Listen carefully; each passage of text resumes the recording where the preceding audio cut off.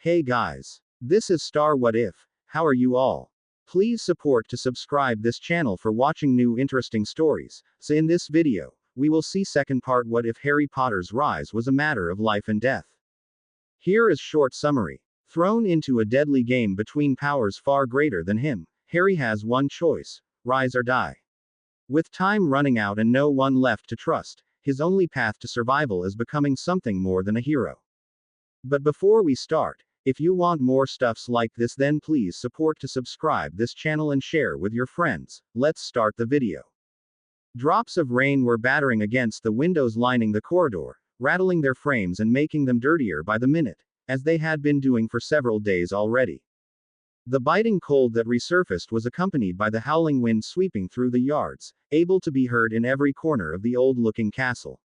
Hogwarts reflected his current state of mind in a most depressing manner, Harry thought as he walked through the narrow hall leading away from Professor McGonagall's classroom, passing unpolished suits of armor and unlit torches on his way. Her class taught one of his favorite magical branches, but since the tournament had begun there was nothing enjoyable about it. Instead, he felt uneasy every time he crossed the threshold to the room, as it left him completely vulnerable to the scared stares of his peers. Fright and suspicion seemingly permanently etched onto their faces, and with each time he didn't answer their questions these feelings only increased. He had hoped that the positive reception after his second task would carry over and that his fellow students wouldn't resent, but like him for the spectacle he made. He felt lonely, and although he was too proud to forgive Hermione and Ron, good work, or nice mate, from the other Gryffindors would have felt good nonetheless. It didn't happen. Just like second year, the whole school was afraid of him, and like then, he had to blame a gigantic snake. It looked good at first, when the adults decided to make the whole thing a bit livelier, and he really enjoyed the evening, but in the end he still ended up in nearly the same position as 2 years ago. After the celebration, when campfires were extinguished, remaining bones of roasted boars littered the ground, and every adult except the professors had left the ground. Fear reared its ugly head, and all it took to fester were masked words of contempt and sly accusations, whispered into the ears of susceptible students. Oh, the Slytherins thought themselves clever that night, unseen and unheard by any of their opposition, but Harry had seen the subtle advances of Malfoy, had heard the poisonous lies of Nott, and like the foolish boy Snape always accused him to be, he thought them empty threats. Where was the experience he had gained during his second year? Where had it been when he needed it the most? He should have known that just like then the students would start to spite him, either out of fear, jealousy, or both, but like an idiot he had clung to the belief that everything would work out in the end.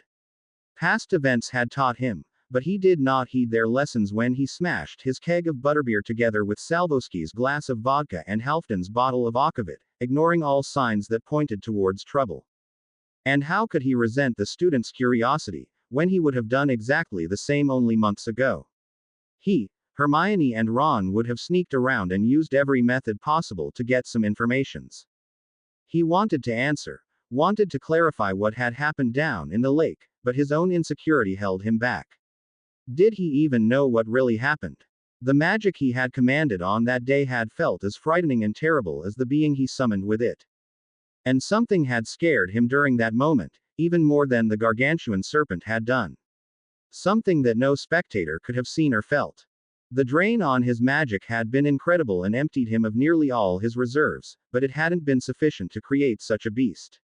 Something else, worlds apart from his own magic and control, had sustained the chant and called the gigantic serpent into being. An unknown power that had frightened him beyond belief with its might. Lost in thought and pondering on the mysterious force, he wandered alongside the walls of Hogwarts until turning to the right, walking around a corner. A flash of light suddenly blinded him, and out of instinct he took 2 steps backwards, his wand already moving in circular patterns that started most shielding charms beyond the simple Protega. Mr. Potter. He retained his tense posture, but stopped his wand motions as the unknown voice sounded neither hostile nor aggressive.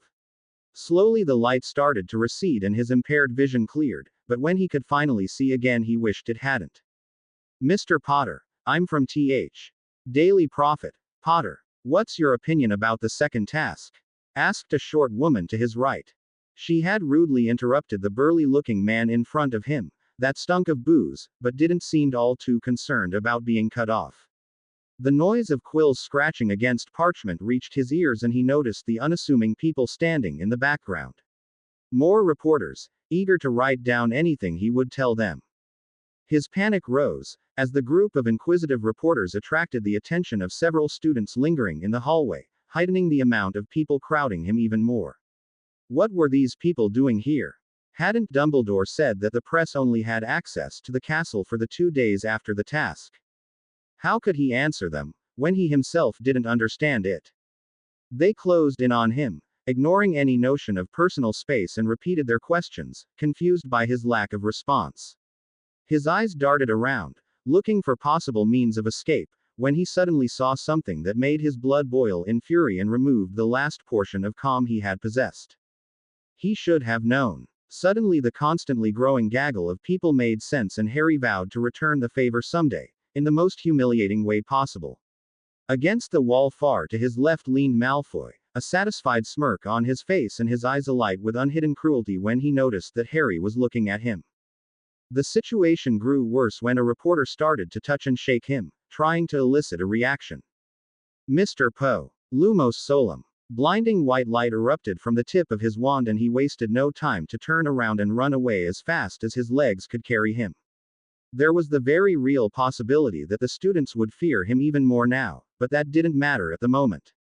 At least, as long as he was still in the reach of those vultures. How could he have been so careless, so lost in his thoughts, that he forgot to use the notice me not charm after class had ended? Again, he had been caught unaware and it angered him. Turning around a corner, he stopped his wild run and tightened the grip around his wand. Corpora abditum. He would be damned before stumbling into another trap of Malfoy. The idiot was a conceited and bigoted blighter, but a Slytherin nonetheless, and past experiences taught him that Slytherins most likely had backup plans. Harry peered around the next corner, not satisfied with relying purely on the concealing charm. He had become complacent over time, and this flaw had revealed itself in a most tough manner, minutes ago. The danger of tripping up during an interview was quelled, but the reactions to his rather sudden and violent departure had a lethal potential as well, and it irked him to no end that it was Malfoy who had brought him into such a situation. Disregarding some silly badges, the Ponce had kept quiet throughout the whole year, and a trap like that he had only expected from people like Nott or Zambini, but not Malfoy. It showed that the hat had been right in its decision in first year, when it barely touched Malfoy's head and screamed Slytherin. Like a snake, the bee-owned had lied in wait and struck when it hurt the most. Which seeds of doubt and what rumors would Malfoy spread in his absence? Even someone as dim? No, he couldn't allow himself to think like that.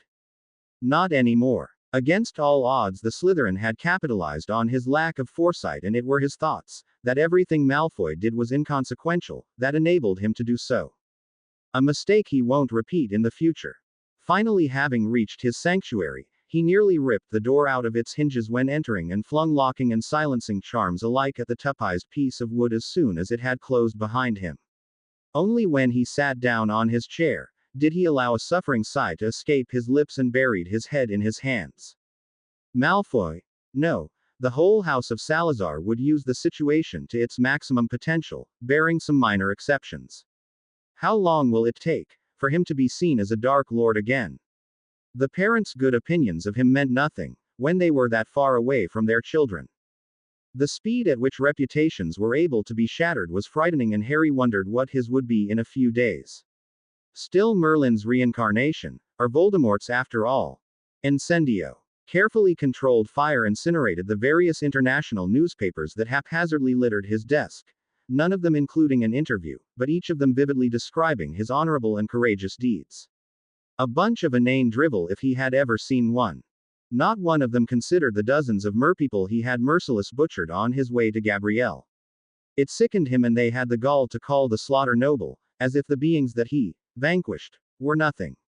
The changes of expression he had seen in their faces, from shock to devoid of any life, had given him a completely new sense of what a life was worth. Suddenly he understood Dumbledore's constant preaching for forgiveness and the avoidance to kill a lot better. Their frightened stares, when they realized that he wouldn't be scared away and started his chant, were forever etched into his mind. Did not even one of those idiots feel any kind of horror about his actions that day? Did no one mourn the lives he had extinguished in a matter of minutes? He asked himself, and a lone tear slowly trailed over his cheek. What hurt the most was that it hadn't even been necessary, as he learned only minutes after the task had ended. Disgust welled up inside of him, and he thought about the hours that had followed. Swayed by the euphoria of victory, he had become one of them, belonged to the same group of people he was condemning now. Oh, how glorious it had been to narrate the battle from his own point of view to the Swedish minister and depict any spell he had used with cruel imagination. How satisfying it had felt to be recognized not for his parents' death, but for something done out of his own strength. And how proud he had felt when Halfdan patted him on the shoulder, urging him on to describe everything in minute detail. He didn't even stop after noticing Dumbledore's disappointed look. A look that had remained throughout every story of the Black Lake he told, and was a far cry from the proud smile Harry was used to receive. He had seen the frown that marred the older Mon's face when Harry continued to celebrate, even after, or especially after, being told that the hostages were safe all along and the mindless battle had been useless. Drunken on his victory, he had ignored it, thought it to be another eccentric facet of his headmaster, and regaled the attentive audience with the next story about his bloody battle. Now he understood, and the callousness he had discovered that night, lingering in his very own soul, shocked him to the core. "I've done something terrible, Head," he whispered, fraught with guilt, and turned his head towards the snowy owl that had perched itself on his shoulder.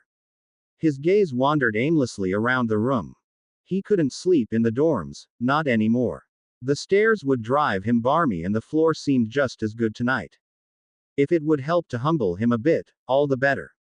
Humbling was something he desperately needed right now, as the thought that he resembled the pompous idiot Lockhart on that evening was incredibly disgusting. On a large ship and completely surrounded by muggles, Sirius Black looked over the calm ocean, his gaze firmly fixed on the horizon. The carefully concealed magical paper, International Magical News, was starting to crumble in his hands, and with it, the picture of his godson on the front page. His destination: Scotland.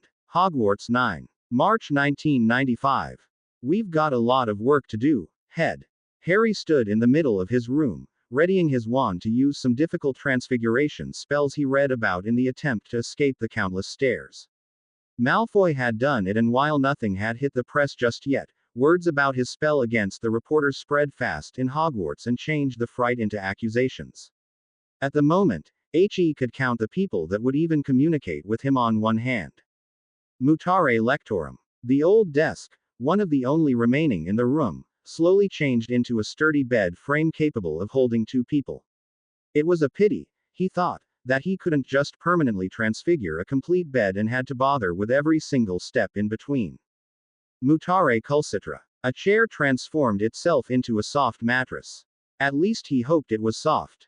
It was something he had to test after his bout of transfiguration was finished. "You know, girl, I wonder why the Weasleys never did that." Hedwig, who lazed around on her very own perch, cocked her head to the side. "Don't give me that look. Even if they aren't able themselves, they could have always asked Dumbledore." Did Hedwig just shake her head? "Do you think they would consider it charity?" he asked, while waving his wand through the air and transfiguring one of his old school robes into a large blanket. Some hoots answered him. "What do you mean? Why wouldn't it concern me?" Mutare Cervical. His magic surged through the holly wand, and with a wide sweeping motion, the tendrils of power reached out to several small objects, permanently changing them into pillows. "I know that Ron can bugger off, but his parents got nothing to do with it." He carefully arranged the blanket and the pillows on his new bed, before sitting down and turning completely to Hedwig, who hooted at him in a reproachful manner. "No sweater this Christmas." "Well, yeah." Her amber eyes locked with his green ones. "Can't imagine that Ron told them good things about me. Anyway, want to go on a walk?" he asked, and instantly, as if she had just waited on it, Hedwig flew from her perch and landed smoothly on his shoulder. He walked out of his rooms, applied the several security charms, and made his way towards the grounds. The clouds that had hounded the castle for weeks were gone, and the first rays of sun met the earth. For the first time this year, it felt like spring had finally come. The notice me not charm helped him to navigate through the throngs of students that walked the grassy fields, or sat by the lake, enjoying the good weather. He would have liked to be just one of them, but being Harry Potter had several disadvantages to the name, and every time he passed one of the happy groups, chattering away about professors, schoolwork and other people, he felt a pang of jealousy. There was no need to sat his curiosity about current hot topics in the castle. There was only one, and he had absolutely no intention to hear anything about himself at the moment. He felt miserable enough as it was. Far away from the nosy student body of Hogwarts, he seated himself under an old oak and let the shadows enshroud him, bathing in the feeling of invisibility they provided. For the last days his thoughts had been scrambled, and the guilt over what had happened still gripped his heart. It was exhausting, and slowly his eyelids closed, the darkness inviting him into Morpheus' grasp. Behold, the city of Gernhag. His master pointed towards the large city in front of them. Its walls were as high as the magnificent old trees he had seen when they wandered through the forest of Skellig, and he had been taught the significance of various magical herbs and fungi. A small stream split the city in half as far as he could see it, but instead of making it look bucolic, it added to the imposing impression of Gernhag. He looked towards the man that had taught him the ways of life for over a decade now, and marveled once again at the length of his beard. A source of constant amusement for his master. Many glorious battles have been fought in front of these very walls. The man turned to his young apprentice, and his eyes sparkled with mirth as he gave him a short slap on the back of his head. Lad, don't concentrate on my beard. There's history right ahead of you. Tell me, do you remember what I told you about the city? The young man, thoroughly chastised, trained his eyes on the gigantic structures. Gernhag, built after Monarch's first rise and a bastion of our folk for centuries. The older man nodded. Right, but don't just concentrate on the surface. You will find these informations in every historical manuscript. What else do you know? It is ruled by nobility, which lives in the higher parts, but they don't care about the normal people. In the lower sections crime is festering and poverty is abound. He answered. So you did listen to me for once. A surprise indeed. Harry gave his master a suffering look, but the man only laughed. Let us go down then and discover this wondrous place filled with disparities. For a man that was 200 years old, he sure walked fast. Harry had to scramble, just to catch up with him, and it wasn't easy as the small path was littered with debris, remains from an old guard tower that had crumbled under the burden of time. Harry, confused, he woke, still lying under the large oak tree. What was that? The dream was of the same nature as the one he had months ago, but lacked the desperate fighting and the constant feelings of anger and fury. He looked around, trying to determine whose voice it was that broke him out of his sleep, and his green eyes widened a fraction when he saw the headmaster leaning against a tree, his brows furrowed and his beard oddly braided in an intricate design. The man looked at him, his blue orbs as penetrating as they had always been. How are you feeling, Harry? He asked. Professor. Harry didn't really know what to say. In truth, he had dreaded a further conversation with the headmaster, but now it seemed unavoidable. Still celebrating your victory? Guilt welled up inside of him as he looked towards Dumbledore, and the cruel thoughts about the second task returned full force. If the headmaster wasn't speaking in riddles and metaphors, which seldom happened, he was toughly blunt, and it were moments like this when Harry hated that particular trait. No, he whispered. I hate myself for what I've done. Was this the time when the headmaster would think him the same as Voldemort? In the end, Harry thought, his actions had been of the same variety, if less cruel. Unbothered, he had feasted after the massacre, not once thinking about the deaths he caused that day. Yet I saw you drinking happily, reveling in the afterglow and attention. Again, it felt like an arrow shot through his heart. Headmaster, aye, there were so many of them. And they wouldn't let me pass. Gabrielle. She looked so frail. He was at a loss for words, and the gaze of his mentor did nothing to calm himself. Several minutes went by, but the professor did not speak. His expression told Harry nothing, and his head hung low as he knew that soon, oh so very soon, the older man would judge him. For years, he had striven for the praise of the headmaster, appreciating every compliment, but that it seemed would soon be a thing of the past. It felt like an hour had passed until Dumbledore finally spoke. It isn't the deed I criticize, but what followed it. He said and stared straight ahead, not even looking at Harry. I felt proud of you, undeniably so, when you rose from the lake, because even after you had faced all those trials, you held true to your beliefs and selflessly secured a hostage not your own. For you, who knew nothing about the workings behind the task, it was the only way. Dumbledore turned towards him, but his face was still unreadable. No, the tragedy that happened in Culloden wasn't of your making, you were but a tool in the slaughter. Harry winced as he saw how the headmaster narrowed his eyes.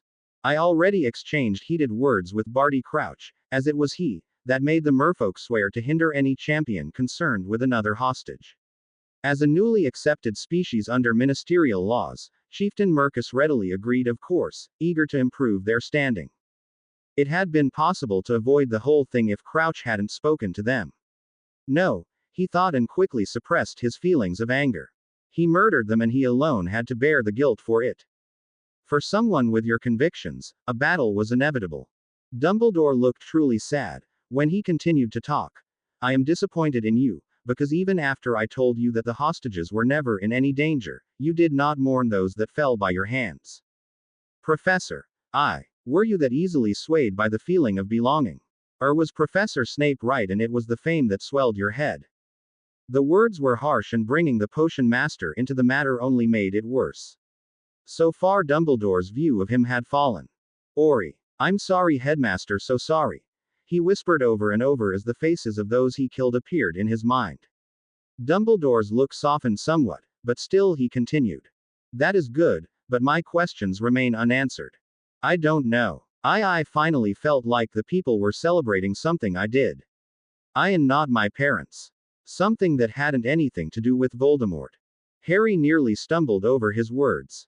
And thus you forgot those that died by your magic, eagerly telling stories around roaring fires when the merfolk mourned their loss.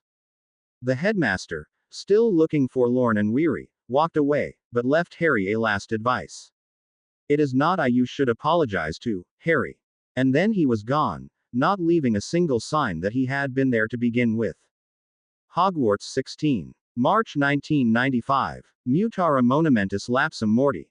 Tendrils of his magic reached out to the old shelf, wrapping around it, trying to form it after his will. For a moment it looked like it would finally work, but after several seconds in which nothing happened, the magic receded and Harry sighed in frustration. Mutara monumentus lapsum morti. But he wouldn't give up. His wand moved through the air as he incanted the spell once again, and traces of his magic permeated the whole room. And again, the spell didn't take hold of the shelf. Since the conversation with the headmaster, that left him a guilt-ridden wreck, he had barricaded himself in his sanctuary, looking for a way to apologize to the merfolk. He had an idea, but the practical application was incredibly difficult, and for days he tried to make his magic obey his imagination, to no avail. Mutara monumentus lapsum morti. He poured more and more of his essence into the spell, but he knew it wouldn't work like that, and it was the frustration that hindered him. The piece of transfiguration he tried, day after day, hour after hour, wasn't dependent on power, but on pure finesse, and it was something neither achieved by being overly emotional, nor with the usual concentration he had. He sunk to his knees and his fists hammered onto the cold floor as he recognized the early signs of his empty magical well. Why couldn't it just work? It didn't matter. He would do it, or die trying. And he rose to his feet, his face a mask of steely determination, his wand in constant motion. Hogwarts 17. March 1995. He had done it. He stood in front of the Black Lake and a shiver ran through his body when he remembered what had happened down in these waters. Personally, he would like nothing better than to never return to this wretched place, but he had a mission, and without completing it, he would forever be plagued by nightly terrors of guilt and shame.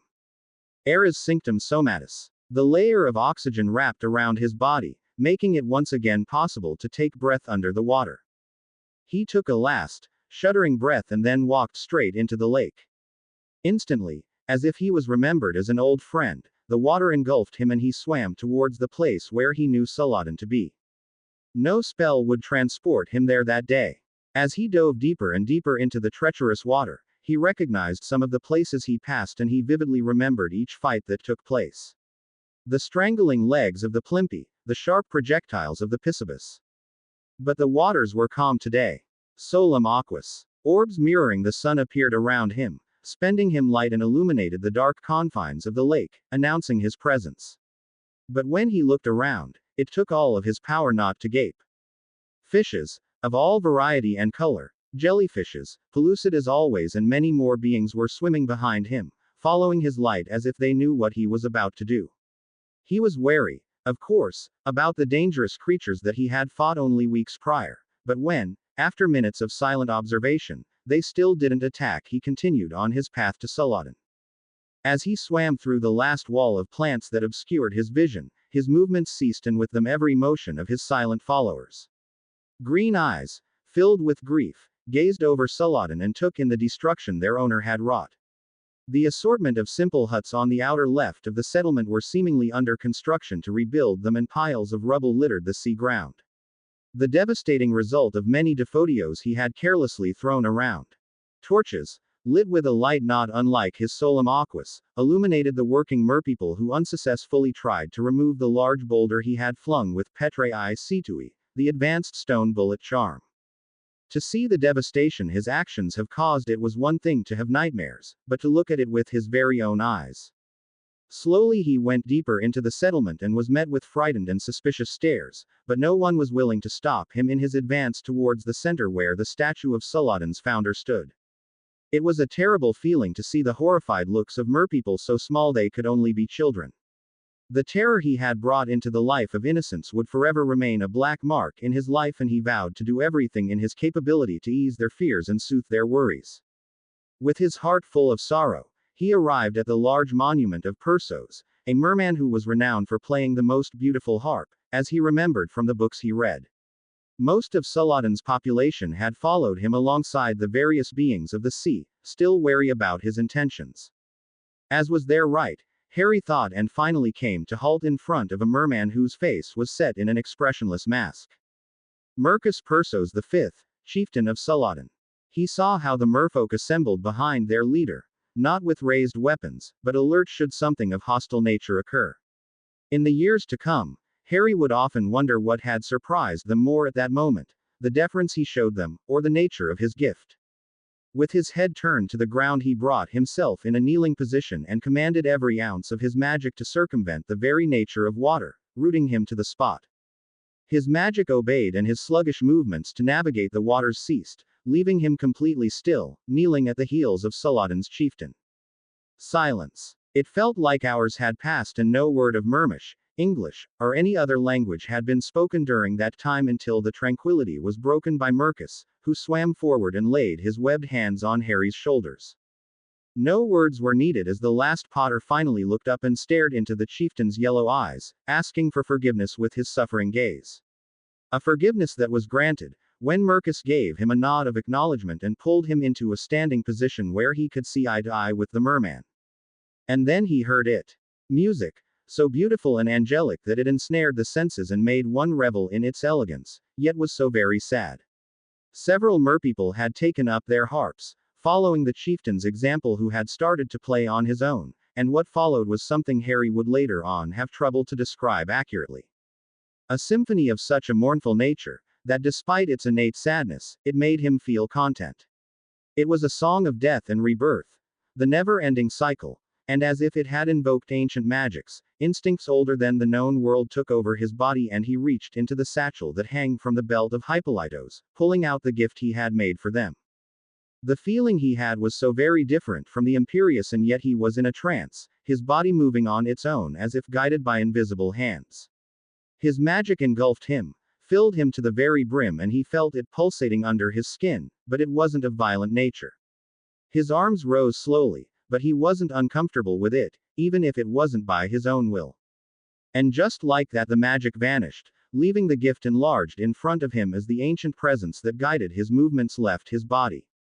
The music ended, and when he came back to his senses, he stared on the large stone tablet he made for the merfolk, examining it once again.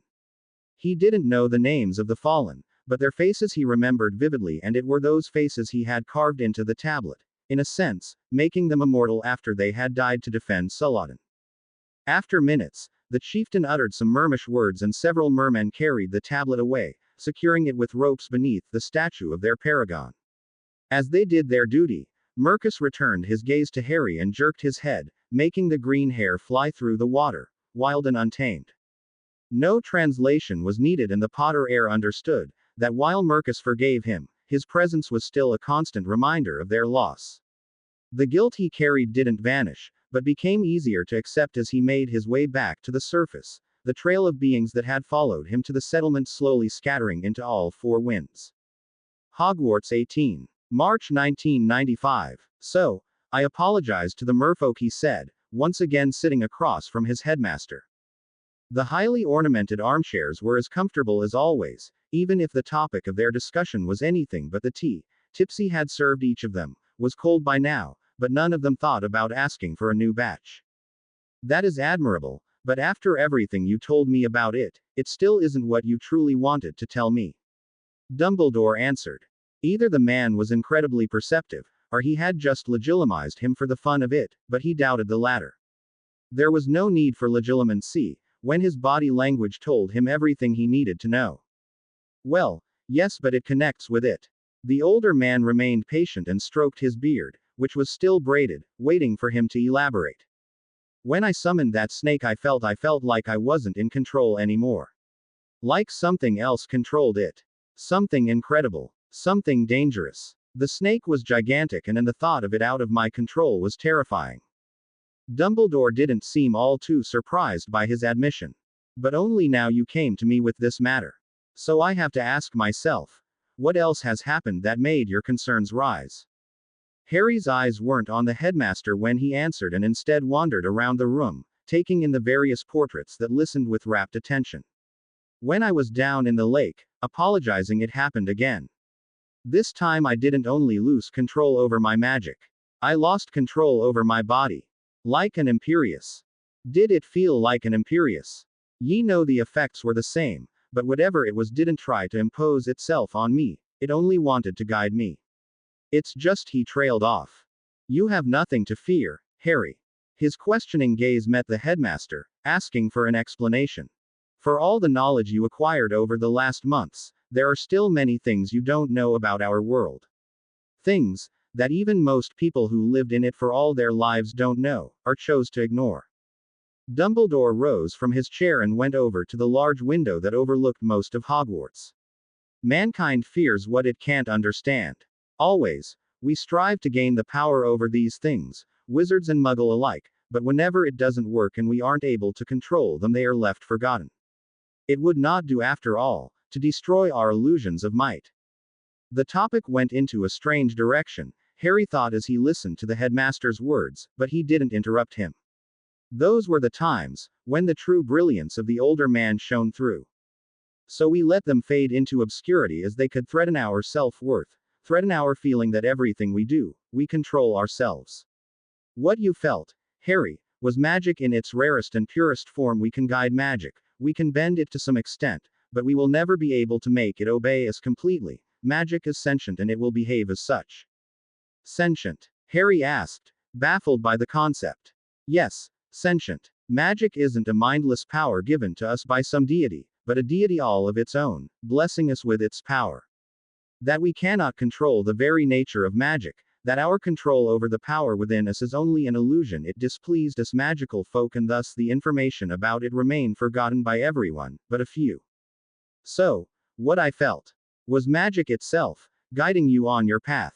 It felt how you struggled with your summoned snake and decided to help you.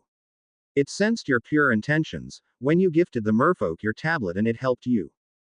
Dumbledore turned around and a set of intense, blue eyes stared into his own green orbs.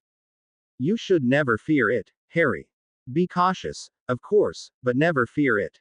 Your conscientiousness when using these spells, not the magic itself, is the power you have to master in the end. Harry nodded, but remained silent. Not that he was able to say much on the topic. The headmaster had the habit of dropping bouts of knowledge that were very hard to digest. Minutes went by and he had to suppress the yawn that tried to escape him, when Dumbledore spoke again. Can you endure the inane waffling of an old man for a minute longer? The headmaster asked, and for the first time in weeks, Harry saw a genuine smile appear on the Mont's face. Yes, sir, answered Harry cheekily and grinned back. You need a hobby. What? What the? Just go with the flow, Harry thought and nodded seriously. Joking aside, I do see that you are strained by the heavy burden of the tournament and I fear it will take its toll, if you don't find something that helps to relax your mind and body. Answered Harry eloquently. Everyone needs it, so just think about it, Harry, and between us even after all these years I still wonder what form of relaxation Voldemort has chosen for himself. I'm sure it would make for a terribly amusing tale. Hogwarts 22. March 1995. Quickwem Velaret. Notice me not ward. The Quickwem Velaret is one of the 3 major wards that conceal the presence of something or someplace. Its application is tedious, but tremendously rewarding and thus a component of many advanced warding schemes as it hides what needs to be hidden from prying eyes. Muggle, Squibs an average user of magic are unable to identify what lies behind this ward and only those with power, or experience in warding are able to lift its veil of secrecy, revealing what has been concealed. The ward was created by Aelfric, Earl of Magical Northumbria, in 868 AD as the fear towards wizards rose steadily and many of them dreaded that whole revolts would break out soon. To answer this threat and keep his own court safe, Aelfric invented the Quickwem Velaret and fled from the Muggle Earl's Keep, abandoning his position as magical advisor. He was blessed by the fates, that the small fiefdom he had been rewarded with, years before, lied in a peaceful valley and the only entrance led through a small gate. Intent on saving himself and his magical vassals, he warded the gate and was spared the rage of his Muggle contemporary who was surely lusting for revenge, but neither he nor his warriors were able to find the entrance. Exactly 15 runes have to be carved into what has to remain unnoticed and only after linking them to the central rune alges are the 87 wand motions to be done. Harry closed the book with a suffering groan and secured it in its appropriate shelf after taking the notes he needed. 15 runes 15. His hands would be smeared with blood in the end, no doubt. And why did it have to be alges, he thought with disdain as he lazily flicked his wand. In the Elder Futhark of Muggles it was easy enough to carve, but as always magicals had to make something simple incredibly complex and thus for the magical alges, or elhas as it was called, many embellishments had been added. Contract C. The parchment, quills and the cheap ink pot that were lying on the table shrunk and he secured them in a small satchel on his belt. He used them for his normal school days as they weren't even half as expensive as one piece of vellum, but nonetheless he treated them with great care. He might have many galleons now, but that hadn't always been the case and he still vividly remembered his early years in the Dursleys' household. They never laid hands on him and hadn't been physically abusive with the exceptions of small slaps to the back of his head, but the vitriol they spouted whenever he was near, had been hard to swallow. As he only had the barest necessities, he quickly learned about the worth of his possessions, be it personal or material, and it had shaped his beliefs. He would never look down on people using low-grade equipment as he knew exactly how it felt to live in poverty while those around you thrived in their rich lifestyles. Walking through the library, he gave a respectful nod to Madame Pants and wondered if the usually grumpy librarian had incredible hidden powers. Dumbledore told him that the great assortment of books was sentient, but as the caretaker for them did Irma Pants see them? It would make sense, he supposed. How could she care for books she wasn't able to see, after all? The woman struck him as an avid reader, so the question was valid. Did she read them? Has she had access to this incredible accumulation of knowledge for decades and used it? The thought alone made him reconsider how he had treated her over his first 3 years at Hogwarts. He had seen her only as a nuisance, a bother whenever he had to research important topics for his adventures, but what if a hidden well of power, or wisdom lied behind her gruff exterior? It was funny in a way, that he would have thought such musings wasted months ago, but after only a few lessons with Lady Broadmoor his perceptions had changed so much. Now, whenever he thought about people he met, it was always a notion in his mind to assert their magical power and influence. Corpora abditum. He reapplied his notice me not charm and made his way towards his sanctuary while his thoughts starting to wander again, when he passed Neville in the old corridors. Neville Longbottom, scion and lone heir to House Longbottom. A house that had, according to the few informations he knew, a long-lasting alliance with House Potter. Aside from that, Neville was just a likable, if shy dorm mate. That was the impression everyone had of him, but Harry looked deeper than those people, searching for the qualities that could make him a valuable ally, if not a friend. It was rumored that he was near squib level, barely able to pass classes in order to advance to the next year, but was he really? Would have Hogwarts magic recorded him for education in her hallowed halls, if that was really the case? He couldn't help but wonder if there were some reasons as to why he had so much problem with the curriculum and the magics taught at the castle. His practically non-existent self-confidence was a given, but could one really say that he had no courage? Hadn't the Sorting Hat seen something in Neville's mind that made it sort him in Gryffindor instead of Hufflepuff, despite his fierce loyalty? Of course it had, and Harry remembered all too well the sudden bouts of incredible courage that Neville displayed sometimes. Had he not tried to stop them in their first year? Yes, he did try, and although he had failed to stop them, he nevertheless stood against them, upholding his beliefs of what was right. Or the fact that he asked a girl to the Yuletide ball, when so many of his dorm mates had problems and never managed it, but what was it that inspired such sudden confidence in him? And, of course, the last piece of well-known information about him, his insanely skilled hands at herbology. Many people laughed about it, believing that potting plants and caring for them didn't need magic, but Harry knew they were wrong. Magical plants were only harmless throughout the earlier years at Hogwarts and continued to increase in their threat level as the school years went by. So how was it that someone with seemingly no innate talent at any other magical branch, be it simple transfiguration or charms, had such profound power to grow and care for the most hazardous plants the magical world had to offer? How was he able to subdue a ayahuasca liane, a plant with incredible potential in healing rituals, but with the same properties as the devil's snare and fire-resistant to boot, when he didn't manage to turn beetles into buttons?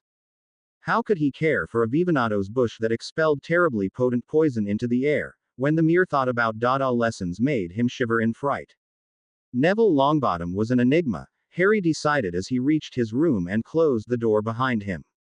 He would continue to observe him and spend kind words, as one could never know when such people rose above their fears and inabilities, becoming paragons of light themselves. With a flick of his wand, he transfigured a quill into a knife and murmured the incantations of Condoro and Accio, the hardening and sharpening charms. The morning was still in its early stages, but he would need a long time until all 15 runes were etched into the metallic frame of the door, possibly the rest of the day. He smiled as he slowly leaned back against the old tree, centuries old, that bathed him in its shadows. Grass rustled with every movement of his body, and his gaze directed itself towards the horizon, where Hogwarts towered proudly over the castle grounds. Not many students frequented the area, the closeness of the Forbidden Forest evoking anxiety in most of them, but Harry had long lost his fear for dark places and their dangers. For him and his current occupation, no other place could be better. In a few minutes the sky would darken, calling the moon to change its place with the sun, but Harry didn't care. The Quiquim Belaret had worked, and now he had the time to indulge in his new hobby. It was truly a wonderful suggestion of the headmaster to find something relaxing, he mused and snickered. Thoughtfully he chewed on his newly acquired pipe, a simple wooden one without fancy carvings, and inhaled deeply, savoring the taste of spicy tobacco. Somehow he doubted that Dumbledore meant smoking when he advised him to find something that would take the edge off after a strenuous day, but the image of the mont's incredulous expression should he learn about it was quite amusing.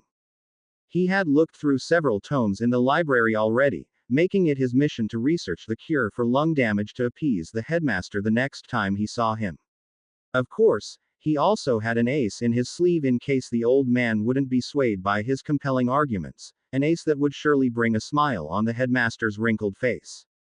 Well, he would be mortified if someone else saw his ace, as it was somewhat peculiar even for his standards, and the thought of spreading rumors about it was better left alone. The heavy book on his lap contained many tales, not of the often gruesome and bloody variant he used to read, but stories, legends and myths designed for children. It felt liberating, he supposed, that he who never had enjoyed the amazing wonders of a good childhood, was finally able to indulge in something as simple as a children's book. Maybe he could make a living as a storyteller after his Hogwarts years have ended. Like the bards of times long forgotten, traveling from magical settlement to magical settlement and regaling attentive little kids with mysterious and happy stories. He exhaled slowly, failing to form any shapes with the smoke emitting from his mouth. Or, he just took the one single book he had managed to nick from Dudley way too serious. Next thing he knew, he would call himself Mithrandir and journey the world on top of a small cart, pulled by the might of a beautiful white horse. These thoughts were inconsequential anyway, as long as the danger of Voldemort lurked just around the corner, threatening the wizarding world, and through that, everything he held dear. He was no Gandalf, but maybe why not? Clearing his throat, he threw a last look at the open book and took his wand out of its sheath. A small wave later and several pebbles had been transfigured into small figurines, each resembling a knight in full armor. The tale you're about to hear today is called The Well of Ascalon. The little knights formed a circle and started to dance in a weird pattern. Many years ago, the legendary King Arthur and his court celebrated Whitsuntide with a tremendous feast. It is said that the feast had been so great, not one drop of pumpkin juice remained throughout the lands. Another puff of smoke escaped his mouth. The well-known knight, Calogrenant, had traveled through the country far and wide, and when he returned, seeing the roaring fires of the great feast, he wasted no time to tell all about the tales he had heard on his long and dangerous journey. I met a man living in the wild, clothed in nothing else but rags, and he told me about a mystical idol, where a magical well is hidden. He said, and all the valiant people of King Arthur's court crowded around him, listening to his words. Harry swished his wand and the figurines made a circle around the statue of Calogrenant. And what did you do? Asked Iwine, a relative of Calogrenant. To whom the knight answered, I wandered through all the known parts of the forest until I found the well, but once I got the water out of it, I fell and spilled it. The transfigured knight made the impression of slipping on a banana. And Calogrenant told them about what happened after the water had been spilled, because it was indeed magical water. It took but seconds until the weather changed and Calogrenant was drenched to the bones, large thunderclouds assembling above him. For magic is a harsh mistress to those who waste her possessions. Agumenti. He quietly said the incantation, and the figurine of Calogrenant was flushed away by the small beam of water that left his wand. Just as he was about to continue, a rustling sound to his left made him snap his neck towards it, and when he saw the cause for the disturbance, he started to blush slightly. There stood Fleur in all her glory, and he groaned, inwardly lamenting that it was always him, getting discovered in such embarrassing moments. She smirked and her eyes were filled with mirth. What an enchanting tale, Ari. She laughed, and to his great consternation, started to clap her hands excitedly. Do continue. I want to know more about the valiant knight Calogrenant. Fleur. How utterly and terrifyingly embarrassing. The French Vila's smirk widened, and with impossible grace she slid to the ground, taking place next to him. There was no way to talk himself out of that one. No way, but the truth. Fleur. It's an interesting occupation, is it not? She asked, and for a moment he was baffled. He heard no sarcasm in her words, and that at least he had expected. Not just from her, but from anyone who would have run into him, telling stories to himself. It is, he said with hesitation. Grandmere had a storyteller visit us once, and he was incredible. Gabby didn't understand much, of course, but the man told us tales for hours. It was beautiful. Really. I thought they didn't exist anymore. Fleur nodded, and he noticed a reminiscent smile playing on her lips. Non, but they are rare. Very rare. Grandmere said that her friend had traveled to nearly all places our world has to offer, seeing and hearing things he would later build into many of his fascinating tales. He must have seen many places, Harry said, and got a far-away look in his eyes. Wouldn't it be glorious to journey over the world like that man had done? It definitely beat any other job in the magical world he could think of. I guess he did. He was quite old, after all. Unfortunately, we never saw him again, and Grandmere remains tight-lipped. Do you want to become a storyteller? Maybe, he answered. But at the moment it's more of a relaxation from the tournament. Oh, it looked relatively easy for you, Ari. I assumed that you have no problems with it, she said with curiosity written all over her face, and a bitter laugh escaped him. A laugh that had probably startled Fleur, as it was a far cry from the usual cheerful nature he had showed her before. He would never know what exactly had moved him that day to talk with her, but soon the words were leaving his mouth. Easy. Day for day I train and train and train just to have a chance of surviving that blasted thing. And then, the second task. The large snake. She asked. Not just that I killed dozens of merpeople, because they were in my way. Dozens. And no one but Dumbledore seems to care. It sickens me. I sicken me. Fleur remained silent during his much-needed venting and he was thankful for it. I brought terrible magic into their lives. So terrible that it subdued them on the spot. That's just twisted beyond belief. In one motion, Fleur moved over and laid her arms around him. Ari. She whispered in his ears, understanding that she was one of the only persons that had ever seen him so vulnerable. That you are frightened by your own magic, it shows me that it wasn't created by a lust for power, but necessity. Her hand stroked his back soothingly and she looked directly into his eyes. We didn't know we couldn't know that the hostages weren't in danger. But, shish. A well-manicured finger sealed his lips. We couldn't know. Ari, and I will always be thankful to you for saving my little sister.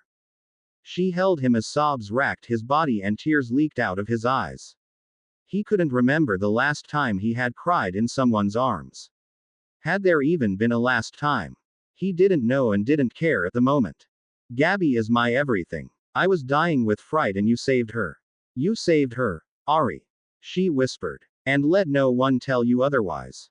Hogwarts 29. March 1995. It took several days, even after his talk with Fleur, until Harry finally stopped to wallow in guilt. The events that took place down in the lake had been horrific and would always remain a black mark in his life, but there were other things he needed to concentrate on. Besides, there wasn't much he could do anyway, as Mercus made it quite clear that he wasn't welcome in Culloden, even if he had accepted his apology. But now that he had the time to do other things, Harry found himself still lonely and wondered what he could do against it. To talk with Neville was always an option, but the boy nearly wilted under attention, and that was exactly what Harry would bring with him, as most of the school currently regarded him as a budding Dark Lord.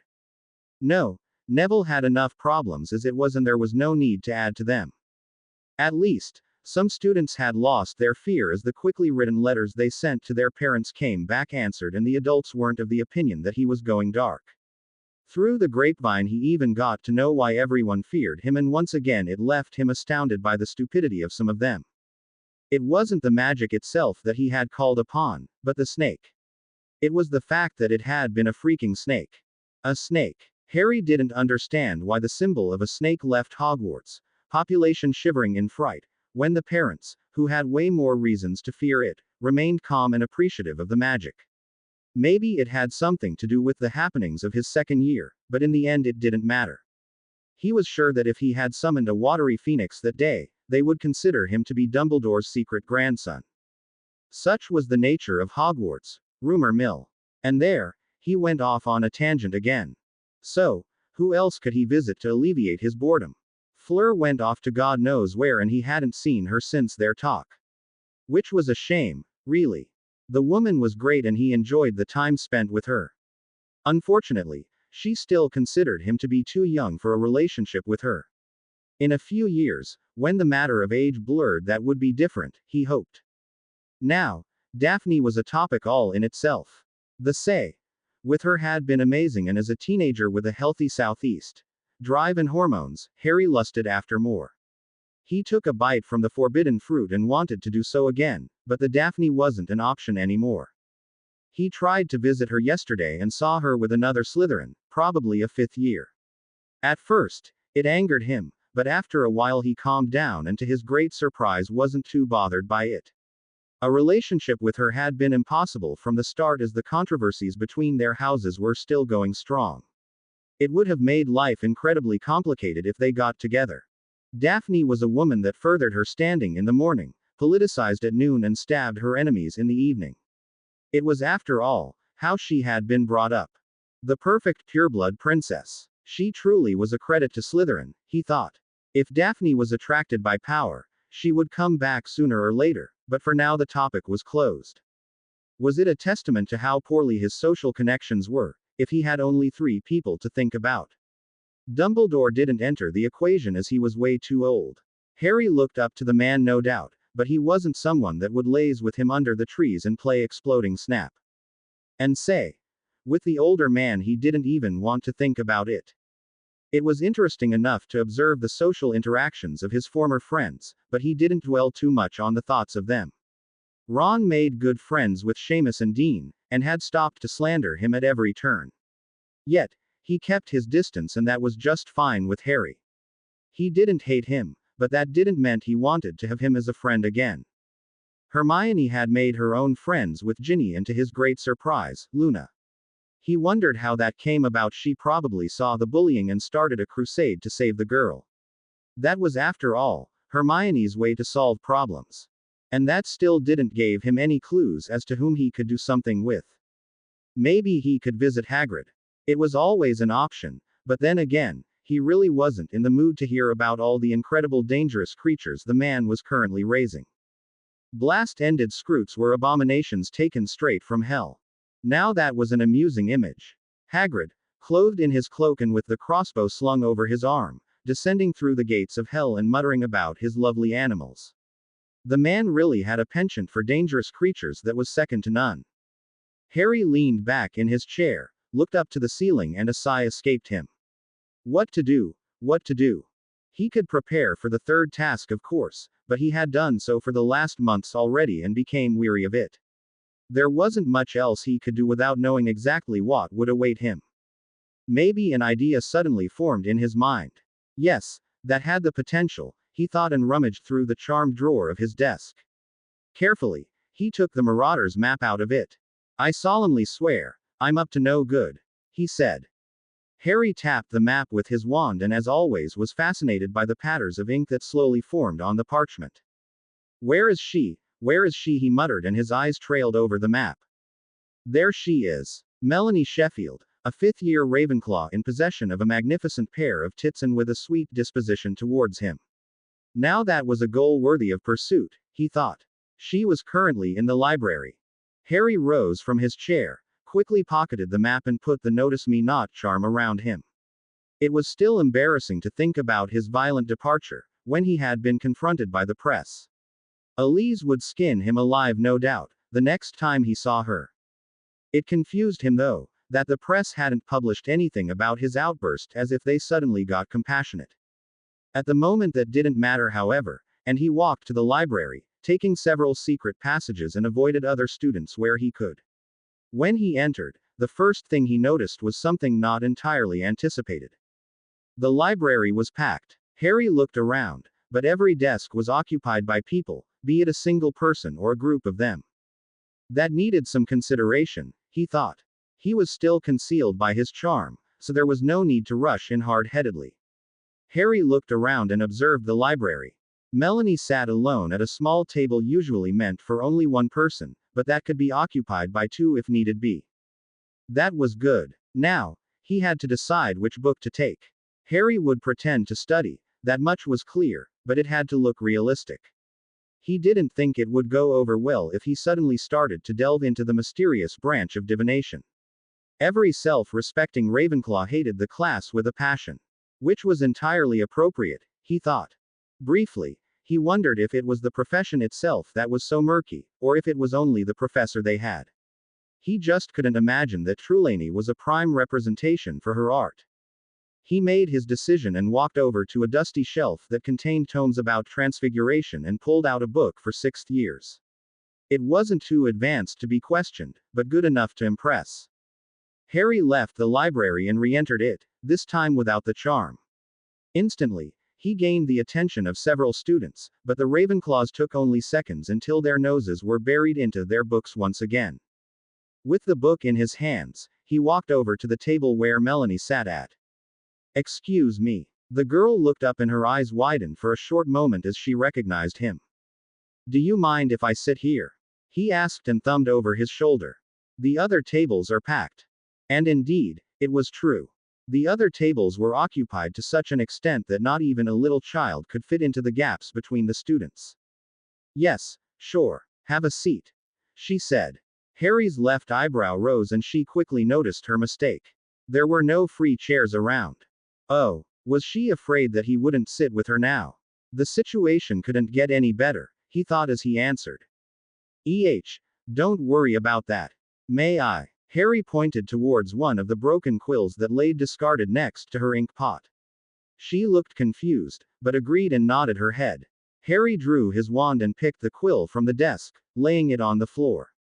As non-permanent transfiguration didn't need an incantation, he only wove his wand and changed the quill into a comfortable armchair.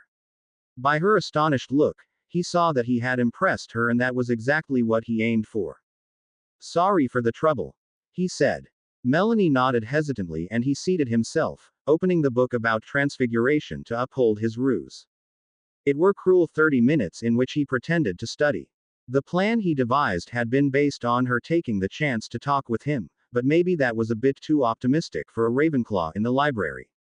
If he had to read one more sentence about things he already knew, he would go bonkers. Bonkers. Now that was an interesting idea, he thought, and already a new plan formed in his mind. Useless. He closed the book with a thud, his face mirroring the confusion he felt seconds ago. Melanie looked up and saw the frustration on his face that was half played, half true. What's the matter? She asked. It doesn't have what I need. He pointed towards the closed tome. And with the next task looming over my head, I can't really concentrate anyway. He knew that he had to be careful with any statements regarding the usefulness of books. Ravenclaws were generally very picky about them. Melanie obviously didn't know what to say to that, but was that sympathy he saw in her eyes? Oh yes, it was. I'm going for a walk. Harry sighed and vanished the chair with a flick of his wand. He made to walk away, but after one step suddenly turned around. Say, you want to come too? It's pretty boring alone, he said. The question startled Melanie, as was shown by her darting looks between her books and him. Luckily, he won. It would have been a serious blow to his self-esteem if she chose the books over him. Sure. Just let me pack my things. And with those words it was done. She quickly stuffed her parchments and quills into a small bag and together they left the library. It wasn't until they nearly reached the grounds that Harry spoke again. I never asked your name. I'm Melanie. She answered. Harry grinned at her and noticed gleefully the slight blush that adorned her cheeks. That went wonderful. I'm Harry, he said, and she looked at him like he had grown a second head. Just to be polite, you know. He elaborated. I doubt that anyone doesn't know your name. True. They walked alongside the lake and talked about various topics, most of which bored him slightly. That was the problem with Ravenclaws. So, if you add the armadillo bile after the Bundamum secretion, it should lessen the possible violent reactions the potion could cause. And did it have to be potions of all things? Not bad. Thanks, Melanie. That should make lessons with Snape somewhat easier. Snape. That git has been unbelievable in the last 3 months. Harry vaguely remembered the conversation he had overheard between her and her friends. Right. It was his fault. Unbelievable. More along the lines of insane. He said. Yeah, we still don't know why his mood worsened like that. Decisions. Did he tell her that it was his doing? On one hand, troublemaking could be endearing to some girls, but on the other it could horribly backfire. Well, I think that's my fault, he said nonchalantly. He was about to find me in the halls after curfew and I just reacted. I ought to throttle you, she said, but started to giggle soon afterward. What did you do to him? She asked. I animated the statue on the fountain. You know, that one in the courtyard just in front of the clock tower. Her eyes widened. And it attacked him. He hasn't found the culprit since then. Harry smirked at her and she started to laugh. It was good that he had gone with his instincts in this matter. The laughter ended abruptly, however, when Melanie saw where they were headed to. Harry, that's the Forbidden Forest, she said. He noticed how her anxiety rose in the presence of the forest and inwardly lamented the unfounded fear for that place. We're not going into it. Don't worry, Melanie, I promise. Just to a place near it. Harry's words reassured her a bit, but she still wasn't fully convinced. It was time to divert her attention a bit, he thought. I want to show you place that Professor Lupin took me to. Professor Lupin. Why would the professor show you something? She asked, her attention completely on him and far away from the forest. He was a good friend of my parents. McGonagall told me that he and my dad were like brothers back in their Hogwarts years. Wow. Really? Yep. If he had the time for it, we often walked on the grounds last year. He told me stories about my dad, you know. According to him, he was an incredible prankster and troublemaker. He said. Melanie couldn't contain it and a giggle escaped her. It's something you inherited, huh? Looks like it. That was close, Harry thought. He successfully directed the topic away from the forest to Moony and before the issue about his fuzzy problem crept up, to his dad. He didn't know her opinion on werewolves and wasn't keen on finding out if she was a bigot. Their talk had been enjoyable so far, and to find out that she had a similar stance to Malfoy would seriously turn him off. Here we are, he said. They stood in front of a large stone where both of them could sit and that overlooked the lake, but was still enshrouded by several trees, making it a very private place. It was a nice place. At least, Harry thought so. Wow, it's beautiful, Melanie said and looked around. I've never been in that area before. It's not well known, I think. Professor Lupin mentioned that it was a great source of amusement for him. Huh, how so? It seems like he often interrupted my parents in their private moments when they were here, he said and smiled. He didn't know why he told her all those things, but it felt nice just to talk about them. The place held memories of his parents and somehow it made him happy to share them. No way. There's no way that Professor Lupin was a troublemaker as well. You would be surprised. The whole lot of them were pranksters. Harry chuckled, but suddenly stopped. He noticed his mistake too late. The whole lot. Who else? They must have been legendary at Hogwarts. Melanie asked. That was a question he had to handle carefully. She was nice no doubt, but he wouldn't trust her with any information about Sirius and Pettigrew. I think they were. Them and their year mates. He answered cautiously. Nice. I wonder what they became after school. Do you know it? It were always the innocent questions that brought him into trouble, he thought. For a moment, the morbid answer of dead and unemployed ran through his mind, but it wouldn't do the atmosphere any favor. Dad became an Auror as far as I know, and Professor Lupin is taking the odd job here and there, he said and continued before she could be reminded of Moony's problem. Don't really know what the others currently do, groveling through dirt and hiding, or fleeing from the law, but I imagine they're involved in some business or politics. She listened attentively and luckily hummed in agreement with his last guess. Makes me wonder what I will do after Hogwarts, she said. No idea at all. Finally he managed to get the conversation into a safe zone. Well, I want to become a potion mistress, but Snape makes that pretty hard. Harry nodded emphatically. He understood very well how a professor like Snape could make such an endeavor incredibly difficult. Don't worry about the bat. You're what now, 5th year? Yup. 5th year Ravenclaw. She answered. See, you only got Snape for 2 more years. That's bad in itself, but it could be worse. Imagine you were still a firstie. Harry himself was pretty horrified by such a prospect. Easy to say, but I got owls this year and the Git only accepts straight O students in his Newt class. Straight O's. The man was insane, Harry thought. He understood her hesitation a lot better now, but also knew the perfect tidbit of information to reassure her. That's harsh, but I don't think it will be a problem. I heard that the examiner for the owls isn't Snape, but someone from the ministry. Inwardly, he thanked the twins for mentioning that particular information during the summer. They had loudly complained to their mother that the owls left them way too exhausted to degnome the garden. Mrs. Weasley, of course, hadn't been swayed by their compelling arguments. That's a relief, she said and sighed. What about you? Do you have some plans for the future? Safe zone my ass, Harry thought. He fell directly into the next fire pit, but at least it wasn't as hot as the last one. He would be sooner caught dead than reveal his dreams about becoming a storyteller. It bothered him if other people knew about it, even if he didn't know why. Not concrete ones, no. Maybe traveling for a bit. You know, finding places like this all over the world. Wow, that would be nice, I think. Seeing all the interesting things like pyramids or the Pantheon, she said. Harry was just about to propose that she could accompany him and search for rare ingredients, when she took a look at her watch and hastily rose from the stone. What the F? Harry thought. The proposition he wanted to make was exactly what he needed to get a bit closer to her, but her sudden change in position made him worry about that prospect. Damn. I'm sorry, Harry, but I've gotta go. I promised my friends to meet them in the common room like half an hour ago. She didn't even bother to wait for a reply and tore away, leaving a thoroughly frustrated Harry behind. He rose himself and looked down at the bulge in his pants that he had carefully concealed throughout the conversation. The girl was hot after all.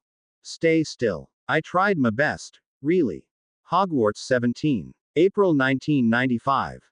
To wander alone through the small village of Hogsmeade was a unique experience, Harry surmised as he entered the Three Broomsticks. It implied, of course, that he had been pretty lonely on his walk through the settlement, but it wasn't necessarily unpleasant. For the first time since he started to visit Hogsmeade in his third year, Harry was able to thoroughly explore it without someone to pull him into shops that held no interest for him. He had been fortunate enough to stumble upon a small store that was somewhat hidden in a backyard and called itself What Wizards Wore Yesterday. The shop held an assortment of odd little trinkets and various things that magical folk had either lost or sold over the decades of its existence. Old broomsticks, portraits that no one wanted. Harry had been fascinated by it and spent hours in the place until he finally bought a plain pocket watch that was currently secured in his robe. What can I get you, Mr. Potter? The cheerful voice of Madame Rosmerta broke him out of his thoughts. Butterbeer, please, he answered. Somehow he doubted that the woman would sell him fire whiskey. Of course. It will be ready in a moment. Madame Rosmerta notified a waitress and ran off to the next customer. The pub wasn't overly packed, but it was still a busy day for her, and the rush of students that came with the Hogsmeade weekend didn't help the matter. He looked through the room and found a table, partially concealed in shadows, that suited him just right. It was time to relax from a long day spent researching, training and walking around, he thought as he seated himself and paid the beautiful waitress 80 nuts for his keg of butterbeer. Harry leaned back in his chair, letting the peaceful atmosphere take effect, and unhooked the pipe from his belt. He took his sweet time to stuff it with the expensive Tilbury tobacco he had bought hours ago, and soon the distinct aroma filled his nostrils. Nearly an hour went by in which he lazed around and inconspicuously observed the other patrons, but as he was about to signal the madam for another keg, a familiar sensation overcame him. A very familiar sensation. He wondered if the allure of Vilas worked like a sonar, because as soon as Fleur entered the pub with her little sister in tow, she knew exactly where he was and walked straight towards him, completely ignoring the other people. With impossible grace, the sisters slid into the seats next to him. Hey, Fleur, he said and smiled at them. Hello, A.R. Bonjour, Ari. Gabrielle interrupted her sister and immediately started to ramble in French, a language he understood very little of. Her older sister, however, only looked exasperated and rolled her eyes. To Harry, it seemed like this was a regular occurrence. After the little girl still hadn't taken breath and was about to continue, Fleur leaned over and whispered something in her ear.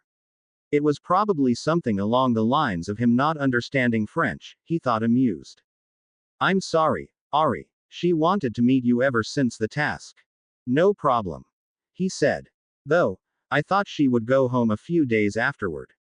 How come she's still here? Our parents want to watch the next task and she begged them to stay. Of course, they couldn't resist her. That was a sentiment Harry could fully agree on, as he couldn't have resisted her either. The girl was simply adorable. He couldn't even entertain the thought of saying no to her if she would use puppy eyes. So, she's staying with you? He asked. We, in the Beauxbatons carriages. It's going to cost me my last nerves. It's going to be fine, I'm sure. Doesn't make it easier for you to train, though. It was true after all. He didn't think it would be easy to train, when a little girl that needed constant supervision ran around the premise. To be honest, I don't care anymore. That threw him for a loop. She didn't care anymore. Since when? It was a far cry from the self-assured and haughty woman he had met when the goblet spat out his name. The second task, it showed me where my priorities should be. she said, and Harry didn't miss the loving tone in her voice, nor the fond look she gave Gabrielle. It must have been cruel beyond imagination for her to be confronted with the possible death of her sister. He really had to remind himself that he wasn't the only one to face his fears in the tournament. Minutes were spent in peaceful silence, and both girls were amused by Harry, who tried and failed to form recognizable shapes with the smoke that left his mouth. Suddenly, Gabrielle started to talk in French again, and it must have been something extremely funny, because her usually composed sister started to laugh. "What is it?" he asked. She want you to tell a story." A story? Had she told her sister about his secret ambition? He looked towards Fleur, and the guilty expression on her face only furthered his suspicion. Dang, hopefully the girl was able to keep it a secret. "Fleur," he groaned and buried his head in his hands. "I'm sorry, Ari. We talked about Grand Mire and it just slipped." He gave her a half-hearted glare, but noticed Gabrielle's pleading look. How was he supposed to fight against that? A story? Huh, fine. What story could he tell them? Maybe it shouldn't be a story, as they were usually pretty long, but a legend. Yes, a legend would work well, he thought. Half an hour went by and he regaled them with a tale about an artifact he had read about during his search about Godsensvanir, the magical harp in Dumbledore's office. It was a brush, made and charmed by Kai Lun, the man who invented the first known technique to produce paper. It was said that the brush could make even the most awful novice paint a beautiful picture. These claims were never confirmed, but during the millenniums it was often seen in the hands of incredible successful artists, which gave the statement some credence. During the 16th century, the brush seemingly vanished and had yet to be seen again. Harry told them all he knew about the magical brush and gave Fleur enough time in between to translate his words, but when Gabby started to yawn, it was obviously time to end the whole thing. After all, she was still a child and needed her sleep. Fleur rose from her seat and gave him a hug. "Good night, Ari," she said, and when he knelt down to Gabrielle, he was somewhat surprised by the sloppy key that landed on his cheek. "Au revoir, Ari." Well, at least he had been keyed by one girl this month, he thought, and chuckled as they walked away. Hogwarts 23. April 1995. Parvos Dolorosus Pungo. Mild Pain Ward. Stinging Hex. The warding branch concerning the Parvos Dolorosus schemes, the mild pain wards, is a vast field, and there is an unimaginable amount of them coursing through every place on this world. They are, as the name implies, used to lightly harm anyone who breaches or activates them, and are often implemented as a deterrent for intruders. As these kind of wards always need a certain trigger, they can only be used if keyed into another ward that enables some form of target recognition. Keyed into proximity wards, the pain will befall those that breach it. Keyed into a ward that recognizes bad intentions towards either the caster or the area, the pain will come swiftly for the intruder. That principle is applicable to every mild pain ward. The Parvos Dolorosus Pungo sends mild stinging hexes at anyone who dares to activate it. Slowly, but surely the whole warding business went over his head, Harry thought, as he prepared everything necessary for his next project. It wasn't as if the ward itself was particularly difficult, but very soon it would become hard to overlook everything in his scheme. Honestly, he keyed the Mala Fides into the Sortir Fieri Proximitas and now had to key the Parvos Dolorosus Pungo into the Mala Fides. His respect for professional warder rose by the minute. Harry vaguely remembered a conversation he had with Dumbledore about offensive wards at Hogwarts, but he wasn't sure. They had consumed copious amounts of alcoholic beverages that evening. However, if memory served him right, and he was by no means sure that it did, then the headmaster told him that he could only use mild pain wards as everything else was too extreme for a school. He didn't like it, but he could understand it. For example, Harry didn't know if pranks counted as malicious intent, and the picture of small first years running around, dodging carelessly thrown reductos wasn't that funny. Parvos Dolorosus Pungo. A red dome expanded from his wand and vanished as soon as it reached the corners of his sanctuary. Now, he only had to test if the ward worked and quickly transfigured a quill into a bird that he charmed to attack him. The avian took one step towards him and instantly a small beam of orange light hit it. It worked. Quickly, before anyone could accuse him of animal cruelty, he vanished the bird. "Sir," he cried out as he finally saw Dumbledore, who was just about to walk around a corner. The headmaster turned around and was surprised to see Harry run towards him at full speed. A bag filled with sweets was loosely gripped in his hands. "What's the matter, Harry?" he asked as he scanned the hallways, looking for possible attackers. When he came up empty, however, he thought about the possible things Harry might wanted to talk about. Harry took a deep breath. "I have a question, sir."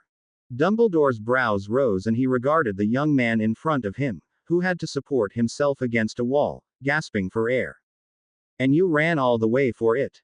he asked. "Your movements in the last hour have been incredibly erratic, sir." Dumbledore grinned. What cheek the boy showed. He basically threw his own words in his face. "Well, here I am." The headmaster took a obviously mocking look around the corridor to see if there were any other Dumbledores, and Harry had to squash the rude reply that lingered on his tongue. Is it possible for me to leave the castle and visit Diagon Alley?" he asked. "There is always a possibility, Harry." Did the man eat too many sweets? Though, that sly smirk of him was pretty badass, Harry thought. Still, the older man knew exactly how infuriating such answers were, and worse, he had fun while telling them. "Sir," he groaned, "it would help if you told me why you want to visit the alley." "I want a library and need the books for it," Harry answered.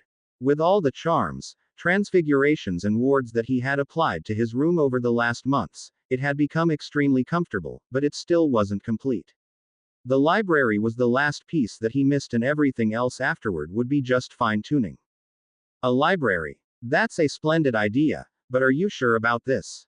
the headmaster asked. Harry prided himself in his wards and was about to say so, when Dumbledore's hand rose, indicating that he wasn't finished with speaking. "The dorms, and therefore the trunks in it, are heavily warded against theft, but this protection is missing in the rest of Hogwarts. You can do it, of course, but be aware that should your books be stolen, Hogwarts won't pay for them," he said. "We would help you to find them, but if they are truly lost, not replace them." It was an important decision, and Harry took his time to consider it carefully. "Do you think the other students could break my wards?" he asked. He didn't mention Snape in that statement, however, as the headmaster still trusted the greasy git. "Why? Only he knew. That depends on the wards you built. Hogwarts only notified me that you started to secure your room, not which wards you chose. Proximity. Intent. Notice me not in mild pain." For a moment the headmaster looked surprised, but his look soon changed into a pleased expression. "That's a pretty good scheme," the older man said, and muttered something else under his breath that sounded like especially for a novice in the art. It felt nice to think that the headmaster complimented him. Warding is a topic that's only shortly touched on during the end of your 7th year. I can only think of 2 Ravenclaw students that could be able to break your proximity ward and subsequently the ones keyed into it. This shouldn't pose a problem though, as they lack the power to unravel your concealing ward. "So, can I go to Diagon, sir?" Dumbledore looked at him and sighed. "If you go, then the usual safety measures apply. Your name is Nathal Broadmoor and you're a relative of Elise."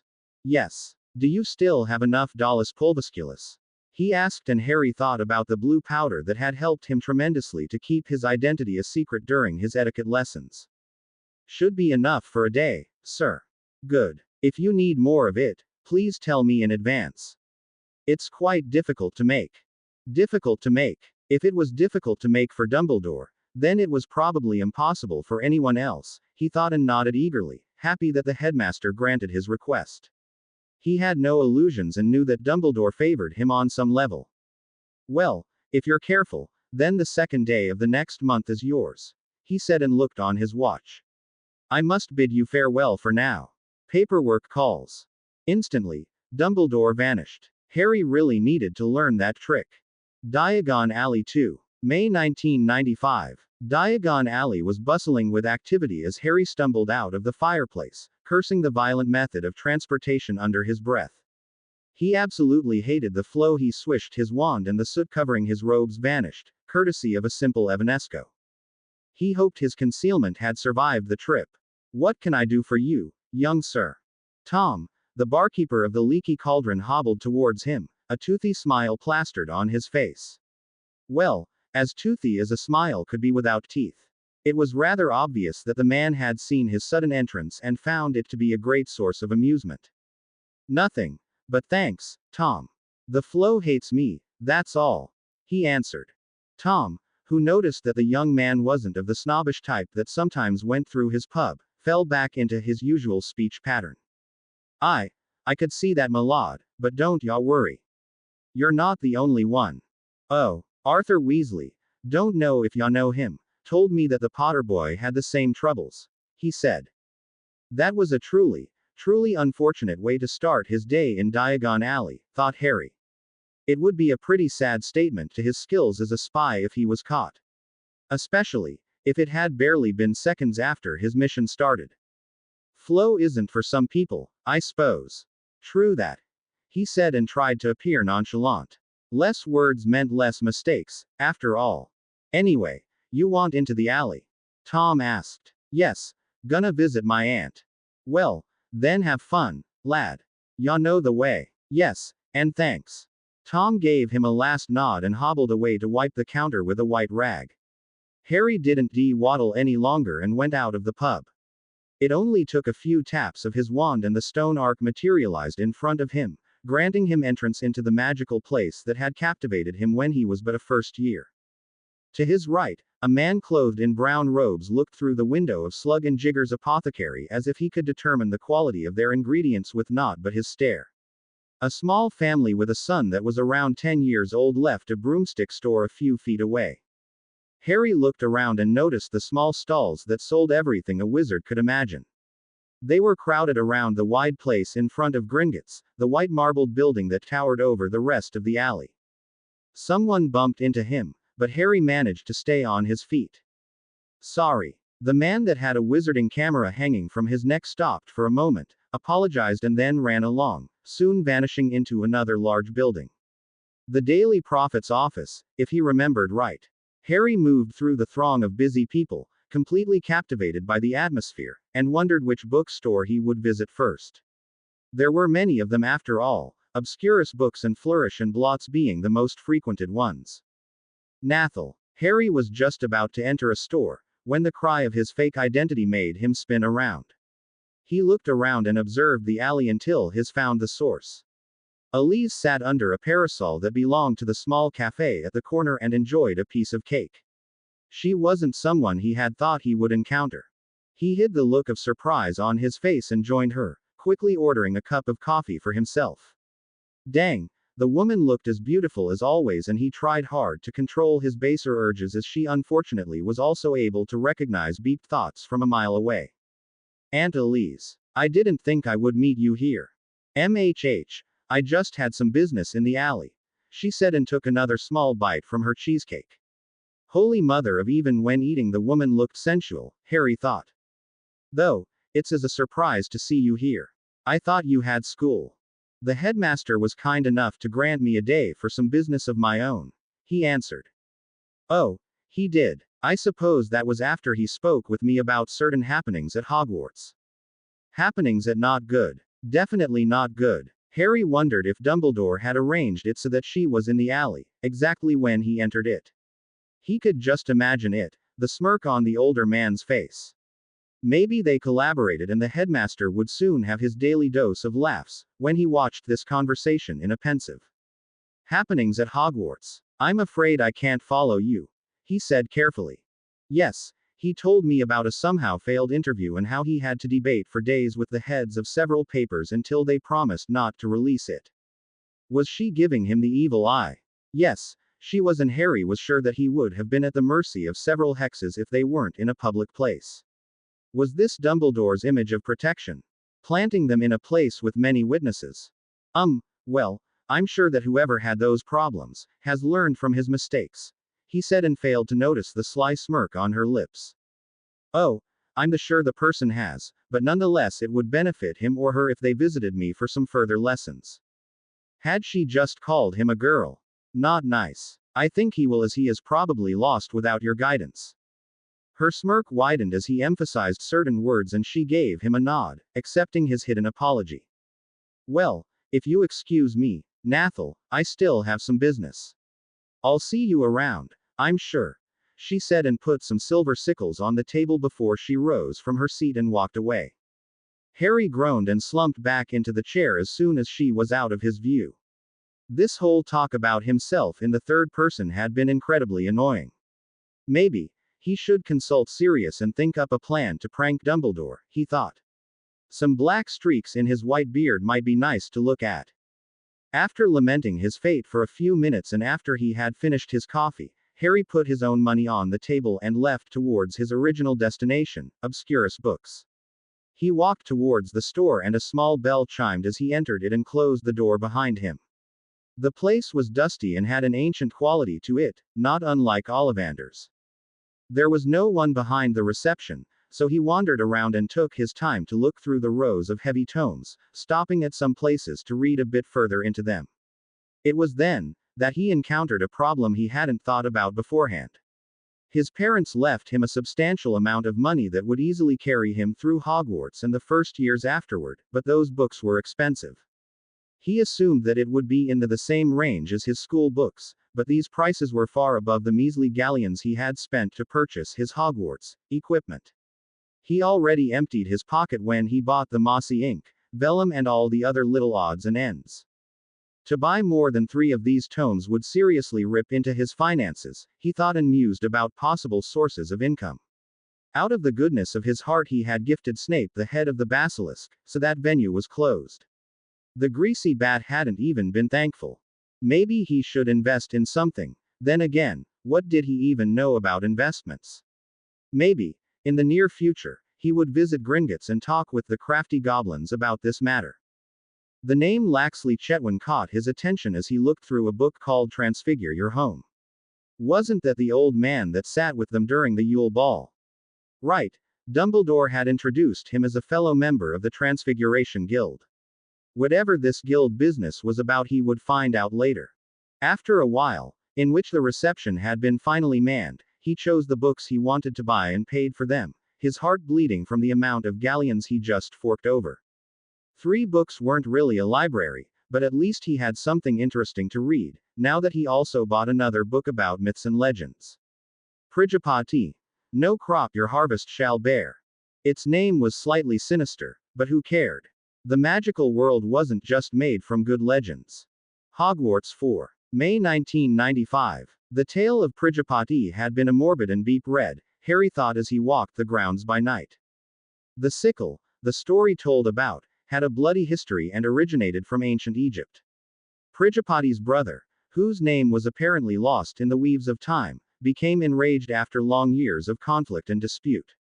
Enraged enough, in fact, that he urinated on the wheat Pridgapati had just freshly cut. Harry snorted, but lost his humor as he thought about the consequences that action had brought with it, because in retaliation, Pridgapati gave into his fury and beheaded his own brother, bathing the sickle in the blood of his own family. Since then, every time the sickle reappeared in history, the harvest near her founding place had been ruined. Wherever the sickle was right now, and if the story was indeed true, Harry hoped that it would stay far, far away from Great Britain. He had no idea what was about to happen soon. Reducto. A stream of red light flew over his head and Harry barely managed to get out of the way, when a second one hit the place he just had stood on. What the? Stupefy. He rolled out of the way and pulled his wand out of his belt. Protega. The blue shield erected itself in front of him, but was soon barraged by various different lights. Its duration lessened with each spell that crashed into it. It gave him the time, though, to observe his surroundings, but what he saw nearly made him gape incredulously. He knew they were bastards, but such an open move. He would have never thought they had the guts to do it. Usually, politicking and silent maneuvering was more their style, but maybe they became restless and finally wanted to show him their superiority. His mind was racing and he thought about everything he knew of them, analyzing their strengths and weaknesses. Nott was by far the most dangerous of the lot. He was calm and calculating, and showed an unhealthy interest in the dark arts. Sure, they all did, but none were as invested in them as Theodore. From what he had seen during the Dada lessons, the guy was very good on the offense but had no defensive capabilities to speak of. Another reducto hit the ground next to him and chunks of loose earth flew around. Harry adjusted his protega accordingly. It would probably hold for another minute or two, so he had to think quickly. Malfoy was absolutely pants at Dada and barely managed to make a stupefy work, but in return his wand work in Transfiguration was pretty good. Not as good as his own, but formidable nonetheless. It had the potential to be a lethal weapon combined with the charm work of Zabini, who was the balanced one out of the group. Why were they even attacking him? Wasn't that a bit overt for member of Salazar's house? He grimaced, however, when he remembered that the only wards covering the grounds were the ones against apparition. Hagrid hut was too far away and he wouldn't reach it in time either. His shield had barely any juice left and he stared at the last two of his assailants. Crabbe and Goyle, two guys from the same chip of block. Barely any brain to speak of, but heavy muscle and a serious problem should they reach him. He doubted that they were able to hit him with any spells, but their violent nature in close combat made them vicious enemies as well. Maybe, that was the fate's way of telling him that he had to relieve some stress. Yes, the thought was a pleasant one, and if it was indeed their will, then he would be happy to oblige. This was a completely different matter than the one in the second task, after all. These Slytherins attacked him deliberately without cause and did it in a place where help was far away. A feral grin split his face as his shield gave up under the constant pressure of spell fire. He would make sure not to kill them, of course, but by Merlin it felt good to battle again. He didn't know why it was such a satisfying feeling, but the adrenaline that pumped through his body was welcome in any shape or form. Petrificus totalis. Harry simply stepped out of the way and inwardly shook his head. A Petrificus, really? He had expected more from Malfoy. The Confringo that missed him was another matter altogether. Definitely one of Nott's spells. That could have seriously hurt him if it had hit. Nott was going down. Devil's Fulmin. He shouted, but unfortunately Nott escaped the electrical strike that left his wand. He was about to use another curse, when the sound of someone heavy reminded him that Nott wasn't alone. His wand whipped around and with an overpowered Venti Flamini, Harry threw Crabbe and Goyle away from him. Not a moment too soon, as he jumped away from another Reducto and flicked his wand to levitate a boulder between him and several incoming curses. The fight was fast-paced and he doubted that they would give him the time to use a nice and long incantation. Serpensortia. Harry couldn't help the mocking look.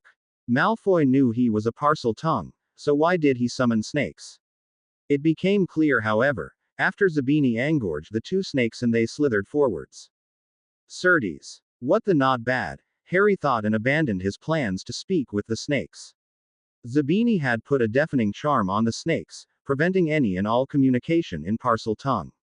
Sagitta. Petre Ichui. His aim with the arrow was a bit shoddy and he barely managed to kill the snake to his left before it bit him, but the large stone he threw at the second one had hit it full force.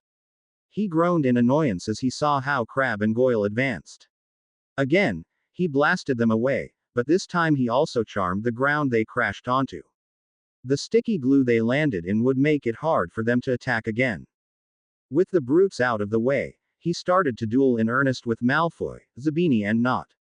Spells flew through the air, illuminating the dark night and shields snapped into place, preventing most of the injuries. It wasn't easy to parry the spells of all three, but somehow he managed and it was exhilarating. Sure, he could have transfigured some stone warriors and animated them to do his bidding. That would have ended the whole affair rather fast, however, and he wanted to enjoy the thrill of battle for a while longer. He had just stepped out of the way from an errant Reducto, when a sudden screech reached his ears. A very familiar screech. No, no, no, no. Hedwig had seemingly felt that he was in battle and to protect her companion, she made her way over to them. Now, the snowy owl was pecking viciously at Zambini's head. No. Hedwig. Away. Stay away. He cried out and surprisingly his familiar obeyed. Then, it all went to hell. Ignum Estifer. A stream of incredibly hot fire spilled out of Nott's wand and hit Hedwig. Harry blanked out. He recognized the spell and knew it to be a fire created from the dark arts. Not on the level of fiendfire, but absolutely lethal nonetheless. For a moment, everything stilled and Harry couldn't believe what just happened. The fire stopped and what remained was a large pile of ash. Ash. He looked to Nott, who had a cruel glint in his eyes, and his own expression turned into unadulterated and unchained hatred. Bastard. Harry snarled and his wand was in motion, quicker and with more precision than ever before. Reducto.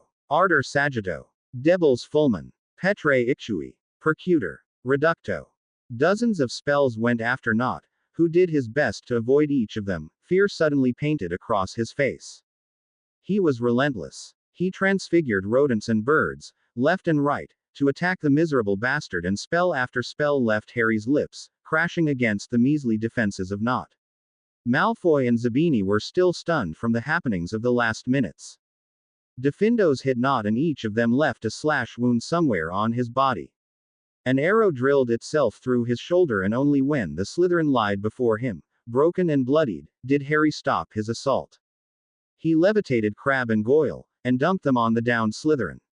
His eyes looked haunted, when he turned to Malfoy and his voice was brittle.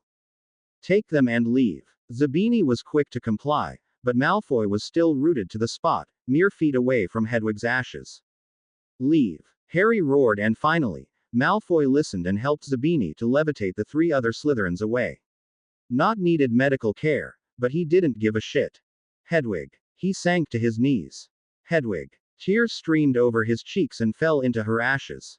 A phoenix song reached his ears, but it didn't make him happier. "Hedwig." He saw the fiery combustion to his right, and Fawkes appeared in a ball of flames. Harry's sorrow turned into blinding anger. Where was he? He screamed at Fawkes. Where was the man if he knew what was happening? "Answer me, Fawkes." The phoenix stared back at him, unblinking, and suddenly thoughts not his own entered his mind. "He doesn't know. But you. You felt my sadness." Fawkes bobbed his head, but instead of continuing to sing, he flew over to the ashes and mixed his own tears in them. What? And then he remembered. It was a passage he had read after his second year in the attempt to understand more about Fawkes. "Born from fire of darkness, bathed in tears of light, the phoenix rises and takes flight." Back then, he thought it to be metaphorical nonsense, but what if he turned to Fawkes, disbelief written all over his face, and then he saw it. A small, bald head that poked out of the ashes. Hedwig. Hogwarts 5. May 1995. Merely 2 hours had gone by since his confrontation with Nott and the other Slytherins. 2 hours, in which Harry did nothing else but think about his feathered companion. It was a miracle, Harry thought, and he couldn't remember any other time he felt as relieved as he did when she was reborn. She died and was reborn. She was alive. The nightly wind was freezing as he sat on the stairs leading to the Ollery, but he didn't care. The whole thing astounded Harry, and he wasn't sure if he grasped everything that had happened, but there was nothing that was able to describe accurately what he felt at the moment. Relief and happiness because Hed wasn't dead, but also anger. Incredible anger directed at Nott, who dared to use the deadly fire against his familiar. Ignum Estifer, a spell often described as conjuring the flames of hell itself. Where had Nott, a 4th year, learned to cast it? He was aware that Nott's father had been a Death Eater, but wasn't it even for them unfathomable to teach such magics to their children? Especially if those had yet to reach their majority. It seemed not. He didn't know if it was indeed Nott's father that taught him, or someone else, but one thing was clear to him. That person, whoever it was, rose directly into the higher echelons of Harry's shitlist. "Harry." A voice interrupted his musings. Harry looked up and saw the form of his headmaster moving at a brisk pace towards him. He could guess what the man wanted to talk about, but it didn't matter what Dumbledore had to say. He would neither apologize, nor forgive. "Good. I finally found you." Dumbledore pulled his wand out of the yellow robe he wore and swished it through the air. Harry guessed that he used some heating charms as the robe looked rather thin. "An hour ago, I was alerted by Poppy that a student arrived in the hospital wing." "Sir, that's nothing unusual in Hogwarts." Unusual, however, were the lethal wounds said student had. Dumbledore didn't look accusing, but the man wouldn't have sought him out if he didn't know about some of what happened. Harry regarded the headmaster with an unreadable look. He felt ashamed about his deeds in the lake, but he had no compassion for Nott. None at all. "You think it was me?" It wasn't a question, merely the statement of a fact. "I know it was you, but I'm not here to accuse you, Harry. I scanned the surface of Mr. Nott's mind, and while I got no details, your face stood out quite clearly." I didn't probe any deeper as I loathed to use this art on my students, but came to you instead. Legilimency was something Harry seriously considered to take up as soon as he reached the age of 15.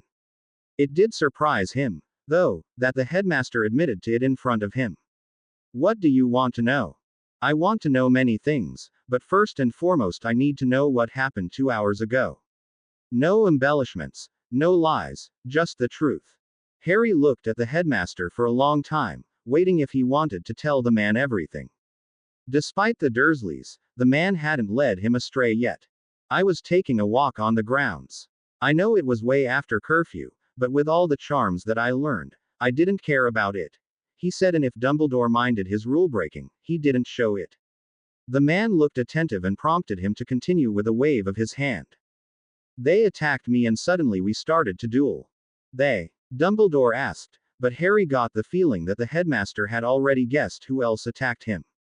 Not Malfoy, Zabini, Crabbe and Goyle. I hadn't much problems with them in the beginning. But it escalated. Tell me, Harry, do you think it was a simple brawl that got out of hand, or is there something else? Harry bit on his lip and averted his eyes from the headmaster. I felt exhilarated. It was great at first. The thirst for more was overwhelming. I was careful not to injure them. I wanted the battle to continue. The feeling of excitement wasn't completely new to Harry as he had felt it many times before, but never as strong as that. Even when he was running from the basilisk, only armed with a sword, he had felt it. Back then it was buried deep beneath the fear, but he hadn't feared the Slytherins and the results were clear. Dumbledore's brows rose and he contemplated what Harry just told him. He knew some individuals that described their battles in nearly the same way. Drums of war, pounding in the ears as the adrenaline pumped through the body. People who, to a lesser extent, felt the same often chose carriers as Aurors or Hitwizards. However, currently he thought about another group. A group which members were at their strongest when they battled. War mages. A guild that was only ordered to the field when all else failed. As they were the executive power of the IWC, he had considered to ask them for help, mere days before the fateful night in Godric's Hollow. Things with the young Potter just got more complicated. What enraged you so, that you nearly crippled Mr. Nott, Harry? He asked and was surprised as he saw the fire that suddenly lit in Harry's eyes. Nott killed her. He deserved it. It was pure luck that she was reborn. Harry's answer went directly over Dumbledore's head.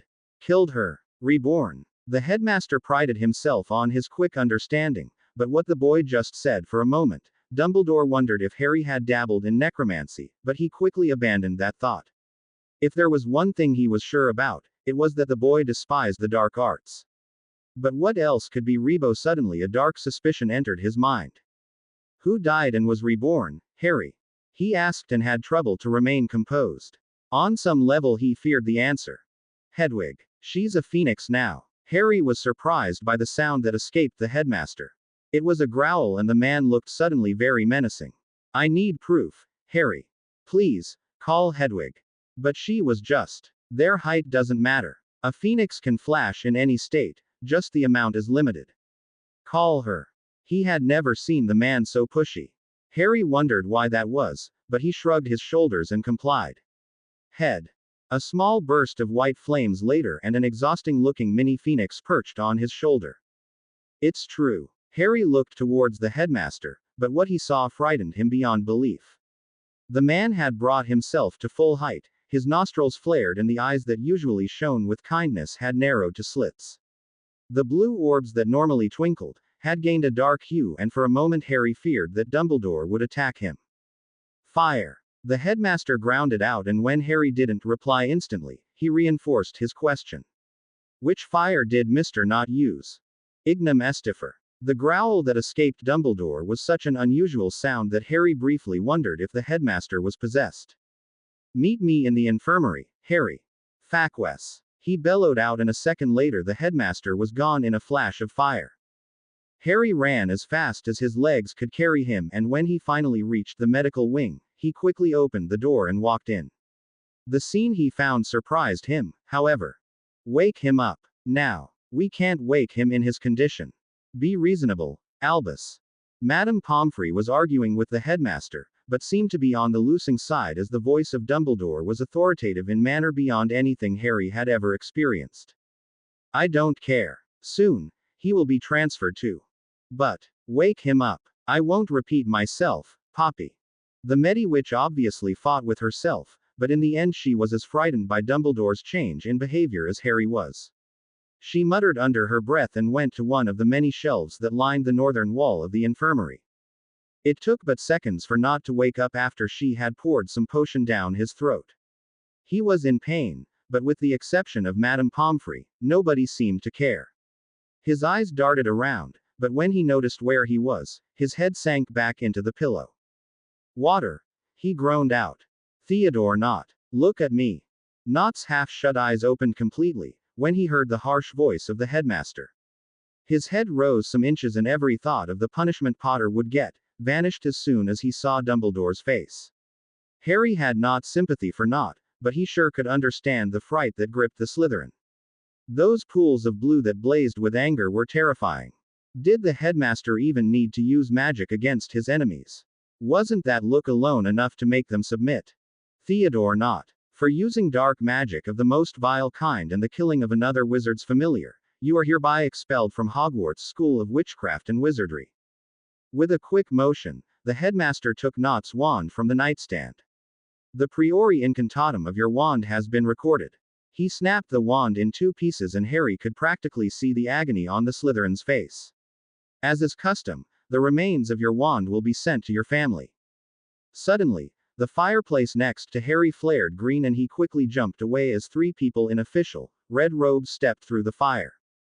Albus, you better have a good reason to call me in my orders at, the stern witch took a look at her watch. 5 in the morning. Harry recognized her instantly from the Yule Ball. Amelia Bones. So, Dumbledore had called the DMLE in the time it took him to reach the infirmary. I have, Amelia. Mr. Nott has just been expelled from Hogwarts for the use of dark arts. Her stare hardened and she looked towards the boy in the bed. This is Mr. Nott, I presume. Which kind of dark magic? He killed Mr. Potter's familiar with Ignum Estifer. Amelia's eyes narrowed, but she nodded. Have you followed procedure? She asked and Dumbledore handed her a small orb with a white substance swirling inside of it. I have. The last 20 spells of his wand are recorded. Does he need further medical attention? The director of the DMLE turned to the scared Mediwitch that had observed everything with a look akin to disbelief. It took some seconds until Madame Pomfrey acknowledged the question. Yes, he does. She answered. Again, Madame Bones nodded. Cobley, Manston, take him to the security ward of St. Mungo's. 1 Auror guard at all time, 8-hour shifts. Inform Sleaford that he will be the assigned Medi-Wizard for Mr. Nott. The Aurors immediately complied and Harry was incredibly intimidated by the woman. During the ball she had been amiable and relatively easy to talk to, but now she was all business and nothing on her face even hinted to any kind of familiarity. When the two Aurors had finally left, Amelia sighed and turned to Dumbledore. Excuse me, Albus, but I have to take my leave. You just doubled the amount of paperwork on my table anyway, I'll keep you informed. Without any further words she stepped through the roaring fire and vanished. Madame Pomfrey had retreated into her office in the meantime. No doubt, because she was as overwhelmed by everything as Harry was.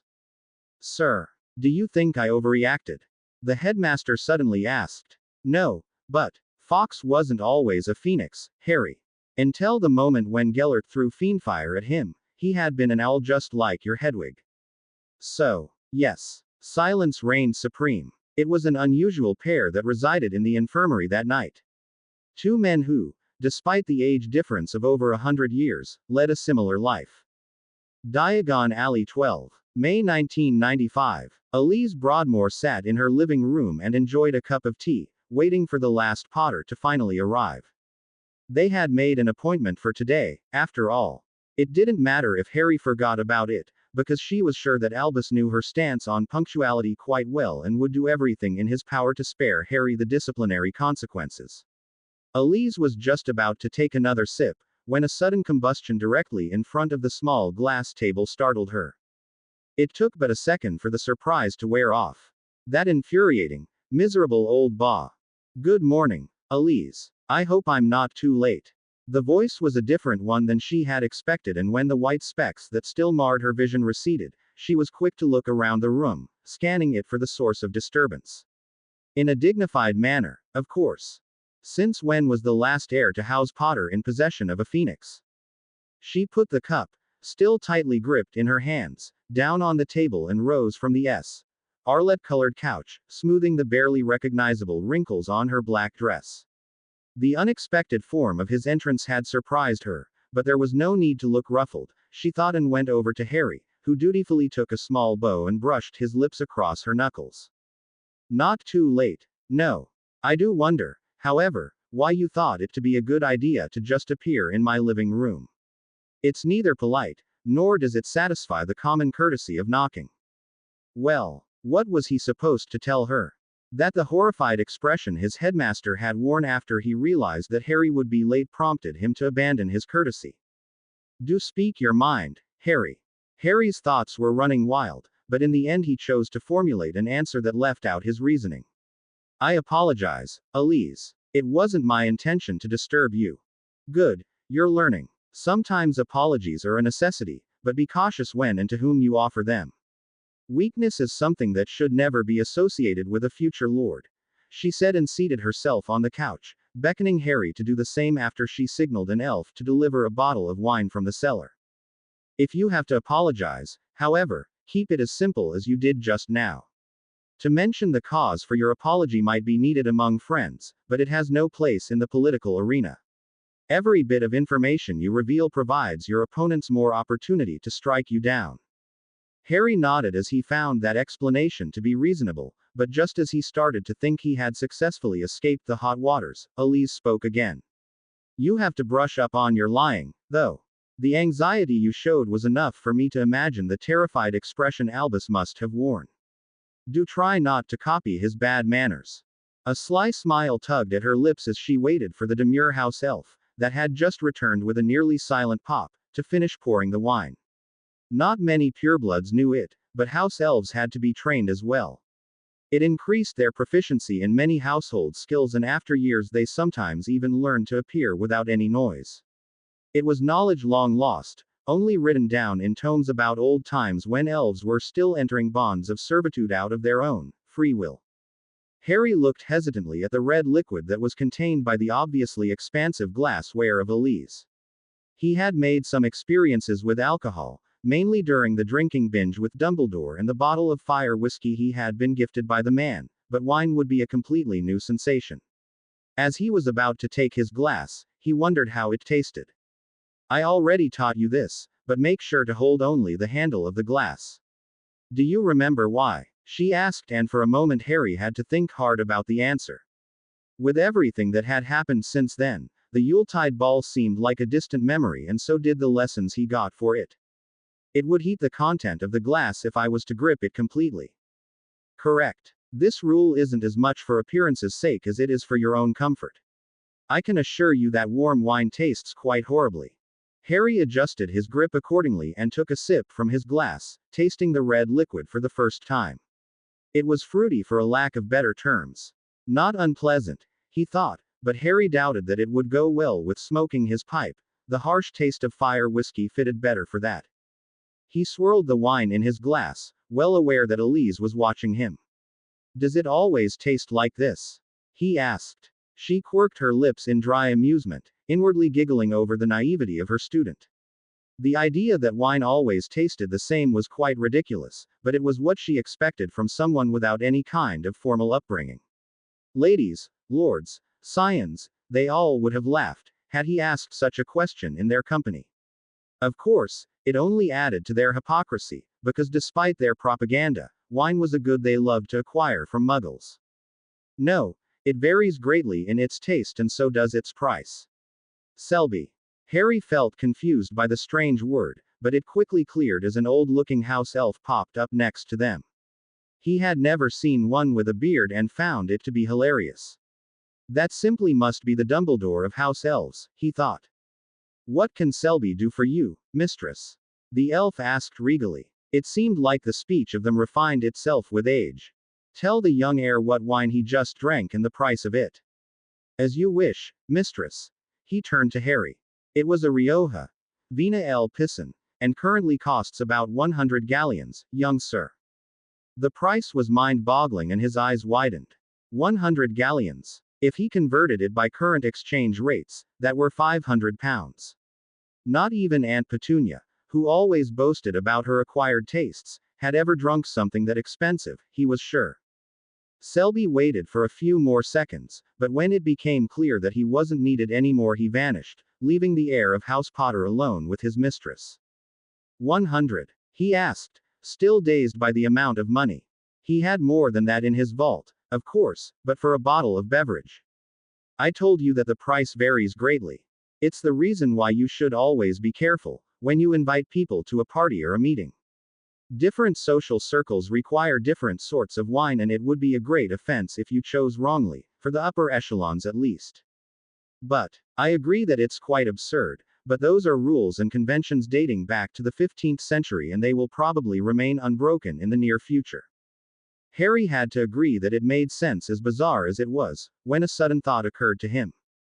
Is that the reason why there are so few new houses and lords in the Wizengamot? He asked, and noticed the reminiscent look that entered her eyes. Oh, you did some reading beforehand. That's more than I could ever say of Albus.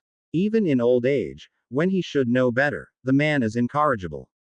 Harry was deeply amused by that statement and wondered if he should rub it into the headmaster's nose the next time he saw him. It would make for a terribly fun conversation, he was sure. You are right to some extent. Many things are tied into the ascension to lordship, and contrary to the old times, one doesn't even need old blood anymore. Those houses are neither ancient nor noble, of course, but still have a seat in the Wizengamot.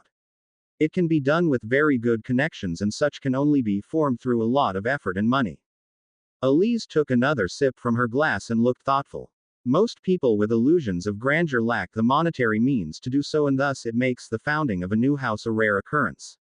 I can only think of Joseph Greengrass, who ascended in recent years. Greengrass. Now that was a surprise, Harry thought.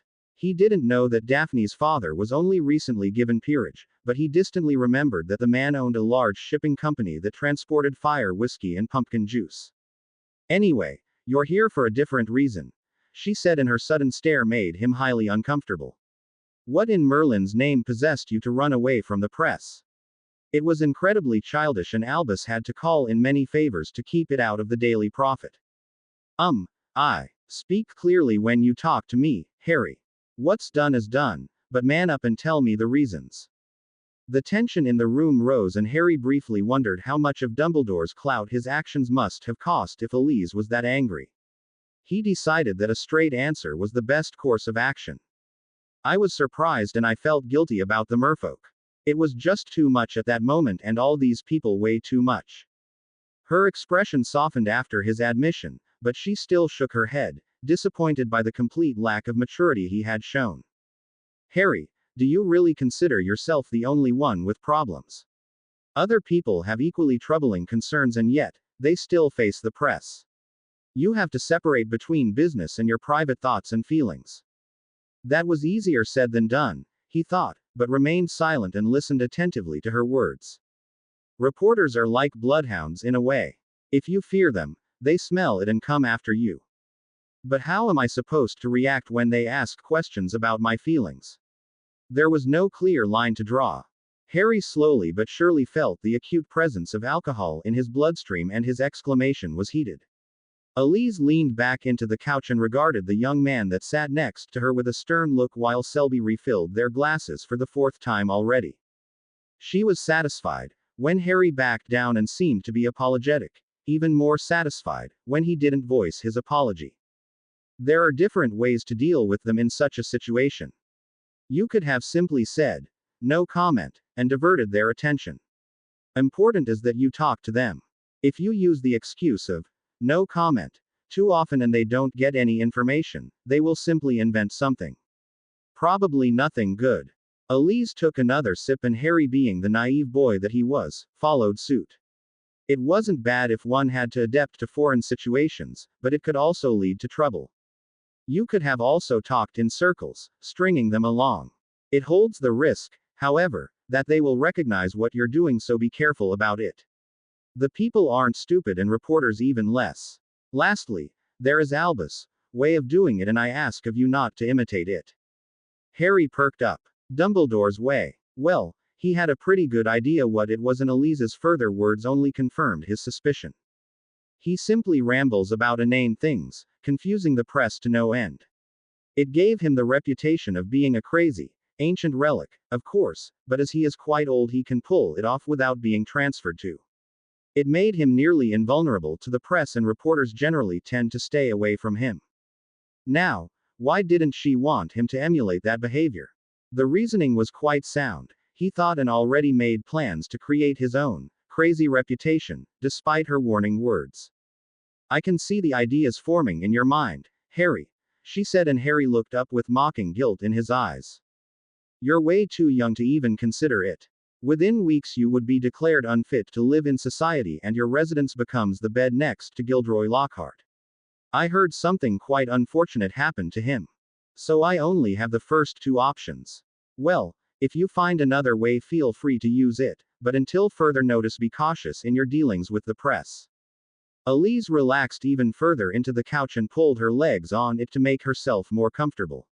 She had just emptied her fourth glass and gained a rosy blush on her cheeks. A lone strand of her brown hair fell in her face.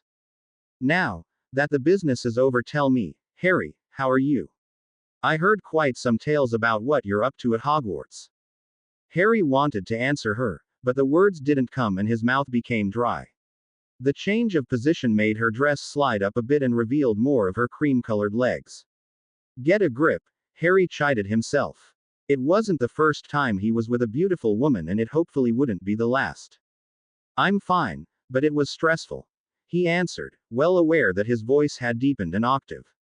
There could be nothing to it, of course, and he knew that, but God, the woman looked beautiful. His mind had taken on a life of its own and bombarded him with ideas, suggestions, images what could happen soon. Did Elise even notice what kind of reaction she aroused as she leaned over and patted his shoulder sympathetically, giving him a good view of her cleavage? Yes, she knew. Harry looked up and was met with her smoldering gaze. The tension in the room suddenly rose. Maybe I could alleviate your stress. She came closer and closer, pushing relentlessly into his personal space. The intoxicating smell of her perfume filled his nostrils, and he felt how her hand wandered downwards, away from his shoulder, and came to rest on his thigh. Her breath tickled his face, and their lips were only inches apart. Harry could safely say that he had never felt as aroused in his life as he did now. She was just about to close the remaining space between them, her lips parted, and this is exactly the kind of situation a woman hired by your opposition could acquire vital information in, she whispered, and it felt like a slap to the face when she leaned over and kissed his cheek before returning to her former position. Well, that concludes our lesson for today, Harry. I will see you in a few days' time. Harry was still dazed when she rose from the couch and walked out of the room, leaving him behind. Minutes went by until the situation finally settled in and he grasped what just had happened. I really have no luck with women, he thought, and rubbed his nose in annoyance. Head, take me back to Hogwarts, please. Hedwig appeared next to him, and with a flash of white fire he was gone. Hogwarts 27. May 1995. It was already late into the evening when Harry arrived on the Quidditch pitch after receiving a notification from Ludo Bagman, requesting his presence. He walked at a sedated pace and his eyes wandered around the premise, taking stock of the people that were waiting on him. The sight that greeted him, however, didn't only surprise him, but also served to anger him quite a bit. It weren't the people, of course, as only Bagman himself and his fellow champions awaited him, but the monstrosity that had been grown, seemingly overnight, on the pitch.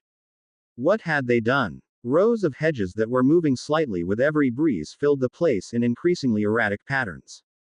They looked dark, foreboding and alive, whenever they leaned to one side or the other, defying the laws of gravity. Krum and Cedric looked at them with the same dismay he did, but Fleur was surrounded by her usual air of nonchalance. That changed quickly though, as she spied him, and a dazzling smile appeared on her face. Ari! Her cry alerted Bagman, who had led a heated discussion about Quidditch till then, and the portly man turned around to him, welcoming him with a joyful expression. Harry, my lord, good of you to come. Instantly, his hands were draped over Harry's shoulders and he steered the last Potter towards the rest of the group. I hadn't much of a choice, really. Well, anyway. It was an awkward moment and Harry only rolled his eyes at Bagman, who offered to be called Ludo by him. After everything he had heard and read about the man, he couldn't help but wonder if his excitable nature was just a facade. Debts that were racking up quite nicely and which he was unable to repay, incredible loss of his political clout, held in contempt by several influential Vila covens all over the world. The list went on and Harry was surprised that the man hadn't attempted suicide just yet. No wonder that Fleur always looked with disdain when Bagman spoke to her. Good, Ludo. Now, why don't we start? He asked. The and get it over with remained unspoken, but he was sure that the other champions picked up on it. It didn't lessen Crumb's hostile glare, or Cedric's unsure fidgeting, though. Of course, this is the third task, he said. With his arms opened wide and a voice filled with pride, he gestured towards the hedges.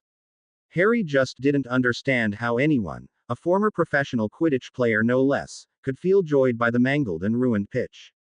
It was a capital offense in his book and he wasn't alone in that sentiment. Crumb's eyes narrowed even further and Harry could practically feel the anger that burned behind them. Can you guess what it is? Harry shared the incredulous look Fleur's and both eyed Bagman as if he spoke in a different language neither of them understood. Maze, grunted Crumb after several seconds of silence. Under other circumstances he would have prolonged the talk with Bagman just to annoy the Bulgarian, but he himself only wanted it to end. There was only so much stupidity he was able to bear in one evening. Right you are, young Victor. On the 24th June, all of you have to get through the maze and the one that touches the cup in the middle of it will win the Triwizard Tournament. He exclaimed. You will enter it according to your amount of points with a difference of 5 minutes between each other. Harry, who had already guessed something like that, strained his eyes to see the borders of the maze. The maze seemingly stretched beyond the pitch and the wooden towers they usually sat in to watch Quidditch had vanished, leaving no possibility for them to orient themselves in it. Any chance you might tell us what we have to await in it? That's a good question, Ari. They turned to Bagman, who paled slightly as he saw their expectant faces. Well, I can't reveal any details, of course, but Hagrid has some available creatures. Cedric and Harry became very still and ceased all movements, looking at the man with fear written plainly over their faces. The Bulgarian champion scoffed, but Fleur knew that something was amiss if the information made the last Potter that queasy. Especially, when said champion already took on a dragon with no wounds to speak of. That's it. You can go to your dorms now. The man quickly walked away as did Cedric and Crumb, but Harry didn't care. A feeling of dread had overcome him as soon as the word left Bagman's mouth, rooting him to the spot. It was a battle for supremacy that took place in his mind, a battle between denial and horror. What manner of creatures had Hagrid acquired? What kind of monstrosity were they to face? A hand came to rest on his shoulders and startled him out of his thoughts. Ari. Fleur he looked at her and saw the curiosity on her face. Cedric already knew about the incredible danger and if the Bulgarian prick wanted to run with open arms towards his downfall, that was certainly his right. Fleur, however she had no idea what terrors Hagrid could unleash with his innocent perspective of cute and harmless. Are you okay? No, I'm not. Fleur, promise me to be very careful in the maze. He said and the Vila was surprised by his sudden, forceful nature. What is the matter with you, Ari? You have no idea who Hagrid is, right? He asked. The big man that cares for our Abraxans, non. Earlier he would have found her naive reaction funny, but now it was life-threatening. Fleur, just promise me. Hagrid is very peculiar. The man found a dragon to be a good pet and named a Cerberus Fluffy. If she hadn't seen Harry's grave expression, she would have laughed about this tidbit of information, but now his manner made even her fear for her life.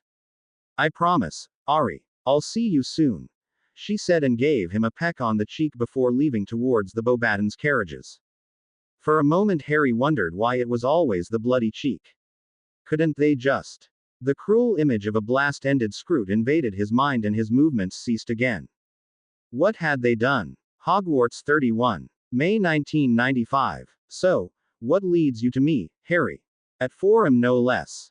If the situation wasn't that serious, Harry would have heartily laughed about the outfit the older man currently wore. He had no doubt whatsoever that the headmaster considered his sleeping robe to be incredibly fashionable, but its neon green color clashed horribly with the red slippers that kept his feet warm. I had another strange dream about Voldemort. Dumbledore's expression, which had been somewhat sleepy and slightly curious until then, changed instantly and his head snapped up. Another. Like the one during the summer holidays. Yes, Wormtail was in it again, and the snake. Harry's face darkened as he used the name of the traitorous rat. Sooner or later, the man would pay for the atrocities he committed.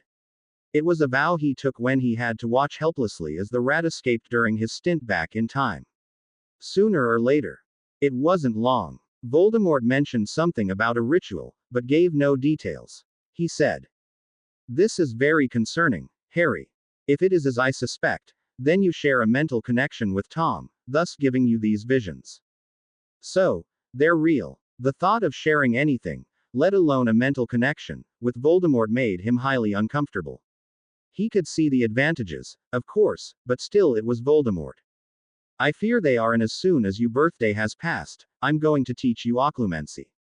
"What about the ritual?" Dumbledore frowned and looked concerned. "There are many rituals a wizard can use. Some light, some dark. Without further information, however, it's impossible to pinpoint the correct one." "So, we have nothing," he said. "I wouldn't say it like that, Harry. At least, we know that he is up to something. What exactly is still shrouded in mystery, but it tells us to remain vigilant." "Constant vigilance, huh? Indeed. That you suddenly entered the tournament wasn't a coincidence. Something will happen soon, most likely during the third task, as I can't protect you then. Whatever you do, be very careful in the maze." Dumbledore leaned back in his chair and Harry's gazes wandered aimlessly through his office. The maze was probably the next death trap he had to face, he snorted in morbid amusement. Maybe he could surprise Riddle with some of Hagrid's friends he would no doubt encounter beforehand. The thought of pushing Voldemort into a group of blast-ended Skrewts was a very enticing one. "Originally, I wanted to tell you this tomorrow, but as you're already here, there's no sense in wasting time." Harry looked up and stared into the grave face of his headmaster. What dastardly news had the older man to deliver now? Judging by his expression, it couldn't be anything good. "Sir, until yesterday, Theodore Nott was held in captivity by the Aurors, but somehow. Nott." The name tasted like rotten fish on his tongue. "He escaped." "Not exactly escaped. Despite his rather shady past, Nott Sr. is an influential man. It took some time, many favors and probably a lot of bribes, but Theodore is a free man as of yesterday." "What?" The chair scraped on the wooden floor and fell over as Harry jumped up, rage etched onto his face. He wanted that bastard to rot. If it was in the cell his godfather had resided in, all the better. Those daydreams of revenge, however, were far away as the unexpected news hit him. "He's free. Just like that," he growled out. "It wouldn't have happened, had there been a trial. As it stands, Nott Sr., Malfoy Sr. and a lot of others that belong to the same social circle managed to convince Fudge that it was nothing more than a simple brawl. So he's coming back." Harry righted the chair and slumped into it, frustration evident on his face. "Those sodding Death Eaters. No. Theodore Nott may be free, but his expulsion from Hogwarts stands, and I told Cornelius as much. As he's still a minor and not enrolled in any school, he won't be able to get a new wand. Theoretically at least. We both know that there are numerous ways around such laws." Troll spit. Now, Nott wasn't even under supervision anymore. Harry would have to watch his back carefully out of school, or he might find another dark spell aimed at it. Hogwarts 6. June 1995. A week went by and Harry had stepped up his training enormously. Now that he knew about the possibility of the maze being a trap, he spared no efforts to prepare himself for the inevitable encounter with his fate. Whatever dastardly plot Voldemort might have hatched, he would be no part of it. New spells were learned in record time and old ones were practiced until he could do them with the merest flick of his wand. Rage, Anger and steely determination were strengthened by his need for swift progress. A wordless incendio crashed against the wall, its potency increased by the wind charm he fired directly afterward.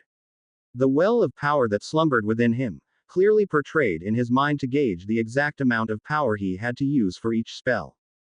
After hours of maddening training, he decided to get a cup of tea in the kitchens and went out of his room. What he found on his way, however, surprised him. Harry slowly crept along the wall towards the direction the voices were coming from. He had to be very careful as the passages he took lead straight through the dungeons and a confrontation with Snape wasn't high on his to-do list for the night. I forbid you. And there was his famous luck again. It just had to be Snape. But, sir. Harry perked up. He knew that voice from somewhere, but to whom did it belong? There was only one way to find out, and he pulled the cloak out of a pouch on his belt. There was no way that a simple notice me not charm would hold against the man. After he applied the necessary charms, he stretched his neck and carefully looked around the corner.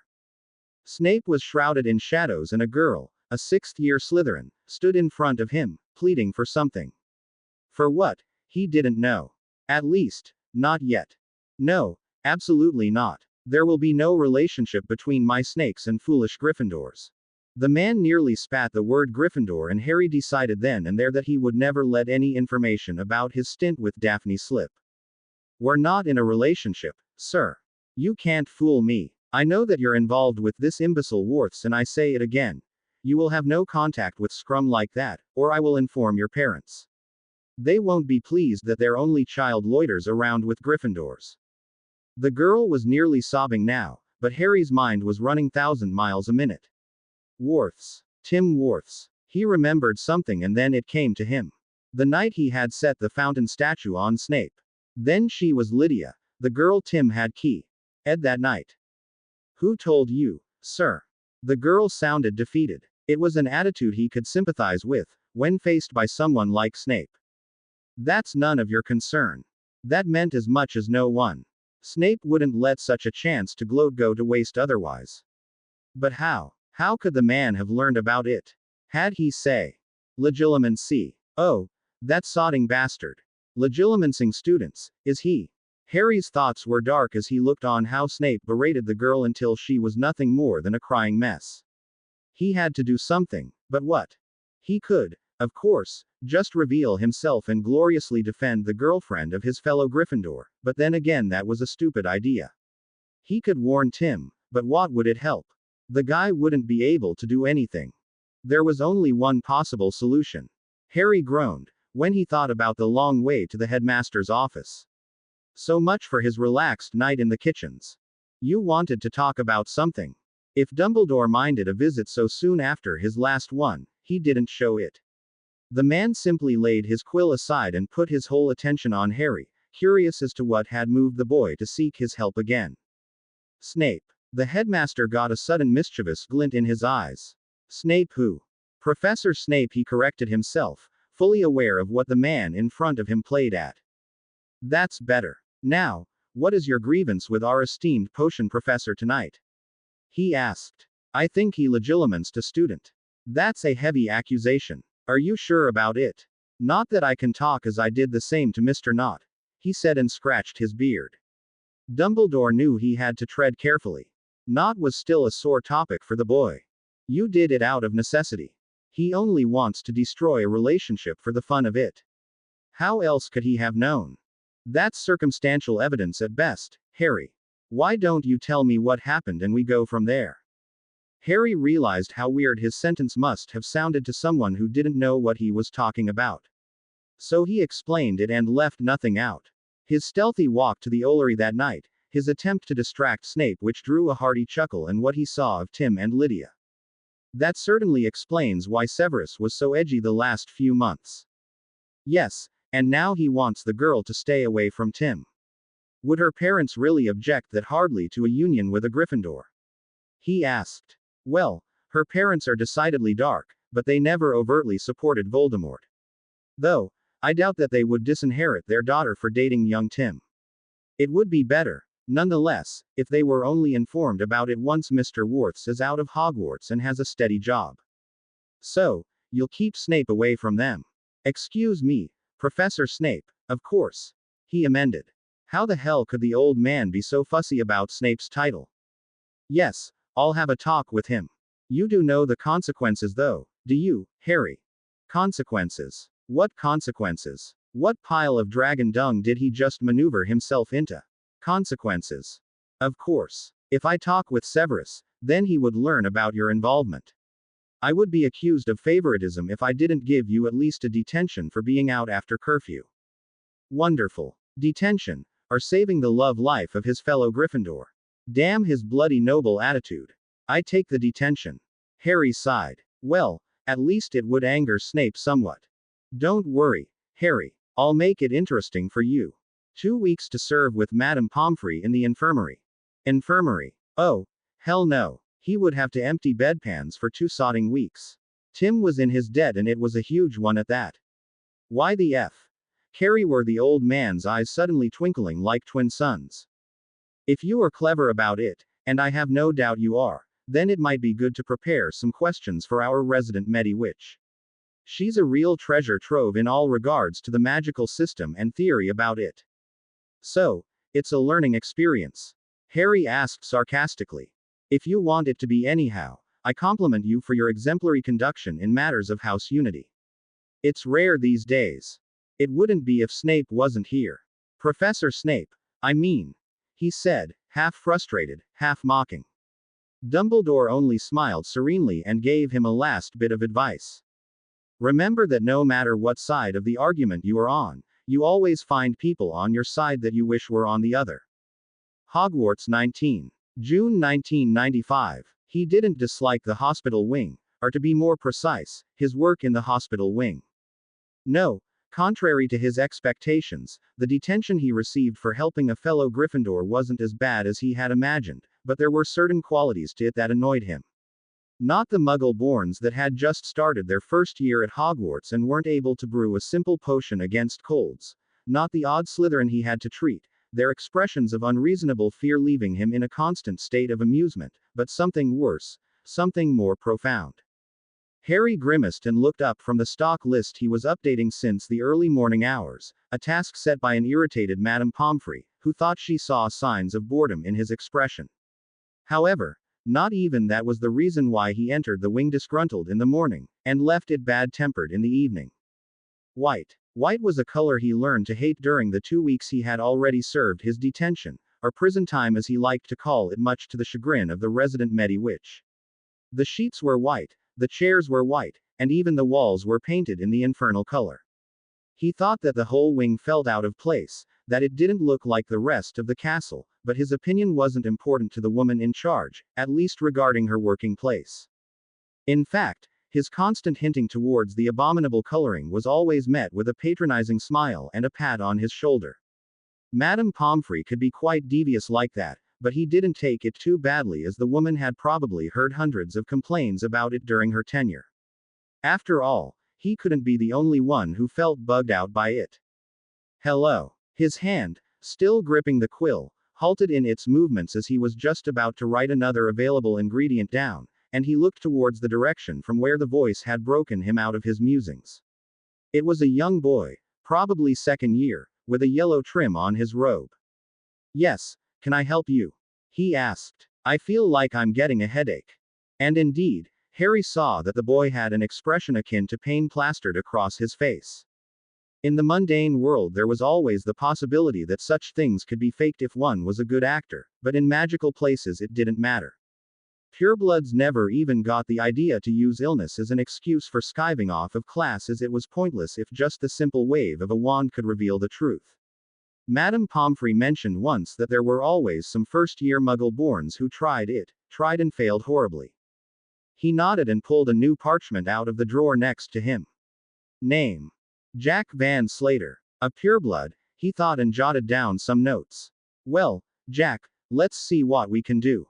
He rose from the white chair and unsheathed his wand to weave figures into the air, already feeling the magic that rumbled beneath his skin, anticipating its release. Quaesitum Calvaris. It was one of the many different spells Madame Pomfrey had taught him over the last week.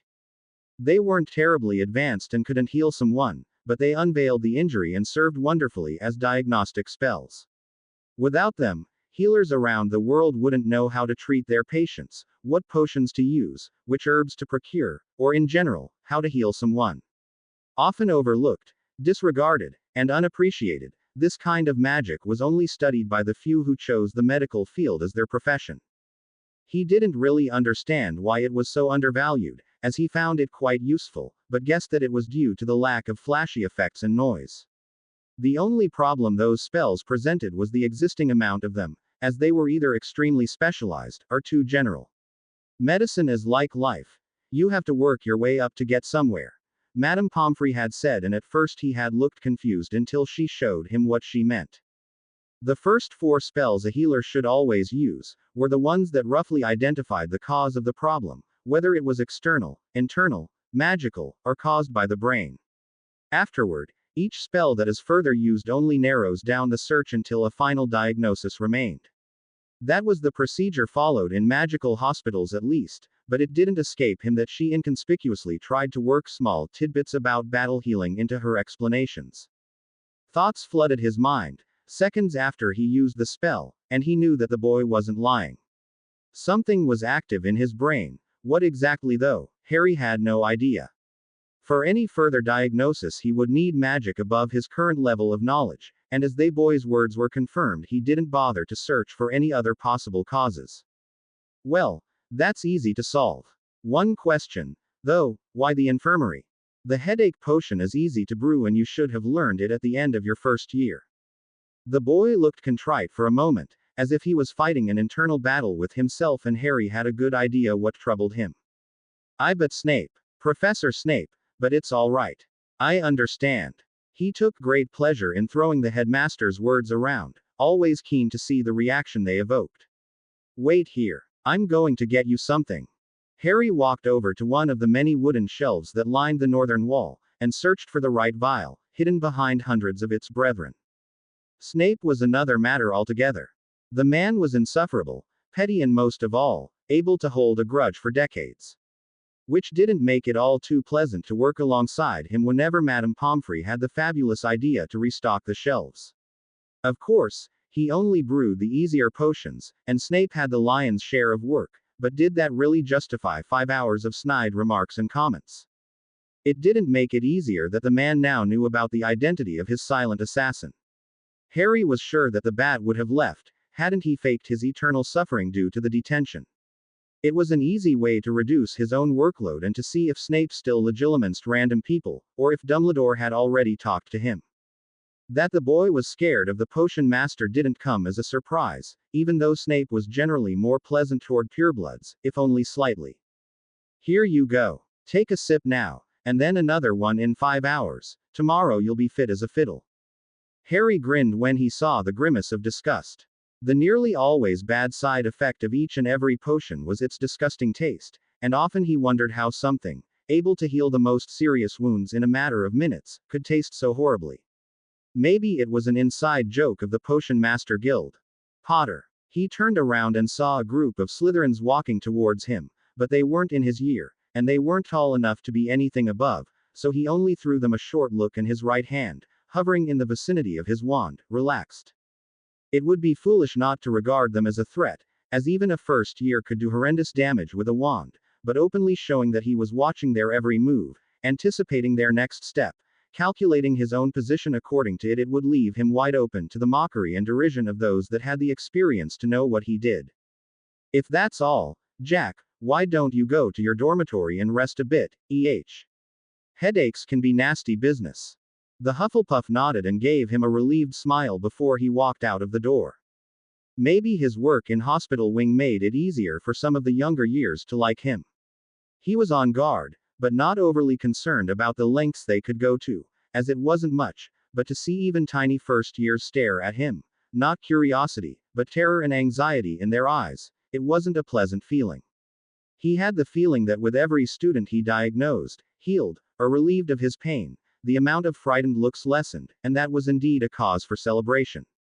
At the moment, however, he had to deal with the 3 Slytherins that had entered the infirmary, and so rudely interrupted his prior session.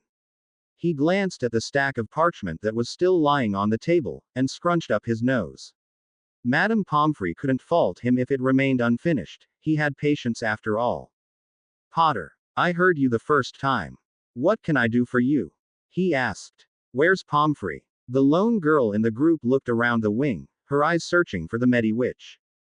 He certainly understood why, but it amused him nonetheless. Slytherins really disliked being treated by a Gryffindor.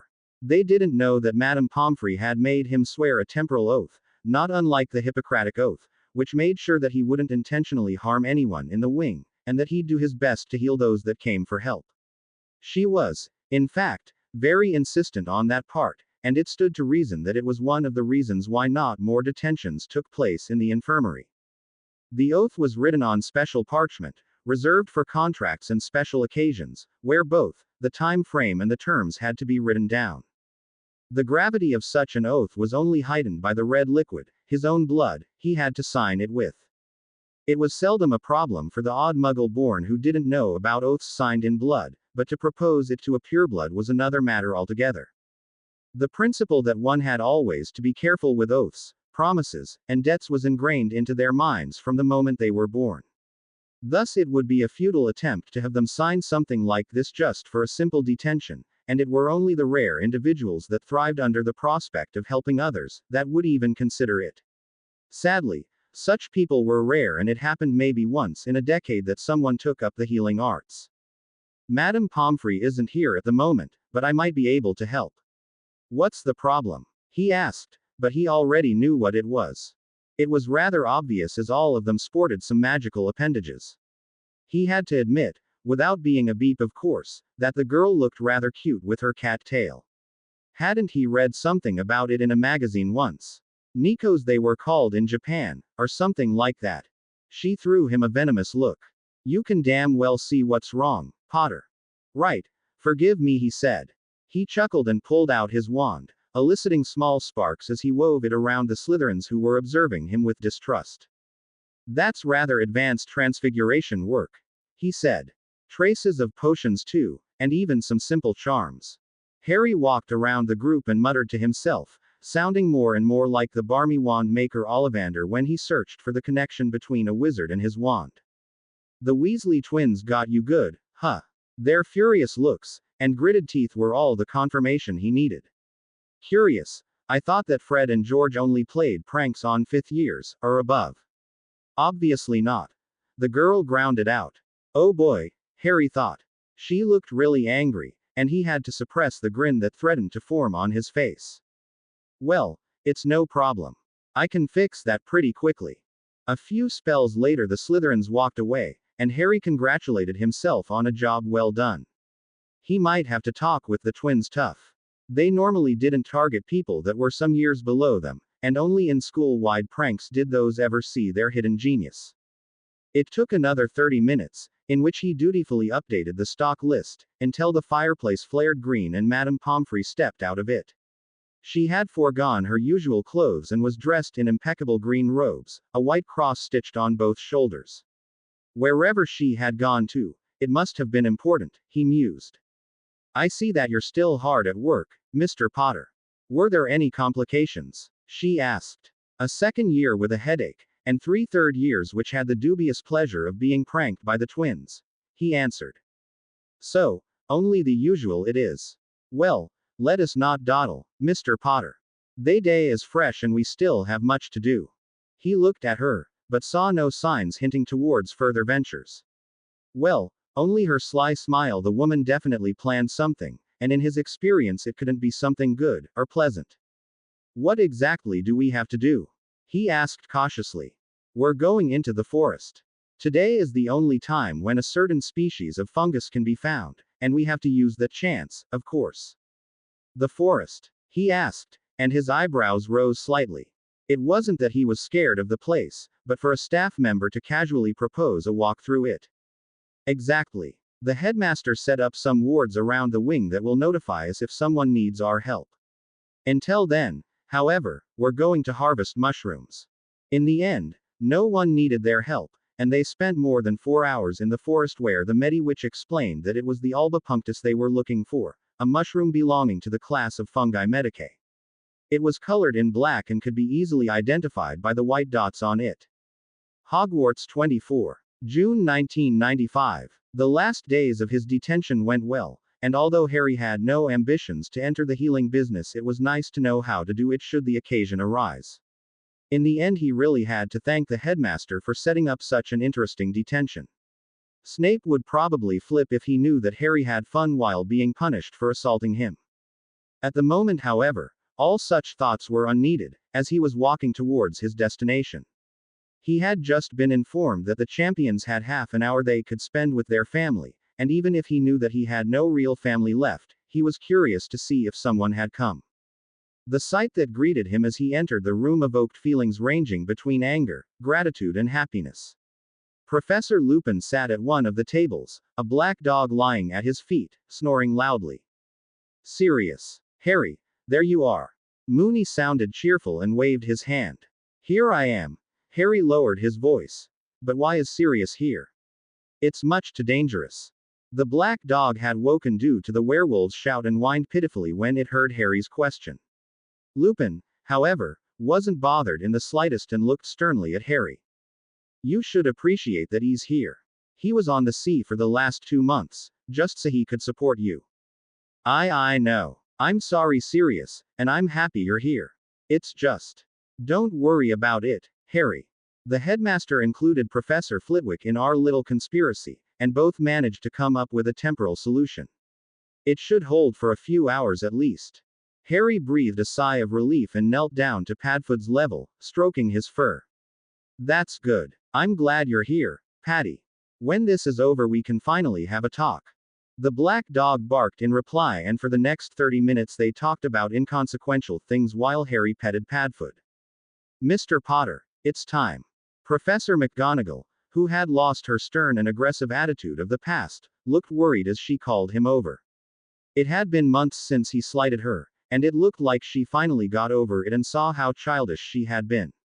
That were only assumptions, of course, but otherwise he couldn't explain her change of behavior towards him.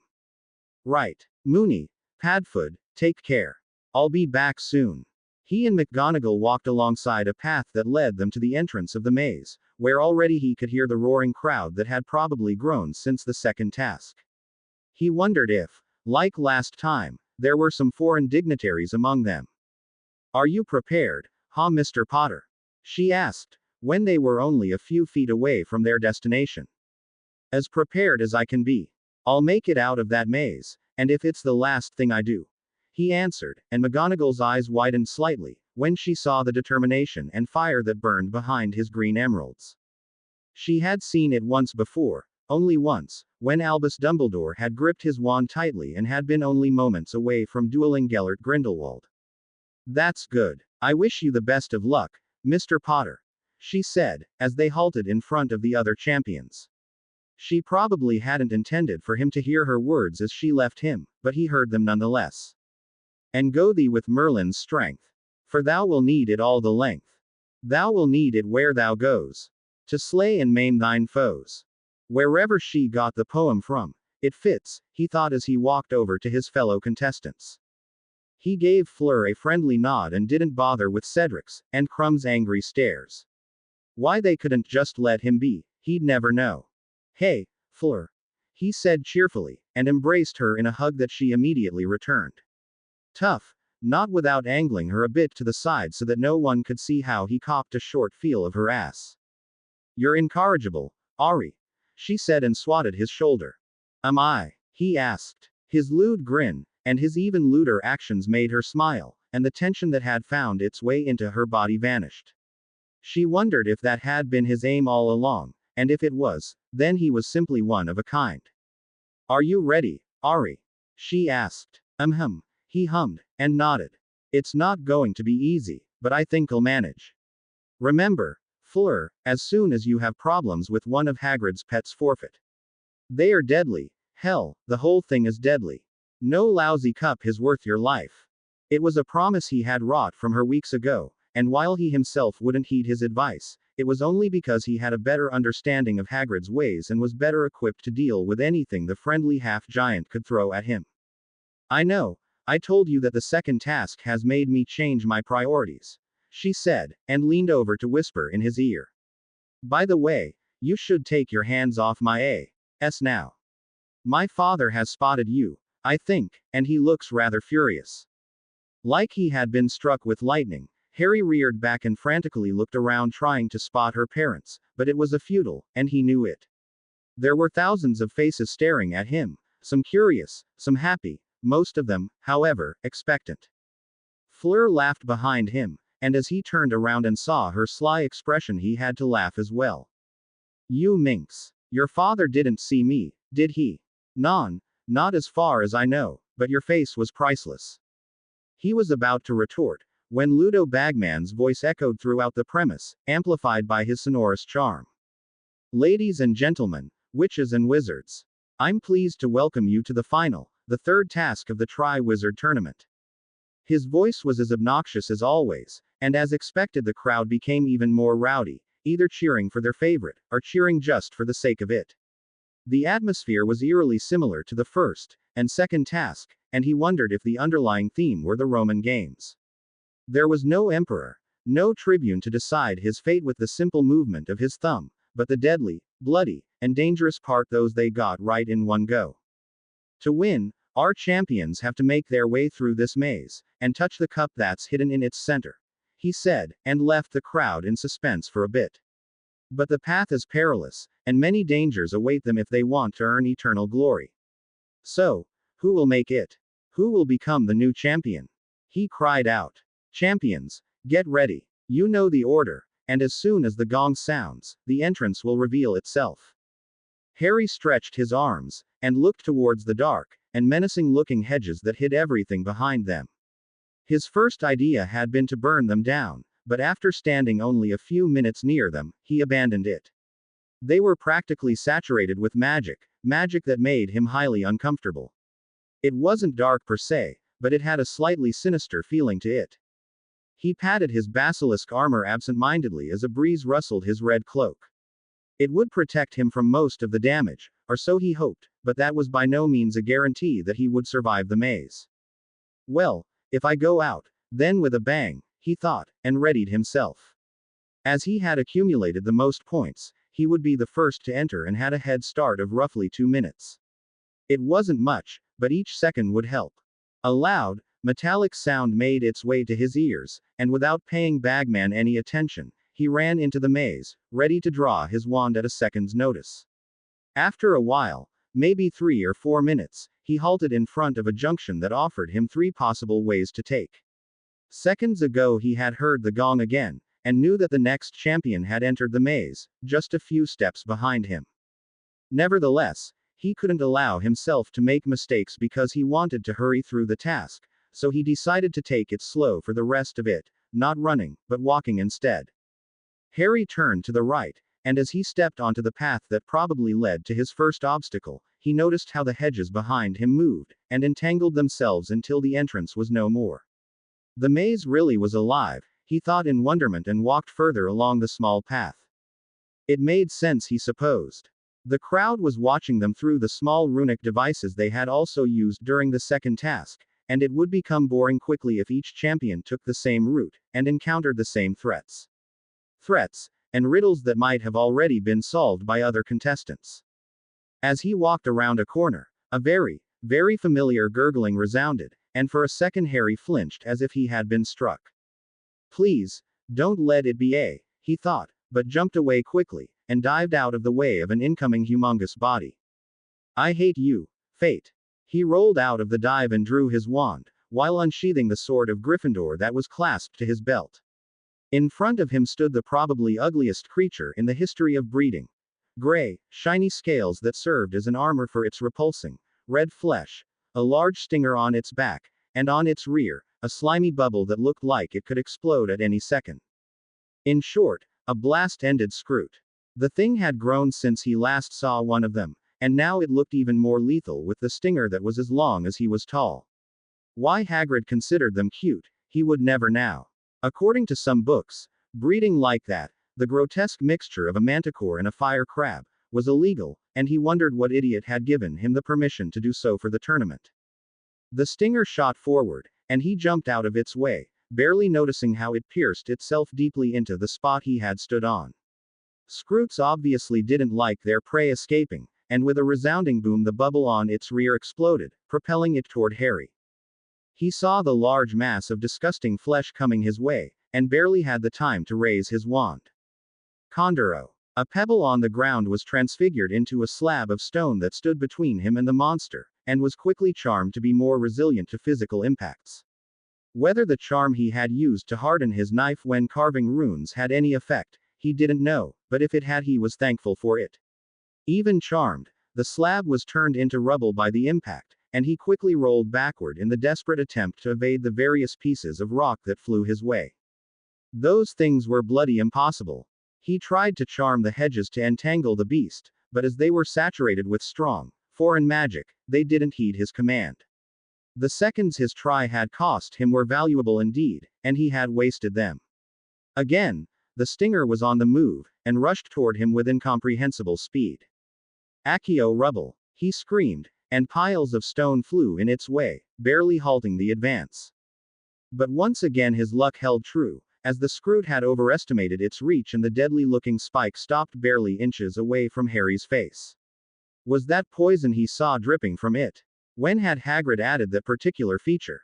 His revulsion only grew, as he saw that the bubble on its rear, that had exploded to make the Scroot's quick movement possible, slowly regrew. If his estimation was right, then he had to evade another body slam in the next minutes. The stinger was about to retreat, trying to rearrange itself for another attack, but Harry had none of it.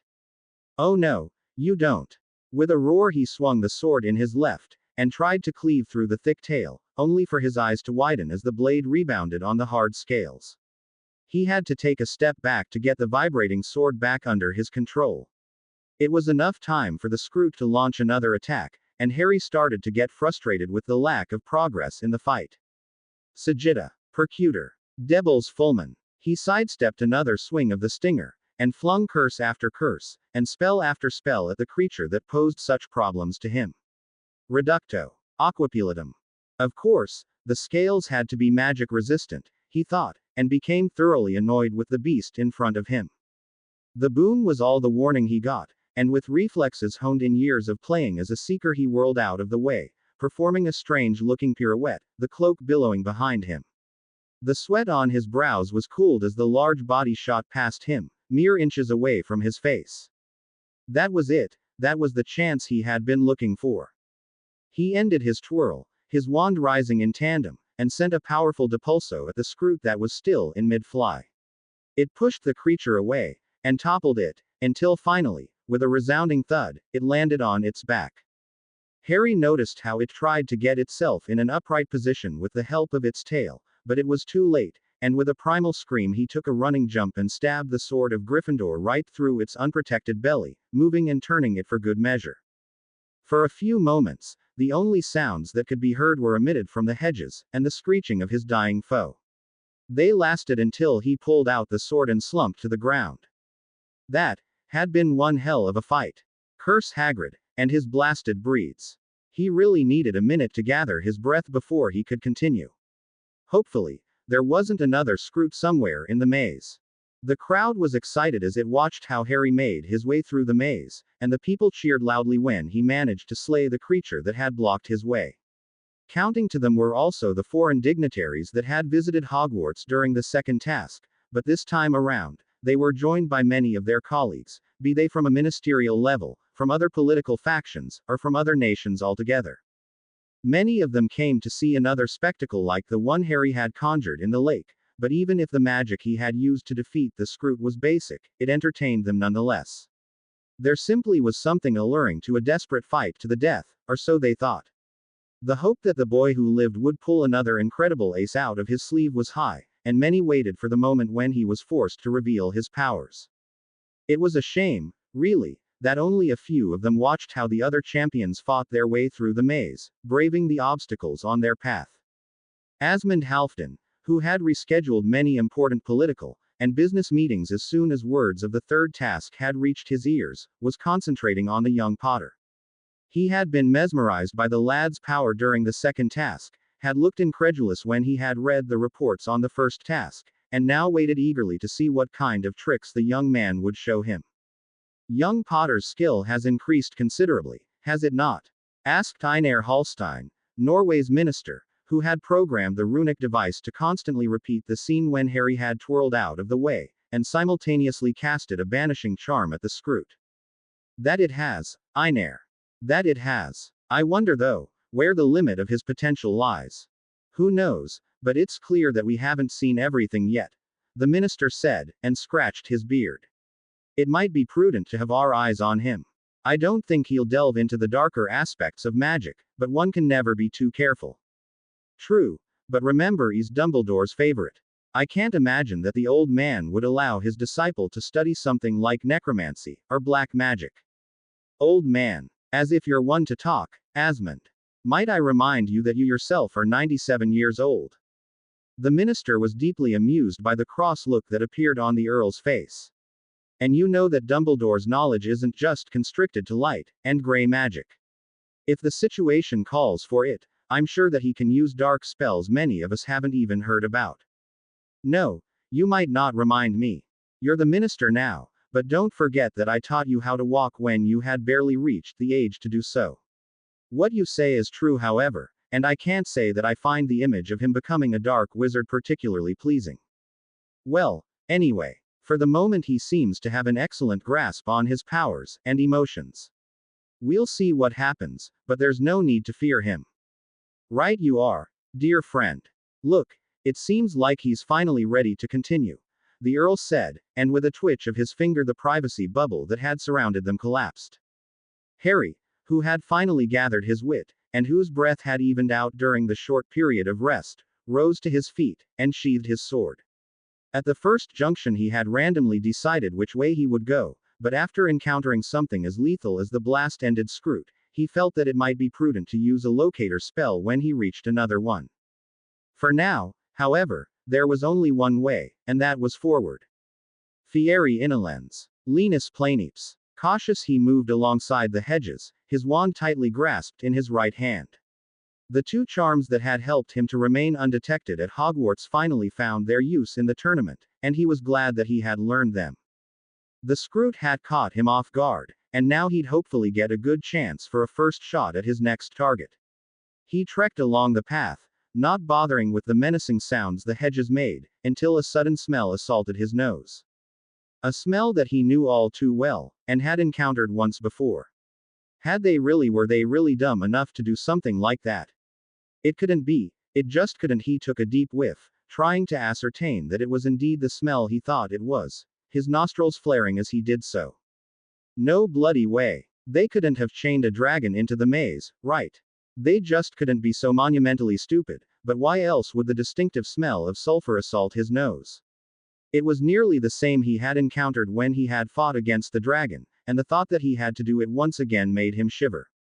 With tentative steps he walked around the corner, already preparing himself for another bout of mortal combat, but what he saw made him sigh in relief. No dragon. The area in front of him was something akin to a swamp, acid bubbles building on its surface, popping whenever they reached their boiling point. It wasn't nice, it wasn't pleasant, but it wasn't a dragon either, and that alone made him relax his tense muscles. A swamp was far easier to deal with, but still, it needed consideration. Just for the fun of it, he threw a pebble into it, looking on in amazement how it didn't even sink, but dissolved the moment it touched the liquid.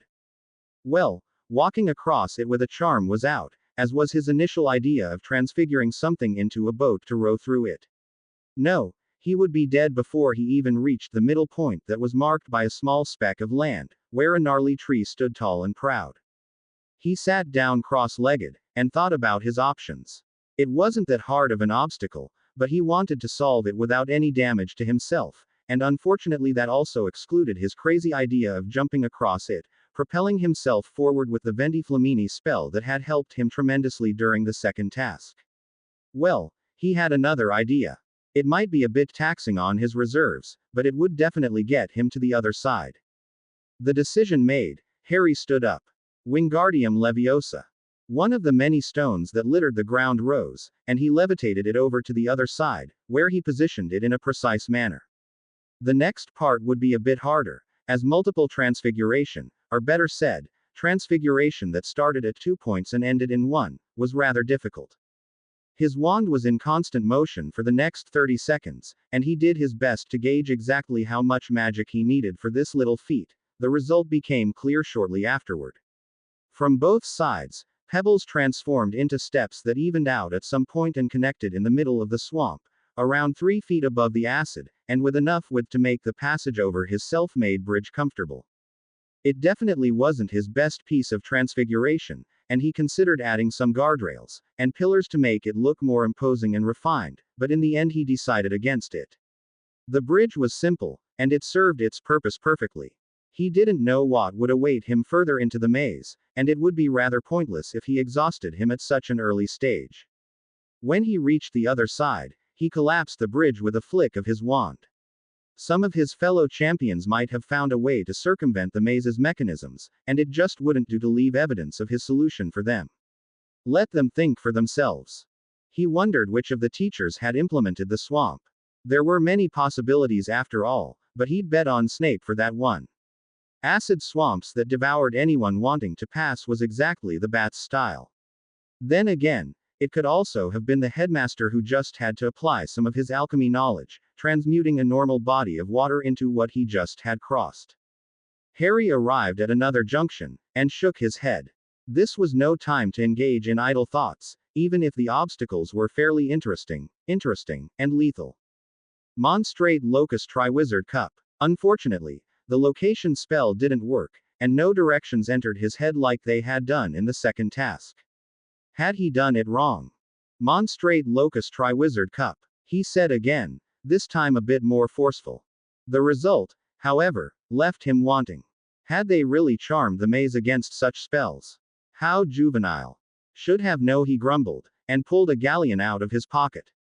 Well, Ugly Goblin Head is right, and Gringotts symbol is left. The coin whizzed through the air, and as it descended he caught it expertly. Ugly Goblin Head it is, he said, and walked towards the right path. Unbeknown to him, Fleur, who had shot red sparks into the air mere seconds before, was checked by Madame Pomfrey and 2 other healers they had on standby. Her first obstacle, a field of golden mist that inverted directions, had been easily cleared, but later on she fell prey to the incredible difficult question of a sphinx. Now, she, like many others, watched as Harry made his way through the maze. The maze was huge, Harry concluded after he had walked on his current path for the last 15 minutes. The only problem he had encountered so far were the rowdy hedges that sometimes decided to edge closer toward him, but he quickly constricted them with a few wooden constructs he had transfigured without breaking his stride. Fire spells, at least the commonly used ones, proved to be rather useless as the hedges had been charmed to be fireproof, definitely Professor Flitwick's work. It was only on the next clearing that movements caught his eyes, and within seconds the drums of war, once again, pounded in his ears. He knew that he shouldn't enjoy fighting as much as he did, but he didn't care. The blast-ended Scroot had been grotesque, and it was a beast he didn't really know how to handle, but these enemies were equally ugly, but they were also familiar. He knew exactly how to deal with them, and a feral grin split his face. That was it, that was the feeling he had missed during all the months of preparation. Adrenaline pumped through his body, and he unclasped his sword. Come at me, you hideous beasts! He shouted eagerly, not bothered at all by the sound of pincers hitting together. 4 Acromantulas. Now, that were odds that he liked. Rumpi Ignum. The sword of Gryffindor was bathed in flames, and without even considering the risks, Harry ran towards the arachnids, his sword leaving a fiery trail behind it. Albus Professor McGonagall massaged her throbbing head, and turned to the venerable headmaster that sat next to her. Yes, Minerva, he asked, his eyes twinkling like twin suns. What exactly have you taught Mr. Potter? Why does everyone insist that I was the one who taught him? He retorted. The Bulgarian minister, Sobolski, who sat next to McGonagall wasn't impressed by the innocent facade, and snorted. Don't be a fool, Albus. We know that you had a hand in it. He's good, granted, but not that good. I think you underestimate him. Harry, like his father and grandfather has unbelievable potential. Besides, you know that the oaths prevent me from helping him. I concur. Came a voice from behind them that many instantly recognized as Madame Bones. The boy has an incredible aptitude for combat magics, at least that's what his marks suggest. Dumbledore turned to her, a sly smirk tugging at his lips. You accessed his records, Amelia? He asked, and the director of the DMLE shrugged. He interested me, so I looked at them. Very good on the practical side of things, but rather weak in theoretical matters. She narrowed her eyes when a laugh resounded to her left, and the group looked towards Sven Stigger, the Swedish minister, and the only man that was even close to Dumbledore's age. We always underestimate such people as they're usually rather bad at school. If I remember correctly, and please interrupt me if I do, Albus, you were the same until Master Flamel took pity on you. He didn't take pity on me. Dumbledore countered serenely. Rather it was me, that thought the man was getting too old and needed to leave a legacy. Talking about his former mentor Nicholas was seldom a happy occurrence, especially as he was now deceased due to his mistakes, but he didn't let it show on his face. They were friendly and jovial, but they were politicians nonetheless. As if, laughed Stigger. Wasn't it you who nearly failed his owls because you exploded your cauldron as your examiner was directly next to you? All lies, I assure you, he answered. Anyway, your student is a bit reckless though. Look, he's running at them.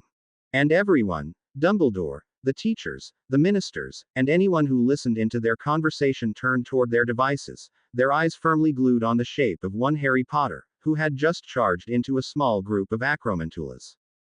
Harry never knew that he was the favorite topic of the most influential people in Europe as he evaded the angry Acromantulas, and weaved through them, sword and wand moving in a flurry of motion. Sagitta. An arrow shot out of his wand, and missed the incoming spider by inches, but he didn't worry and instead continued to frighten the one to his left with his sword. The arachnids were rather adverse to fire, and it showed as they back away each time his sword came even close to them. It held them at a certain distance, but it was also unsatisfying, and he had to resort to his spells for the battle. Spells of which the most misses due to their quick movements. Acromantulas were fairly resistant to magic, but that didn't mean they couldn't be hurt by it like the Scroot, or a dragon. It just took more power, or physical force for them to have an impact. Incendio. The stream of fire held back two of them, but he wasn't finished. This time he would get one, he swore.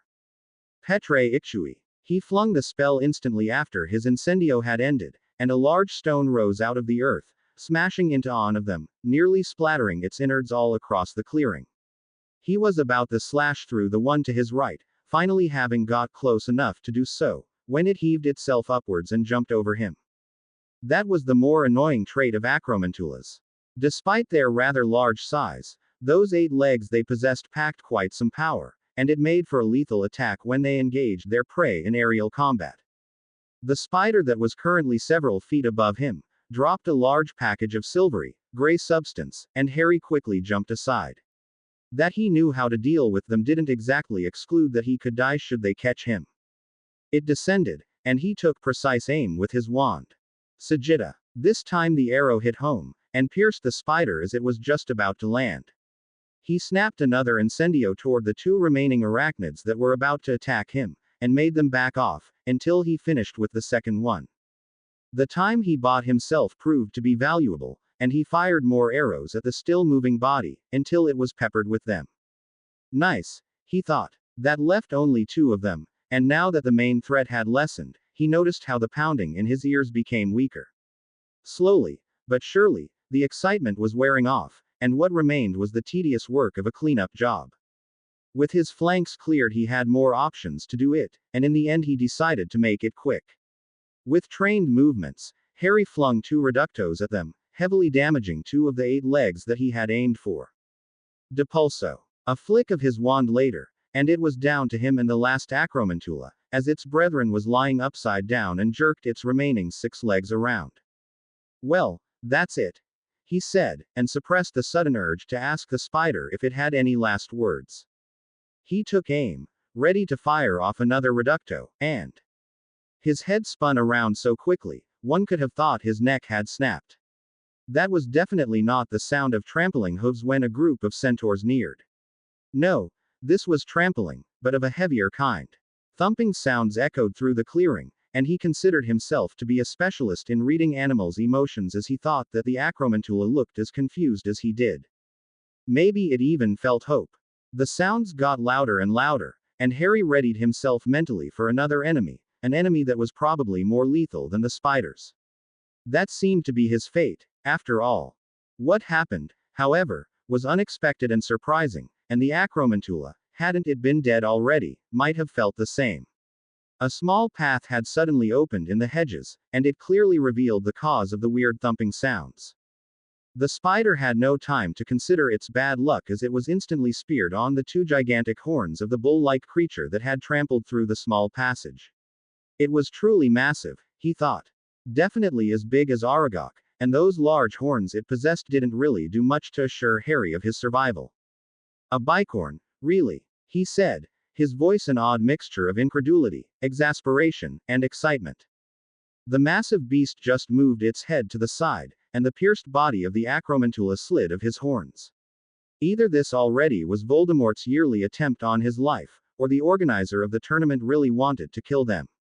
Hadn't Ainsley, the guy from the Hunter Guild, spoken about them during the Yuletide ball? They weren't as dangerous as basilisks, or dragons, or a lot of other beasts, but they still needed a team of at least 3 hunters to take down. An imagine ran through his mind, and somehow he got the feeling that it was that sodding, bowler head-wearing pile of dragon dung, that had thought it would be a splendid idea to include a bicorn in the tournament. Anyway, now he had to concentrate on the fact that he had to fight it. It wouldn't be easy, but it was doable, or so he thought, and he even had an idea to avoid the fate that had befallen the Acromantula. Being speared didn't sound all that good to him. Yes, that could whoa. The bicorn decided to interrupt his inner monologue, and reared back on his legs, making itself ready to charge at him. Harry, however, had long lost his fear of impossible odds, and how couldn't he after all that had happened? Agumenti scutum thalas. He cried out. Once again, he overpowered the shield and used one of its lesser-known applications. This time at least, he had a good control on how much of his reserves went into the shield, and unlike the last time it wouldn't drain him as much. Torrents of water sprung forth from his wand, and instead of forming the usual protective dome around him, it flooded the clearing. He was ankle-deep in water, but he knew that he had to be quick, or the ground would soak it up and his advantage would vanish. Glacier. It was a charm that most students learned in their second year, and that was often used to prank someone, but despite its inherent simplicity it served him wonderfully at the moment. The water in front of him, or to be more precise, the water that the bicorn was running on, turned into ice, and it didn't even take a second for the mighty creature to land flat on its face.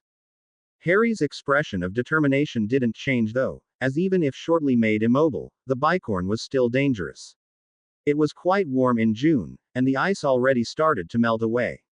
Anyway, there was no need to kill such a magnificent beast, he thought, and with some swishes of his wand the next 2 spells, 2-layered Incarcerus, took hold on it. He turned around and walked away, wondering what the next obstacle would be.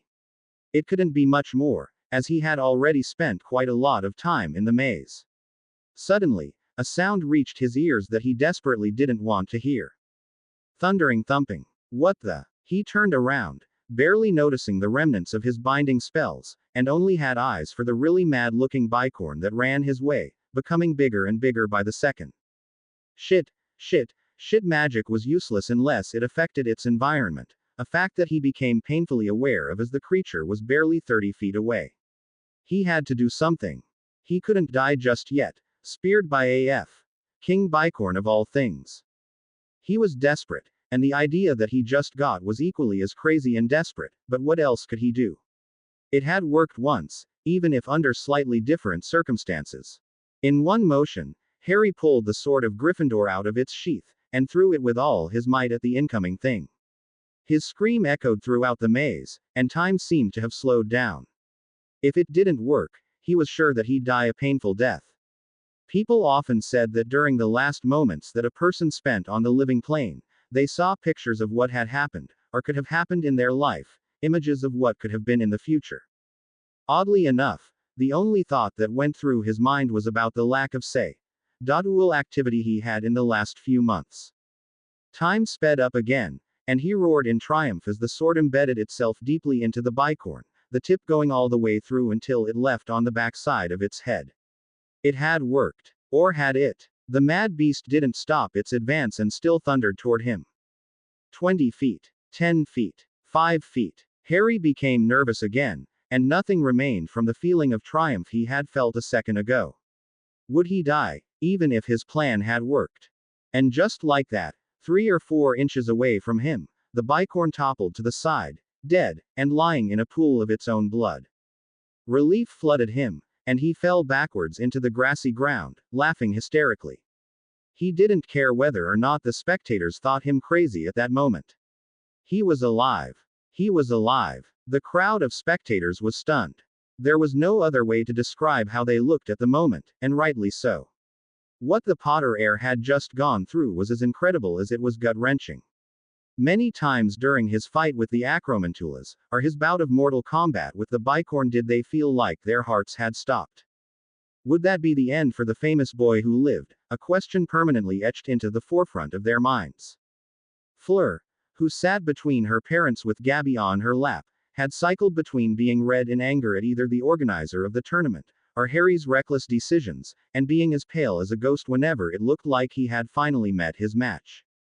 He is the one that took you to the ball, mon chéri. The incredulous voice of her father sounded to her left. Oui, she said, and nodded her head, smiling slightly at the starstruck expression on her little sister's face. Harry was her hero, and what he just had done hadn't only been incredibly foolish, but it also cemented the belief of the little girl that he could do no wrong, and that he was the greatest, just behind her father. He's a bit unhinged, isn't he? Oui, she answered, and nodded again. On another platform, the headmaster of Hogwarts, Albus Percival Brian Wulfric Dumbledore, smiled so brightly that the people in his vicinity feared to be blinded by it. Well, Albus, I see that you're happy with your student, said Stigger, and his eyes shone with amusement. Why yes, dear sir, I am. It was truly a remarkable show, wasn't he, Minerva? He answered, and turned around to the deputy headmistress that was still chalk white. Mr. Potter, why I. Amelia Bones, who felt a bit squeamish herself, rested her hands on the Scot woman's shoulders. Don't worry, Minerva, I know exactly how you feel right now, she said. He does have remarkable luck though. Luck. There vas no luck in Thiz. Thiz vas pure skill, and instinct. Came the rough voice of Salvoski. I agree. By the way, where is Barty? I assumed he would sit with us. Amelia looked around, but when she didn't find whatever she searched for, she turned to the headmaster. Barty became sick, but I haven't seen his assistant Weatherby either. Weatherby. Yes, flaming red hair, and freckles. A lot like Arthur, I believe, she said. Oh, you mean Arthur's son Percival? That's curious. I would have thought that he'd relish in the chance to talk with us. Dumbledore frowned, and his happy mood vanished quickly. Something strange was afoot. He could feel it in his old bones, but he didn't know what it was, and that made him edgy. Harry, who looked like he was fast asleep, opened his emerald eyes, and jumped into an upright position. The shock of having been only inches away from certain death had finally worn off, and now he had to concentrate on finding the cup. It couldn't be far away now. He could feel it. He resumed his walk through the maze, and 2 times he had to use the galleon to decide which way he would go. It was silent, and creepy as he walked alongside the hedges, but in his opinion, creepy was way better than dangerous, lethal, or deadly. He should really learn to keep his thoughts to himself. The air was saturated with a disgusting stench, and it was the kind of stench he had last smelled 3.5 years ago. Really. Another situation like that. The existence of one Harry Potter was really miserable sometimes, and the further he got into a new school year, the more miserable it became. A mountain troll, as tall as it was ugly, stood in his way, and he just knew it with every fiber of his being that this would be last the obstacle he had to beat until the cup would be his. K eternal glory, K the 1,000 galleons if he did it to get one over people like Victor Krum, and Malfoy, who had done nothing but ridicule him since the whole thing started. Given his first-hand experiences with the fugly creatures, his first look was aimed towards its club, and he did a double take when he saw it. What the? Now, they had really outdone themselves. Someone, and he'd bet nearly all of his vault on Snape being that someone, had come up with the brilliant idea to secure the club to its hand with thick ropes. The bat had probably remembered how Ron, Hermione, and him had taken out their last troll. Miserable git. Now, he could probably try the same thing as he did with the bicorn, and transfigure water into ice, but somehow that felt cheap, and Harry Potter was many things, but definitely not cheap, or uncreative. Let's get this show on the road. That was it, the last obstacle, and by Merlin, he would make mincemeat out of the smelly thing. Reducto. Petre ictui. Pongo. Pongo. Aquapilatum. Reducto. Devil's fulmen. Reducto. Impedimenta. Spell after spell crashed into the resistant hide of the troll, who just looked on dumbly at first, but was soon getting annoyed with it. Harry, though, didn't care about that, and with a bloodthirsty grin he threw magic around like candy. Various small pebbles were transfigured into large stones, and he banished them at the ugly creature, smashing them against every possible part of its body. The troll was a disappointment, at least in comparison to the bicorn, Harry thought. It couldn't withstand the onslaught, and with each rock that met its mark, it became weaker and weaker. In the end, that was all it took, and after the troll had fallen to the ground, obviously dead, Harry walked on. On towards his prize. The prize he knew had to be around the next corner. Hogwarts 24. June 1995. It was something he had never felt before. A thrill he learned to love the moment his eyes zeroed in on the golden, splendiferous cup atop the marble pedestal in front of him. The intoxicating sense of victory shone in his eyes, poured out of his very being, consumed him like it had never done before, and left a tingling sensation throughout his body. He recognized it as his magic and smiled.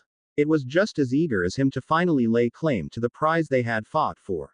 Hand in hand, like a well-oiled machine they had worked, relentlessly at times, and in the end their efforts were worth it. Step after step, and with each he took the cup came closer and the feeling of anticipation rose.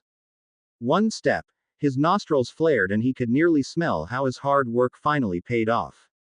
Another step, his eyes gleamed with unnatural power and he saw his reflection on the cup's surface. Soon it would be his. Eternal glory indeed. Not the empty promises all those politicians spoke of, but a personal sense of glory that exceeded everything else. A third step. Something was off, and he felt sensations of a conflicted nature, warring for supremacy. It stopped him in his tracks, because it wasn't the feeling of victory that prevailed in the end, but something else. The nearly drunken haze he had found himself in subsided, and with it the emerald glow in his eyes. Then he heard them.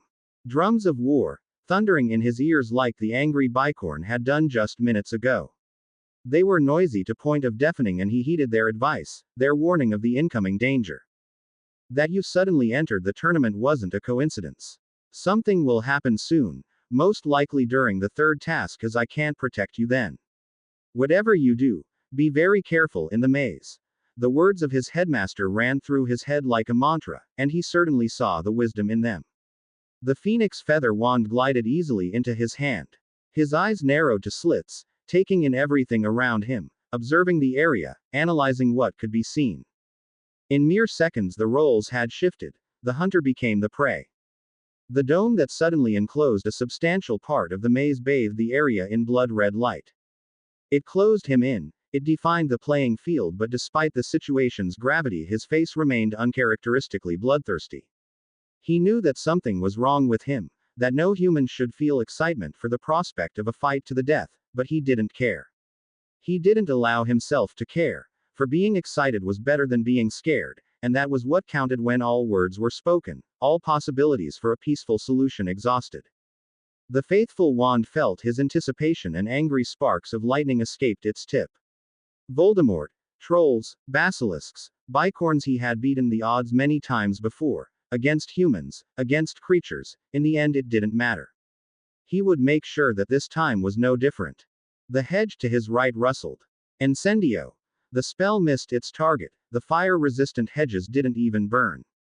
Potter. His adversary had finally shown itself, and his eyes focused on the cause for this year's misery, taking in the ugly, disfigured face perched atop the equally hideous body. Professor, he said and twirled his wand, a habit he had acquired over the last weeks. I could say I'm surprised, but then again it would be a lie. Reducto. The spell bounced off of a shield he didn't recognize and crashed into the endless rows of hedges, obliterating a part of them.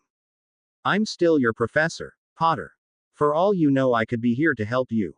The words were mocking, and the smirk on Moody's face just beckoned him to lash out in righteous anger, but the drums of war still resounded in his head, overpowering every emotion but the few useful to slay an enemy.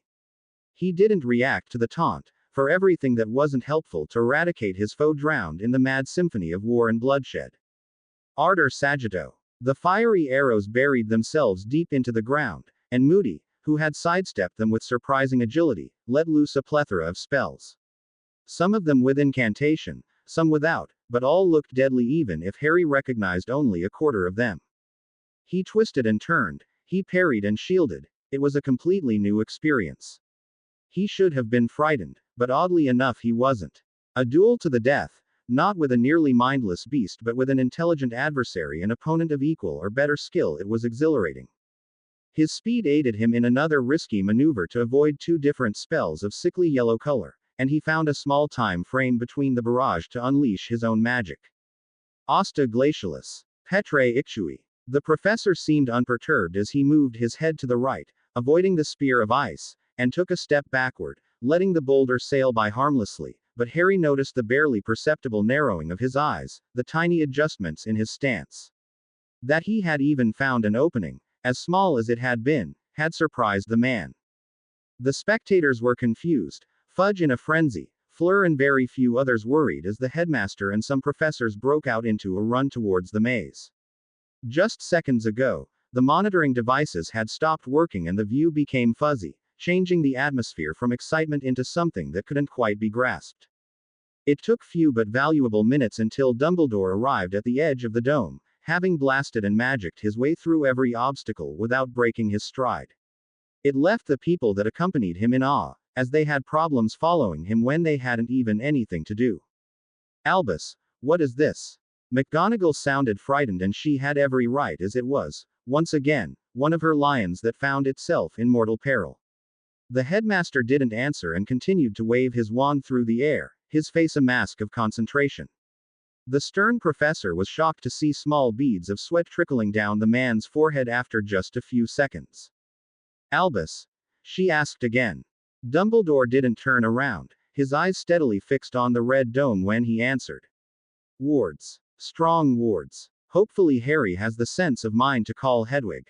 Hedwig. But, Albu. Don't waste time, Minerva. Get people here that can help. Halfdan. Salvoski, anybody. He grunted out and attacked the ward with new vigor. It were only 5 minutes until the professor returned with several experienced wizards in tow, but to the headmaster it felt like an eternity. A sigh of relief escaped him when the strain lessened considerably and the other dignitaries worked alongside him. They were silent for the most part, but the questions in their looks were undeniable. Halfdan was the first to break the silence, and while his wand was in motion he asked the question that was on everyone's mind. What happened, Albus? The tombs of our most cherished ancestors don't have this kind protection. I fear it's watch out. Amelia, who had arrived seconds after the dignitaries, reacted instinctively and back away. She barely avoided the angry red sparks that lashed out, disintegrating the pieces of her cloak they managed to reach.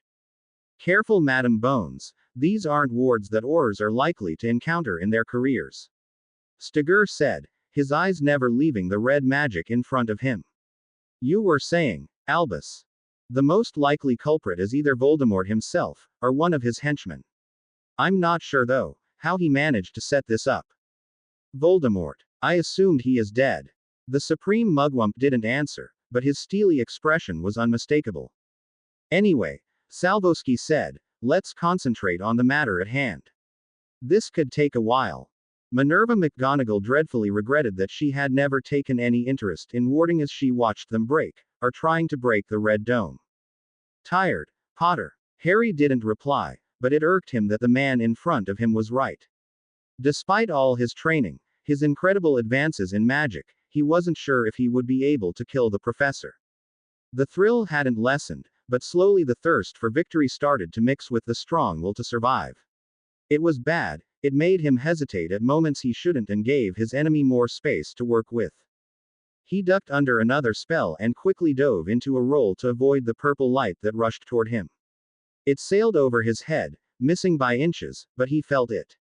Oh, he definitely felt it, and the hairs on his neck rose as another cutting curse grazed his cheek. He needed an edge and he needed it fast. Fervus. What's up, Potter? Phragosus. Too scared to speak. It was a close call to avoid the first spell, a beam of nothing but pitch black color, but he didn't got away in time to dodge the second one. It cost him, and with a cry, half in pain, half in fury, he stumbled 2 steps and crashed against the pedestal that held the cup. There was no time for large sequences of diagnostic spells, but he didn't need them anyway. It took no Mediwitch to know that the spell had broken his left hand. Something felt wrong though, aside from the obvious, and his eyes frantically searched the area for the reason why his enemy's face was one giant smirk. Moody swished his wand and the cup rose above him. The cup. Why the cup? For a moment he thought that the professor wanted to bash his head in with the useless piece of metal, but that didn't make sense. Ideas, possibilities, his mind was coming up with reasons in a frenzy, and when his train of thoughts finally reached an end he didn't like it at all. It took all of his willpower not to cry out as he leaned to the left, straining his broken hand, to avoid the cup that was most likely a portkey to God knows where. It landed an inch away from his body. No time to waste. Venti Flamini. With a gust of wind the cup sailed away, and he allowed himself to smile as he saw how the professor's face twisted into a mask of pure rage. Not like that, Professor. He jumped up, the adrenaline coursing through his body momentarily numbing the pain in his hand, and faced the man that looked about to explode. Percutor. Sagitta. Devil's Fulman. Moody's rage had made him lessen his caution, and Harry took the precious few seconds to initiate a string of attacks that heralded the second round. Spell after spell crashed into shields, swords, knives, arrows, all kinds of weaponry was transfigured and their remains littered the battlefield. It was a truly sick kind of dance, completely disfigured in its function as one moved, jumped, and ducked with grace and agility while the other held his place, never moving, firm like a rock, but with decades of experience to back up his arrogance. Animatus Bellatorius. Condoro. His shield broke again and he quickly sidestepped the incoming spell, transfiguring a small pebble into the mighty stone warrior he had used during the first task. Animation and hardening charms at least gave it the possibility to make some damage. A few seconds later the statue wasn't standing anymore, but knelt in front of Harry to give him value seconds to catch his breath. So much for that idea. The third round started, and even after they had already fought for what seemed like hours, the intensity hadn't lessened one bit. It might even have risen above a level Harry thought possible. Agumenti scutum thalas. He had high hopes that it might work as it had done against the bicorn, but Moody didn't even twitch when he countered with a greater drying charm, leaving nothing that could be turned into ice. This is taking too long, Potter. Phragosus. Ignum estifer. Crucio. He avoided the bone breaker, and was nearly consumed by hate when he saw the fire of darkness that had burned his familiar not too long ago, but what really worried him was the Cruciatus curse. If that hit him it would be game over. He didn't want to use Hedwig, felt that it would cheapen his win and lessen the excitement, but if he had only that option or visiting Voldemort with naught but a thought, Hedwig flashed in above him and he reached for her feathers. No. Moody let out a blood-curdling scream and yanked his wand around, slightly altering the path of the Crucio. It hit his familiar head on, and once again Harry felt a kind of rage flood him that was going beyond simple feelings of hate. He quickly assaulted the professor, his wand spitting out spells at the rate of a modern machine gun, while Hedwig lied twitching on the ground just a few feet away. The crescendo of violence was at its peak when the fourth round started, but he had no intention to drag the fight out any further. He had an idea, and if it worked, he might be able to best the professor despite the odds that stood against him. Glacier. Reducto. It worked. During a short lapse of attention, Harry got in the 2 spells that were the most important ones out of the probably 20 he had fired over the last few seconds. Moody's peg leg froze to ice and was instantly shattered once the reducto had hit its mark. He ached all over. His breath was labored, the pain in his left hand and various large gashes returned, but he finally smelled superiority. The professor's expression was twisted and hateful, but he didn't care. The victory was his, he just knew it as he wove his wand, intending to finish the bastard off in fiery inferno that would surpass even the legends about hell itself. Accio. Accio. Harry jumped back, but became confused when the two Accio items didn't sail toward him, but straight into Moody's hand. No. F. K. His cry of fury echoed over the now empty field. Moody had left with the cup, a bloody knife held victoriously in his hand. The evening had gone by in a rush. Every problem that had lined up over the year culminated on this unfortunate date and shifted the atmosphere in the castle remarkably. The sense of anticipation, of feverish waiting, was replaced by the damning knowledge of what had truly transpired. As far as he knew of it at least, there was no way to tell what kind of terror would be brought upon the world. It would coat them in darkness, cling to them like black ink, and the instigator, the cause for the pain that was about to befall them, was clear. Voldemort. The beast, once a young boy seduced by the allure of black magics, had become the monster people associated him with whenever his name was uttered. And even those powerful wizards, those of supposed might and authority, those people that the magical world relied on to lead them into better times, they only whispered the name, fear written across their faces in the hushed conversations about the most evil of them all, the self-styled Dark Lord. He had been furious when Moody escaped, his rage palpable to everyone around him and only superseded by the sense of dread that had suddenly started to weight him down. At the end of his Pyrrhic victory he hadn't recognized the importance of the blood-smeared dagger, and only later when his anger had finally subsided did the man's action make sense. Too much sense in fact, and combined with the escape it signified the undeniable truth, the future was about to look much bleaker than it did before. The cushy armchair welcomed him like an old friend as he sunk deeper into it and looked at Fawkes' golden perch. Salvation, he said. His voice wasn't broken, but it lacked its usual strength. He wasn't broken. But, like his voice, he slouched as he contemplated what was to come. You're pretty bald, Fawkes. Cancer. For a second the black, beady eyes stared back at him. Then the fiery bird started to screech and Harry grimaced. Jokes in bad taste were never good to lighten up a bad situation. He wondered though, whether Fawkes reacted out of personal anger, annoyance more likely, or out of sympathy for all the ill people that actually had cancer. The phoenix was the symbol for good after all, and it wouldn't be strange for Fawkes to get enraged on behalf of the poor souls that died slow, agonizing deaths. Agonizing. It was a fine word to describe his current situation, and like he had done so often in the past hours, he looked toward the grandfather clock on the wall. Around 2 hours ago, the headmaster had closed the door to his office and locked Harry in.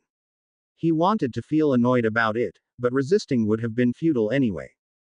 Dumbledore, while crazy at times, was no fool and knew that throwing him into another life-threatening situation just after he managed to escape the last one would be unjustifiable. He had to wait for the bearded wizard to return with new information, possible solutions, or simply to instill new hope in him. He hated waiting. Tick, tack, the fingers of the clock moved tortuously slow. Tick, tack, thud, thud. He craned his neck and looked toward the door, his wand covertly pointed at it. A thud wasn't the sound he usually associated with the headmaster. The door opened, and when he saw who stepped through it, he fired the first spell that came to mind. Reducto. It wouldn't do much damage if the surprising visitor managed to shield in time, but one could always hope for the odd shrapnel that might hit after the blast. He jumped across the desk, disregarding the large amount of parchment that flew through the air, hoping it would provide some form of concealment. Safely secured behind the table he was about to fling another piece of deadly magic at the intruder. Harry. Dumbledore's voice. For a second he considered if the old man had joined the other camp. But well, that was rather unlikely. Had Dumbledore been swayed by the decades-old bond of friendship? There was no time for hesitation. A good, solid strike of electricity should to the job. Devil's full. He's the real one. Harry hesitated and cursed himself for it. Hesitation was a surefire way to die early. Wait, real one. Then the false one, Polyjuice. Prove that you're the real one. What are you talking about, boy? We haven't. Not you. He grounded out. Dumbledore. Dumbledore has to prove that he's the real one. The man with the headmaster's voice began, but his voice wavered. 1. Harry, do we have to do this? 2. I like to drink more than what might be considered appropriate, Dumbledore said. That was definitely information not many people were privy to. So, if the heated exclamation of, the real one, was to be believed, it meant that the Moody he had fought had been a fake. Maybe it had been Wormtail. There was always hope. The bloodthirsty grin on his face must have shown, because, when he rose out of his protective stance behind the desk, the disfigured face of the man he had fought mere hours ago was the picture of a malicious smile. The real Moody probably had the same, or similar thoughts. Was it Wormtail? The grin stretched to its breaking point, but sadly the man shook his head. He thumped. And really, hobbling would be a bad description for the action of a man who filled half of Azkaban, over to the table. The headmaster added another chair with a casual swish of his wand. The situation seemed surreal to the last Potter. No, it wasn't, the professor answered, and his functional eye narrowed as he looked toward the headmaster. Who's Wormtail anyway? Peter Pettigrew. It was a sign of immense trust that Moody didn't ask any further questions and took the explanation as the truth. That he would ask about it on a later date was a given, but Harry had to wonder what kind of bond existed between those two men. Black was innocent. Doesn't matter now. Potter, you fought Crouch Jr. Polyjuiced as yours truly. The sentence ended with a snarl that looked truly frightening on the man's face. It was understandable tough, as a man with such a reputation was entitled to be sore about being impersonated. Bastard surprised me and locked me in my own trunk. My own trunk. Next time I see him, the blighter is dead, by the way, Albus. Alcoholic. Really? Dumbledore looked annoyed and shot an accusing glare in Harry's direction. No, I'm not. I just enjoy some from time to time. That's not relevant right now, anyway. Then, and Moody scratched his chin while Harry sat still in his chair. Tell us what is relevant. Bone of the father, unknowingly given, you will renew your son. Flesh of the servant, willingly given, you will revive your master. Blood of the enemy, forcibly taken, you will resurrect your foe. Harry didn't understand what exactly the words meant, but he could make an educated guess as to their use if he combined them with the experience he had gained after facing Voldemort in his first and second year, and with the dreams that had plagued him throughout the fourth. Resurrection, immortality, to live again, all of those were things that Voldemort either wanted to, or maybe even had already achieved. It is a rather obscure ritual, but once Harry told me about his dreams of it, Tom's plan to regain his body and, of course, the evidence of Harry's forcibly taken blood, I have no doubt that as of today, Tom Riddle is once again truly alive. That does leave the question tough, how he managed to tether his soul to this plane. Necromantic rituals are as old as time, but without a soul a body can't function out of its own mind. Harry wondered if the nearly unnoticeable flinch of the headmaster was just an illusion. That is a question for a later time. Right now we have to make plans regarding his renewed presence, Dumbledore said. Wait a second, I want to know something. What was up with the Red Dome? Wards of a rather complex nature. Crouch Jr. alone wouldn't have been able to install them, or even craft them. Tom, however, is, and I don't like to say it, a genius concerning wards. It's not unthinkable that he crafted them in advance and gave Junior explicit details on how to install them. So, what now? We got the facts. Voldemort is alive, and his henchmen probably know it. What do we do? Moody asked. Do we tell Fudge? Dumbledore sighed, and looked at Fawkes. No, I don't think we should do that. Cornelius wouldn't accept it anyway. If we want to combat this, we can't have our credibility ruined by the smear campaign that would surely follow. But, Albus is right, Potter. And it's dangerous to be right, when the government is wrong. He turned to the headmaster.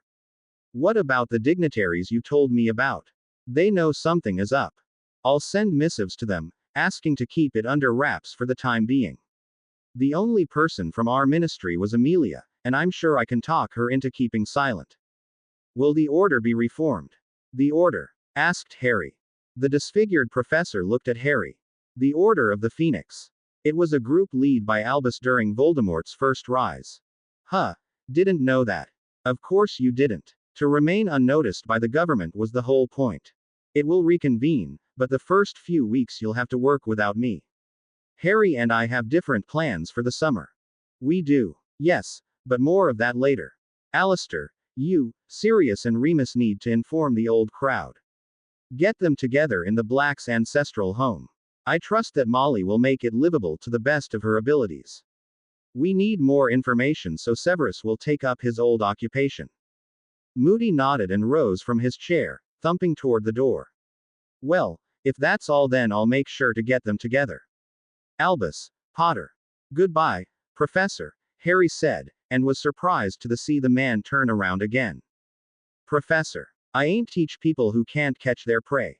He cracked a grin, and then he was gone, the door closing behind him with a soft sound. As soon as Dumbledore and Harry were alone again, the grandfather clock on the wall still ticking away in a steady rhythm, a strange silence settled over them. It wasn't unpleasant, but it wasn't comfortable either, and the strange look in the headmaster's eyes told Harry enough to know that the conversation wasn't over just yet.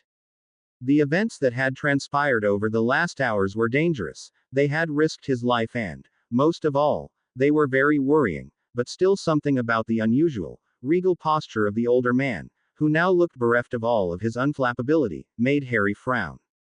No, the evening was far from over, and whatever had the ability to rise the headmaster's concern like that would be revealed soon, he was sure of it.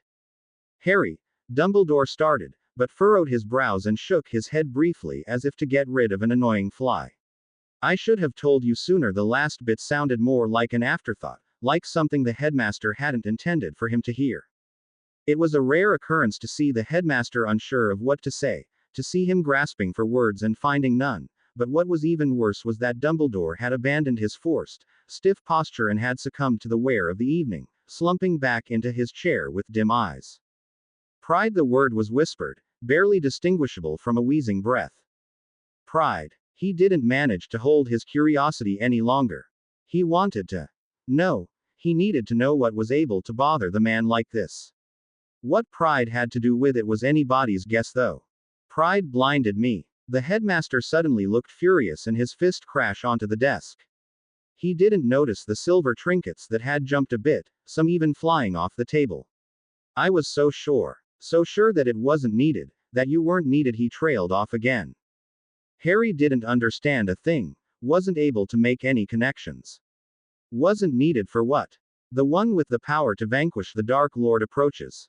Born to those who have thrice defied him, born as the seventh month dies. And the Dark Lord will mark him as his equal, but he will have power the Dark Lord knows not. And either must die at the hand of the other, for neither can live while the other survives. The one with the power to vanquish the Dark Lord will be born as the seventh month dies. The words sounded alien, but as strange as they were, Harry knew exactly what they meant, or rather who they meant. Wah! A prophecy. About you, to be precise. God, I wish I had never met that accursed woman. Harry was confused. Who? He asked. Sybil Trelawney. True, excuse me, Professor Trelawney actually made a real prophecy. The pure thought of that old bat having a real vision, a prophecy about him of all people, made his stomach churn. But that wasn't the issue here. But why wait? Why didn't you tell me sooner? The headmaster slumped down even further. As I said, pride. I thought myself to be a great enough wizard to circumvent the prophecy. Alas, I forgot the main principles of divination. The more you fight against the fates, the earlier their words will come true. Possibly with more force than ever anticipated. The prophecy seems rather clear to me, Professor. How would you try to circumvent something like that? You were destined to fight Tom, that much is true. My thoughts, however, went along the lines that for a fight to happen, two people are needed. For years I believed myself able to confine Tom should he make an appearance, but since you joined Hogwarts, and with each new attempt on your life my hopes dwindled. In the end, the only thing that kept me from telling you was my pride. My pride that as a wizard I was more than able to cope with Tom's tries at necromancy. Dumbledore bowed his head. A man who had held the wizarding world in awe with his achievements for nearly a century didn't dare to look him in the eyes. My pride has moved you into an unacceptable position. A position where every step, every minute is clouded by the anxiety that the next could be your last. It is the greatest mistake in a long row of many that I made, and for that I apologize. Even though you might not find it in yourself to forgive me, but I apologize. The headmaster still hadn't looked up, and it started to physically hurt Harry to see the man like this. I will do everything in my power to help you to prepare you for the battles to come. By the name of Dumbledore, I promise, I will even the odds for you. Harry couldn't take it anymore. Not like this, never like this. In one swift stride he stood beside the headmaster, who still faced the polished top of his desk, and laid his hand on the man's shoulder. Well then, Professor, what do we do?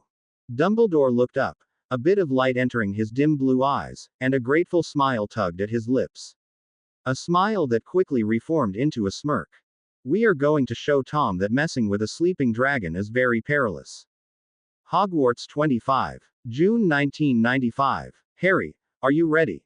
I wish I wasn't. He took a long look at the headmaster's office, once again letting his eyes wander over the many artifacts that had caught his eyes over the year. The Flame of Anku, Godsonsvanir, the World Tapestry. Is there really no time to say goodbye? Unfortunately not. Tom's resurrection leaves us hard-pressed for time to find allies, and if we want to convince some of my old acquaintances, we have to go now. It's just. Do not fret, Harry. I asked Professor McGonagall to inform Lady Delacour of your early departure with me. I'm sure she will understand the necessity and won't bear you any ill will when you meet again. Harry looked up to his mentor and saw the amused glint in his eyes. When we meet again. Now that you remind me, I haven't really told you where we are going, have I? Not to worry then, we have 5 minutes until the portkey takes us away.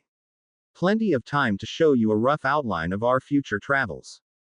Dumbledore's robe whirled behind him as he walked over to the tapestry.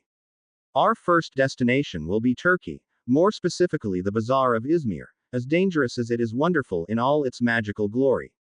We will then move to Egypt, Japan, China, Brazil, Guyana, further to the USA, Greece, Estonia, Italy, and, finally, to France. Harry's left eye twitched as he tried to find words but wasn't able to. 11 countries in 2 months. Once again he was left speechless in the presence of the barmy old codger that called himself headmaster. Dumbledore grabbed the portkey from his desk, and seconds later Harry felt the weight of the man's hand settle on his shoulder. Well then, Harry, let us start this ambitious adventure, to bath in eternal fire, bargain with devils, and dance with death.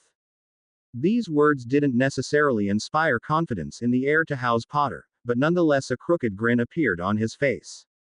Both, the wise old man and his young apprentice, vanished into a stream of colors, not to be seen in Hogwarts for the next 60 days. The stream of colors stretched itself further and further as Harry traversed the distance between England and Turkey in a matter of seconds.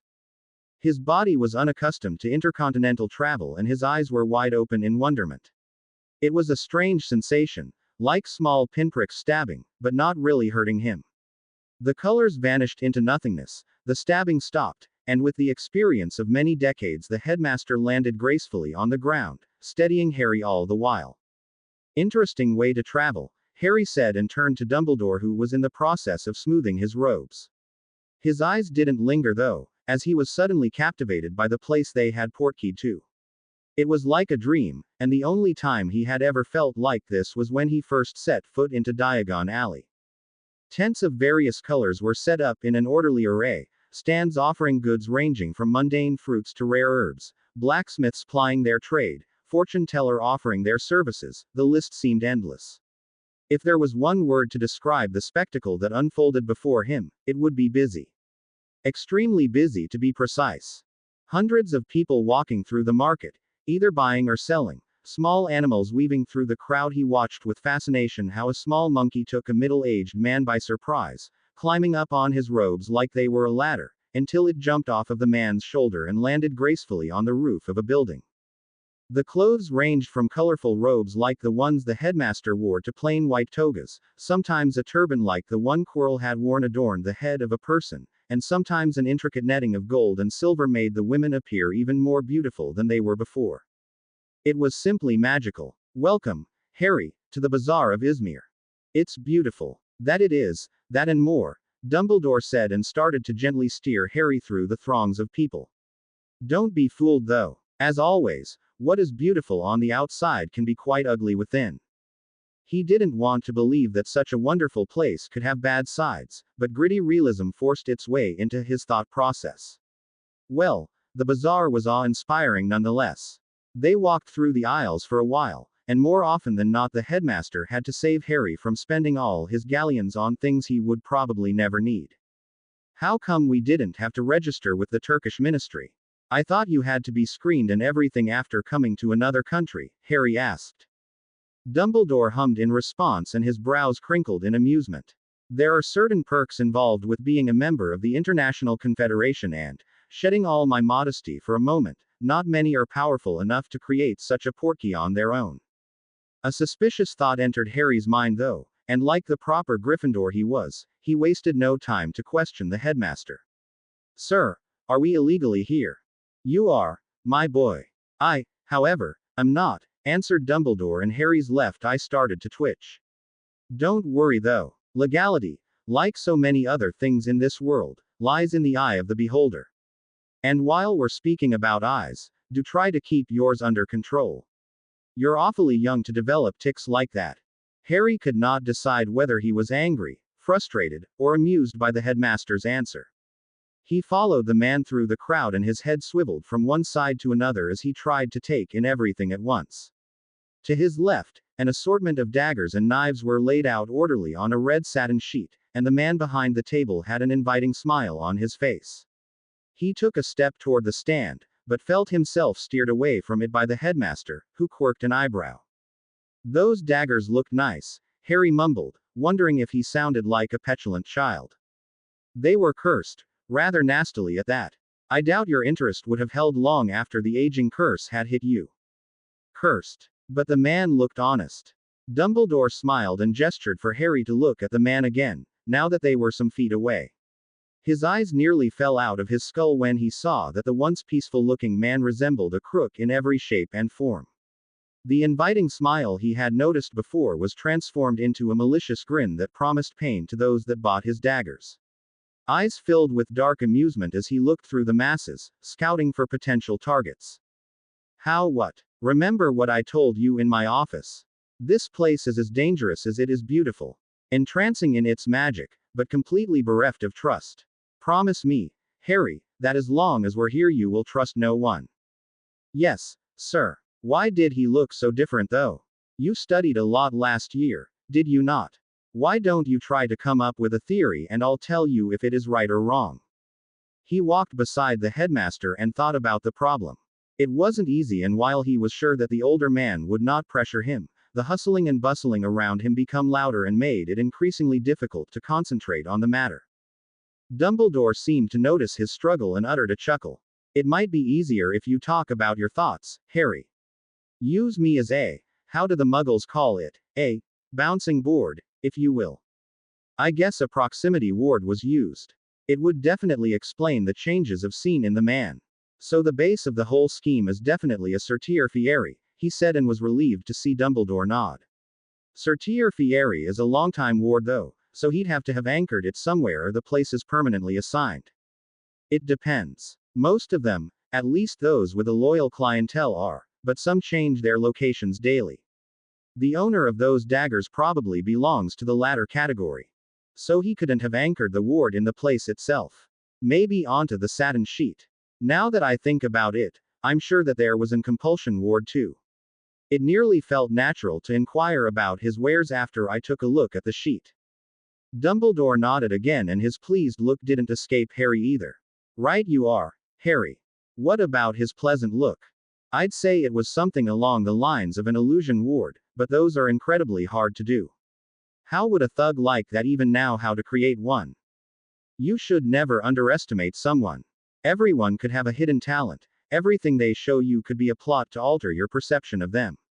Never take anything for granted and always strive to find the answers for yourself, Dumbledore said and patted Harry on the shoulder, pleased to have found such an attentive listener. Anyway, I'd give you 2 out of 3 points for your deductions. After seeing Harry's frown, he elaborated.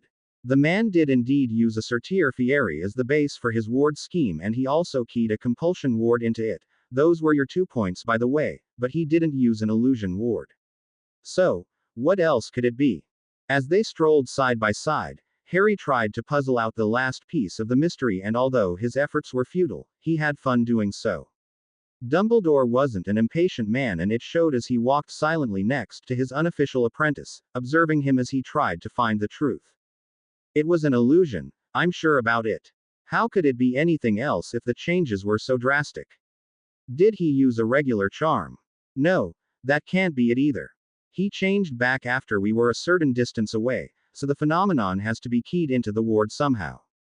Harry had forgotten completely about the outside world and started to mutter intelligible words, until, with a sharp movement, his head snapped up and he looked directly at the headmaster.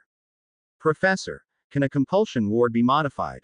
Dumbledore's smile widened. It can indeed, my boy, but you're still half a point away from having completely solved the mystery. It has something to do with the compulsion ward, but he couldn't have modified the existing one because it was needed to even attract someone to his stand. Maybe a second one. A second, modified compulsion ward that was keyed into the first one and the sortir fieri. And there you go, Harry. 3 out of 3 points, well done. To be precise, the modified ward compelled you to see him as someone you would subconsciously approve of. A trickery bit of magic to be sure, and I'm rather surprised to have seen it here. Alas, as I said before, nothing is certain in this world. It took another half an hour until the amount of stands lessened and they arrived at the border of the bazaar. From there on out, they walked through narrow alleys and Harry was fascinated by the many small houses made of stone. Or was it clay? He wasn't sure, and in his ignorance of proper architectural knowledge decided that they were built in an oriental style. Another alley, around another corner, and the farther they walked into the residential area of magical Izmir, the seedier it became. The richly ornamented houses from before made place for small huts, stone gave way to wood and straw, well cared for gardens were replaced by piles of litter. A group of kids sparsely clothed in rags ran by them, hunting a snitch. He smiled at the scene out of remembrance of his earlier days at Hogwarts. His eyes were accustomed to the quick and sharp movements of the golden ball, and he noticed that it was caked with mud and dirt. The smile died on his lips. Those rage were worse than what he got from the Dursleys, and it left a foul taste in his mouth. We're nearly there, Harry, Dumbledore said and snapped him out of his reverie. Just an alley further and we'll meet with an old friend of mine. A piece of advice: don't be intimidated by his gruff behavior. When they arrived at the place, Harry saw that the house didn't look like the rest of its neighbors. It wasn't the residence of a rich person, for sure, but neither did it look like it belonged to someone living in complete poverty.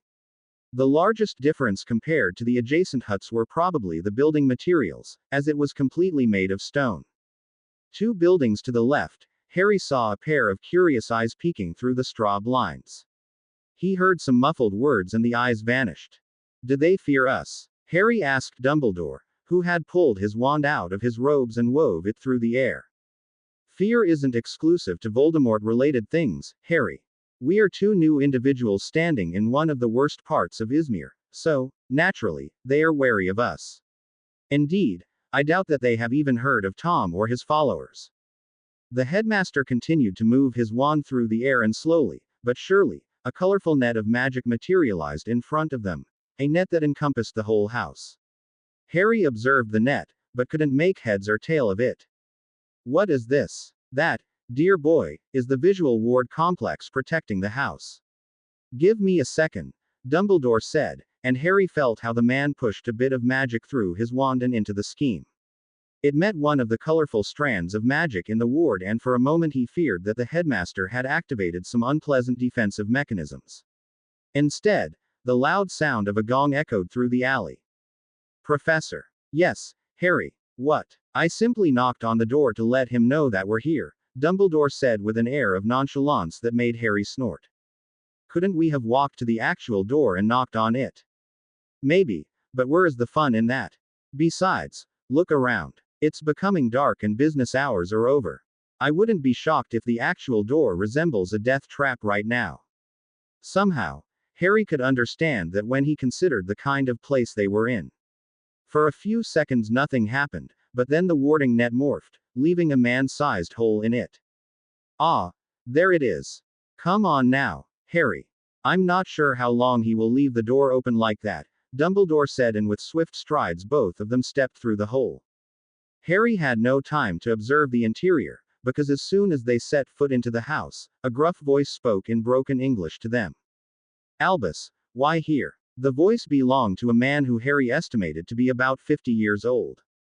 Then again, the man was obviously a wizard, so his perception could be heavily screwed. He wore a brown leather coat, smeared with slime, filth and blood, and Harry nearly puked as the poignant smell of the man reached him. It wasn't a rotten smell, or a smell one could get after neglecting washing for a few weeks, but rather something extremely sharp and spicy that offended his nose in manners he hadn't thought possible. Dumbledore greeted the man with a hearty smile and shook his hand eagerly, exchanging a few words in Turkish. Harry had no idea what they were talking about, but he saw the intelligence in the man's brown eyes and immediately knew that he wasn't a person to cross. It was the same feeling he had gotten when he first laid eyes on Professor McGonagall. A few more words were exchanged and Harry took the time to look around the room.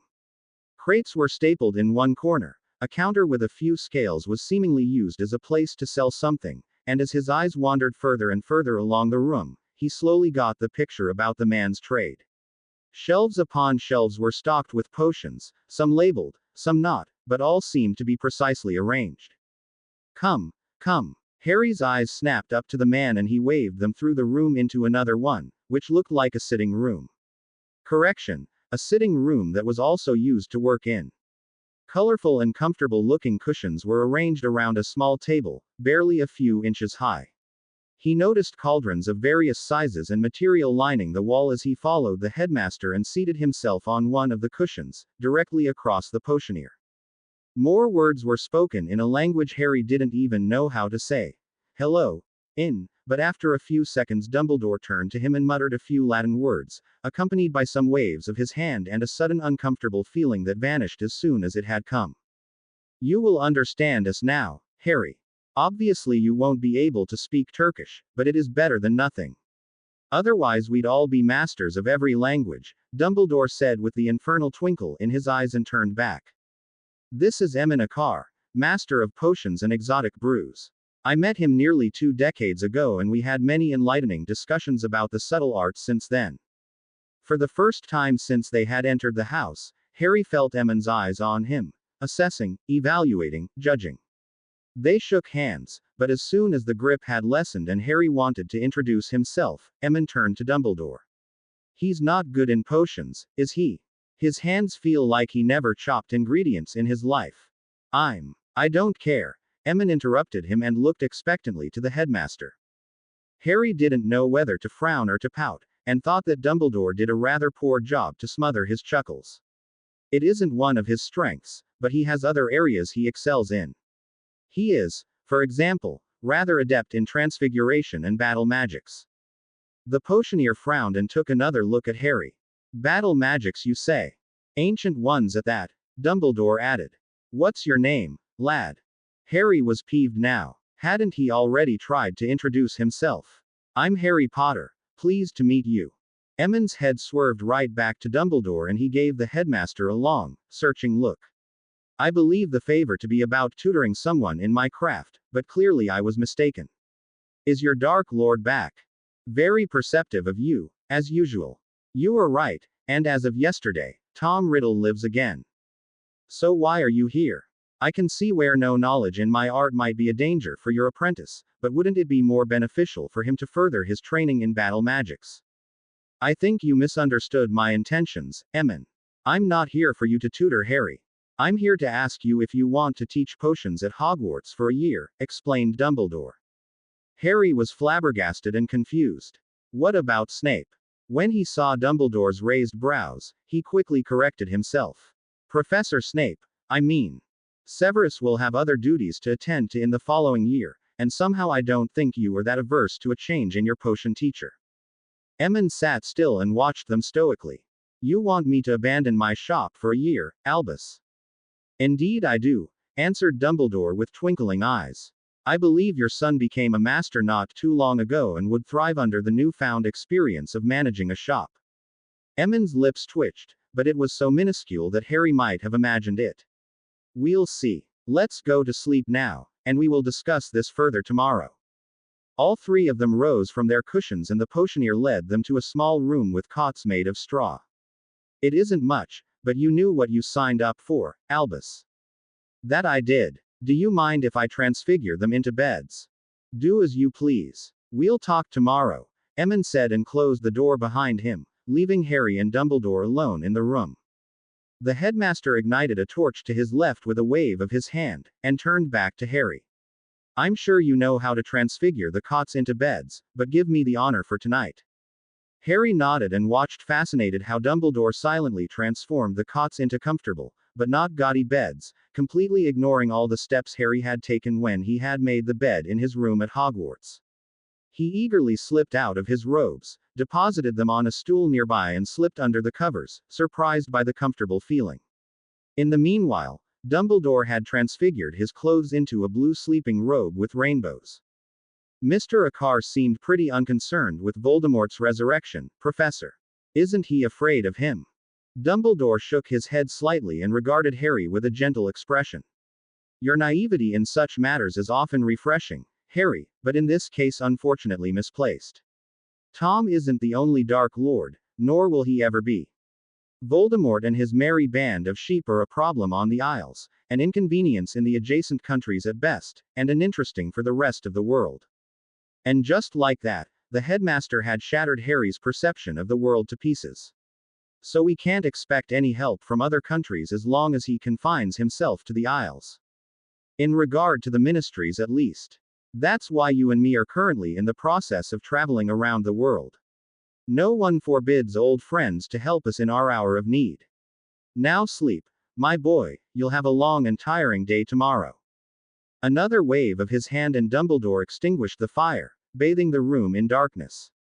Turkey 26. June 1995. Ice-cold water crashed onto Harry's head, toughly waking him from the pleasant and more than slightly beeped dream he had. He jumped out of the bed, wand tightly gripped in his hand, and tried to locate his assailant through the wet locks of hair that clung to his head.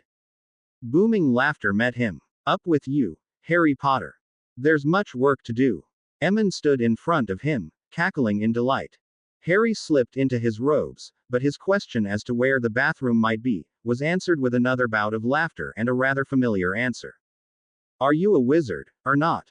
I'm underage. Not allowed to cast spells outside of school, he answered and immediately regretted it. Mr. Akar looked at him as if he was stupid. What do they teach you in this school? You're in Turkey now, and we have completely different laws here, Emmons said and shook his head in annoyance. Cast some cleaning and refreshing charms and join me in the sitting room. Harry cursed as soon as the man had left the room. Cleaning charms. Refreshing charms. He never had the time to learn those and household charms. The only one he knew was the Scourgify, and he seriously doubted its application on human beings. Unfortunately, he had no other option. Scourgify, he whispered with a healthy amount of reluctance as he pointed the wand at himself. It hurt, badly at that, and he had to bite his lips to prevent himself from screaming. His whole body trembled and felt like it had been scrubbed raw. It took minutes until he was able to move again, and with shaky legs he made his way to the sitting room, where Emmons sat at the table and scribbled on parchment. I'm here, Harry grounded out and was immediately scrutinized by Emmons' sharp eyes. The man sighed. Some English wizards truly are stupid, I'll give you a book on cleaning charms to read in the evening. Harry suppressed the curses he wanted to utter and seated himself next to the man. Where's the headmaster? He's out for the day, doing Merlin knows what. You'll help me around the shop and in return I'm going to teach you a few tricks that might come in handy if you ever have to brew a potion. And so the day went by. Emmons had Harry working like a man possessed. Crates were stapled, goods were sold, potions were brewed and ingredients were prepared. For every chop Harry made with his potion knife, Mr. Akar knew a way to criticize it, and as the sky started to darken and the headmaster had finally come back, Harry had learned more about potions than he had with Snape in 4 years of schooling. He didn't brew anything overly interesting, just boil cures and the likes, but still it was something that shouldn't have happened, had Snape even an ounce of teaching ability in his body. Too tired to even ask Dumbledore where he had been, Harry crawled into his bed and immediately fell asleep, barely noticing that the headmaster was still in the adjourning room and discussed matters with the potioneer. Turkey 28. June 1995. It was the evening of their last day in Turkey, according to Dumbledore, and for the first time since their arrival, Emin and the headmaster allowed Harry to explore the area and have some fun. With quick strides he walked through the sitting room, intent on using this time as much as possible, when Dumbledore's voice stopped him. Harry. Yes, sir. How much money do you intend to take with you? Harry opened his robes and gave the small leather bag on his belt a push that made the money inside jingle. About 30 galleons. Why? I advise you not to take that much.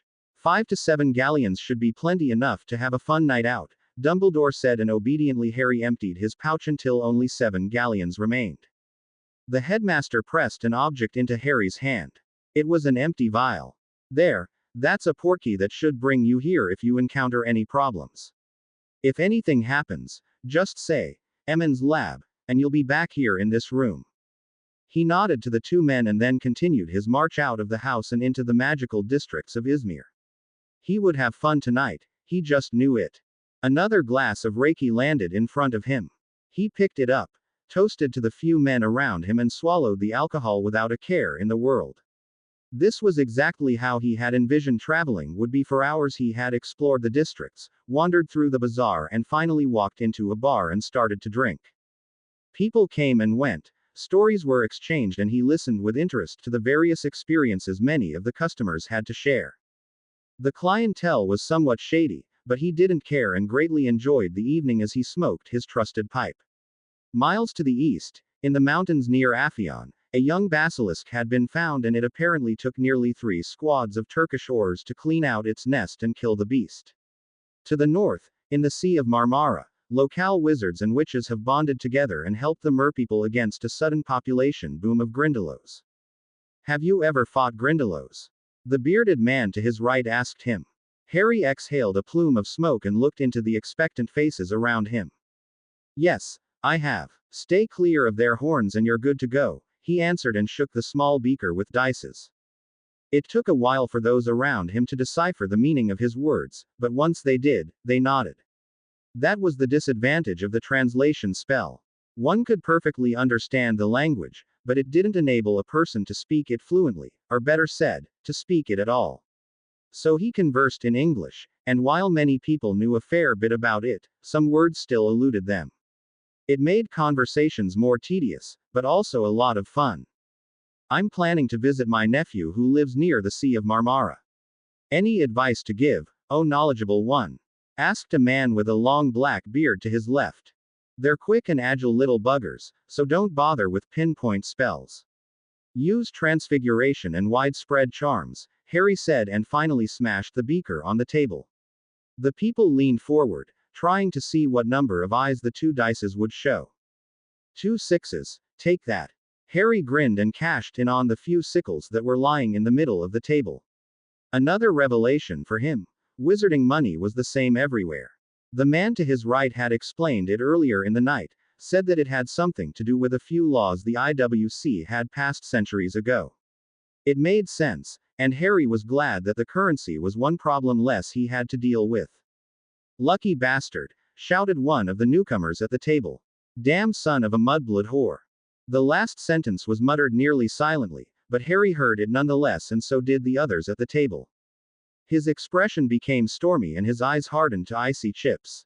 Bigotry seemed to be the same in other countries too, and although the man probably hadn't known it, his comment had hit close to home. He absolutely hated it when someone insulted his parents, was always furious if someone dared to besmirch their names. Unfortunately, there were too many witnesses for even the smallest of retributions, and he did the only thing he could do.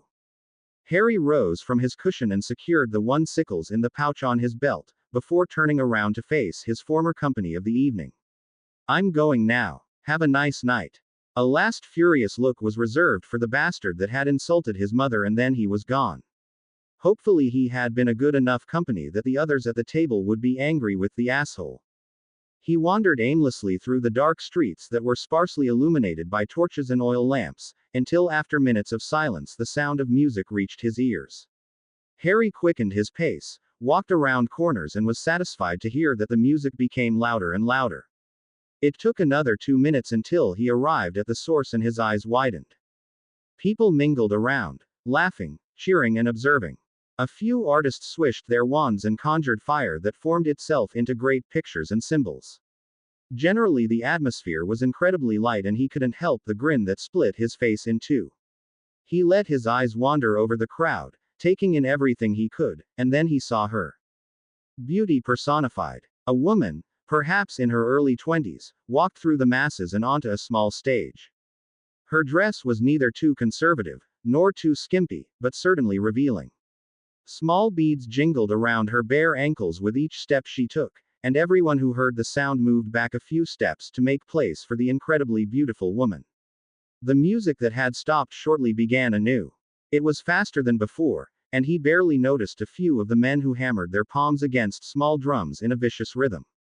Then it began, and Harry was completely hypnotized. She twirled and moved her body in ways he had never seen before. Ways that could be seen as incredibly innocent, or as scandalously erotic. He couldn't suppress, nor did he care for his growing as he watched tresses of raven black hair conceal her face. Each move accentuated her perfect body, pointed his gaze directly to her beautiful curves. It was hours later, the sun already started to rise, when Harry portkeyed back to Emond's house. Surprisingly, Dumbledore and Mr. Akar still sat around the small table and discussed something. Both looked up as he entered the sitting room, and the headmaster looked more amused than angry with his late arrival. "Welcome back, Harry. I hope you had some fun." "I definitely had, sir. Even won some money from a few of the locals," Harry answered, and resisted the urge to stick his tongue out. "Oh, how much did you win, if you don't mind me asking?" "A few sickles," he said, and his hand went to his belt only to find his money pouch missing. "I must have lost it, or someone stole my money." Dumbledore looked at him with quirked brows, and Harry tried to deduct when he had lost his pouch. "Gar, it must have been when I watched this beautiful woman dancing," he grumbled in frustration. "I should have known that she was too beautiful to be true." Emond buried his head in his hands, muttering something about stupid English wizards, and Dumbledore made no effort to stifle his laughter. Soon, Harry joined them and grinned sheepish all the while, until the headmaster finally gained some semblance of self-control. "You know, Harry, you reminded me of an interesting saying I heard a few years ago in the Muggle world. I think it's tailored perfectly to your situation," the older man said. "Oh, is that so?" "Indeed it is, and it goes like this. Beware the pull on your heartstrings, it's often the purse strings that are being reached for." I believe it describes your situation perfectly, does it not? Harry really wanted to throw a tantrum when he saw Emond breaking out in renewed laughter. "Well, at least you made someone happy tonight. 5 galleons, or even more, is a lot of money here in Izmir. If it was a poor chap that robbed you, he might have enough to buy a wand. That's something a lot of the people here are missing. Anyway, your sudden arrival was very fortunate for you," Dumbledore said, and looked at an old boot that stood on the table. "Our portkey to Egypt activates in about 15 minutes. Harry nodded happily until something clicked in his mind and his left eye started to twitch uncontrollably. "Professor." "Yes, Harry. What would have happened had I not arrived just now?" "Well, you are an intelligent lad. I believe you would have found me someday." The twitch intensified and Emond was in hysterics, pounding his fists on the table. Dumbledore turned away from Harry and regarded the potioneer with an amused look. "Emond, I believe everything is discussed for now." "Of course, Albus. I'll instruct my son and will come to Hogwarts on the September the 1st. Good, good. I thank you for your hospitality. Come now, Harry, or you'll be left behind." Still twitching, Harry walked over to Dumbledore and touched the boot. Only a few seconds later they were beeped into a stream of colors, and he really wondered whether the old man had lost his marbles over the last century. Egypt 29. June 1995. The sensation of using a portkey was always the same, probably. Nonetheless, for someone who had only done it once or twice, it wasn't pleasant. It prickled, and while it did not really hurt, it was uncomfortable to say the least. The disorientation, the dizziness after seeing too much colors fly by, meshing together and becoming something new, intangible. Was it possible to be awed by beauty, yet not pleased to have seen it? For Harry James Potter it was possible, definitely, and he thanked Merlin that as his feet met the sandy ground, the hand of his mentor came to rest on his shoulder and steadied him. The travel had been shorter than before, quite possibly due to the distance involved, Harry mused, and while he was not overly fond of their method of transportation, it did have its uses. Definitely a piece of magic he intended to learn in the future. Magical power was, of course, an obstacle he had to overcome, but if there was one of the three pillars that defined a wizard's might that he had in spades, it was raw power. He wasn't bad in the creativity part either, but knowledge, and the experience to use that knowledge, well, he was sorely lacking in that department. It was a problem he had hoped to tackle in his 5th year, away from deadly distractions like the tournament, away from the need to learn certain magics just to survive. Voldemort's return threw a wrench in his plan, however, and now, while still learning things that interested him, he was once again forced to study for the sake of his survival. Harry sighed and his eyes wandered to the man standing next to him. At least Dumbledore would make it fun, he thought. He wondered what their destination was. The headmaster hadn't told him of any friends of his that they would visit, but he was quite sure that there had to be a reason for their arrival in the land of the pharaohs. As insane as Dumbledore sometimes appeared, he never did anything without a reason, and Harry knew that behind the mask of a barmy old man, there was a mind sharper than most. He trusted the headmaster, he liked him, really, but there was no doubt that he was a man not to be crossed, at any cost. His eyes left the headmaster and he took a look around. Houses, not unlike those he saw in Izmir, lined the street, and while they bore a striking similarity, they seemed to be more gaudy. Richly decorated and not hinting toward any kind of poverty, they were the sort of residences he would attribute to rather wealthy people. In Izmir the clothing had come in various colors, shades of red mixed with green, black and brown often interwoven in white. Here, however, the people had a clear preference for white, and only white colors. Another peculiarity that didn't escape his notice were the trims. Black, red, blue, and green were the colors he saw. Only one for each robe, but one for all of them, and the only exception seemed to be tourists like Dumbledore and himself. Now that he thought of it, Dumbledore and himself stood out like sore thumbs. Cobalt and the black of his school robe, without the crest, clashed heavily with the only white in the street, so much in fact that people started to look at them strangely, no doubt wondering who they were. "We are strangers here, Harry. It is no wonder that they try to discern our origin and purpose," the headmaster answered his unasked question. It was rather unnerving. "You will find that Egypt is quite different from Turkey despite their obvious similarity at first. Laws for one are quite well enforced, especially in the Grand District of Cairo, where we are by the way, so it might be prudent not to let anyone know how we arrived here. I already noticed some of the differences. What are the colored trims about? Identification marks. I can't say I agree with the system, but Egypt still uses castes and has done so for thousands of years already. There's no need to be intimidated by anyone though. The only color you should be wary of is gold, because those who bear the golden trim belong to the ruling caste and can be offended quite easily if one isn't practiced in their customs. Wars have been fought for less after all." "Castes. That's a bit archaic," said Harry, and was rewarded with an amused look.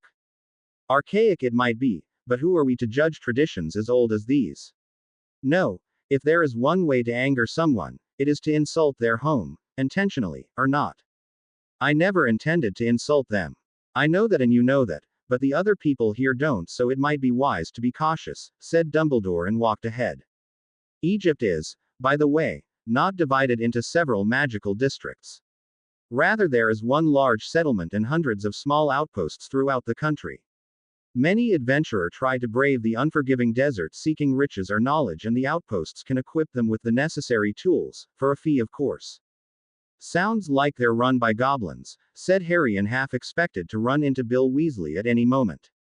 It had been months since he last spoke with Ron, but at that time the eldest child of the Weasley clan was still stationed in Egypt. They are owned by goblins, but mostly run by the humans they employ. There has been much blood spilled between wizards and goblins, and both tend to avoid each other outside of fiscal matters. For nearly an hour they walked through the magical district of Cairo, and although he probably should have panicked, Harry was quite amused by the fact that Dumbledore looked just as lost as he did. Lost, but not unaware, amended the last Potter in his mind. The blue eyes hidden behind half-moon spectacles were still as observing as ever, and he was sure that no person they had passed in the last 60 minutes went unnoticed by the headmaster. "What exactly are we looking for?" Harry asked when Dumbledore had come to a standstill for the second time in 5 minutes, taking a good look around. "An information board. They hold various job offers and we might find something interesting on it," Dumbledore answered and continued to sweep the area with his eyes. "So far, they remain elusive though. Albus Dumbledore was a great wizard, one of the greatest in fact, but sometimes Harry had to wonder about the man's common sense. He was tired, hadn't even slept the night before, and wanted nothing more than to find a cozy bed and fall asleep, so he did the one thing he knew would help him in that particular endeavor. He asked one of the locals. Before the headmaster even had a chance to hold him back, Harry walked over to a man that bore a red trim and asked him about the next upcoming information board. The guy had been incredibly helpful, and now, as both of them stood before the board that was filled to the brim with pieces of nailed parchment, he joyfully thought about the surprised face his mentor had made when he walked directly toward the target of their hour-long search.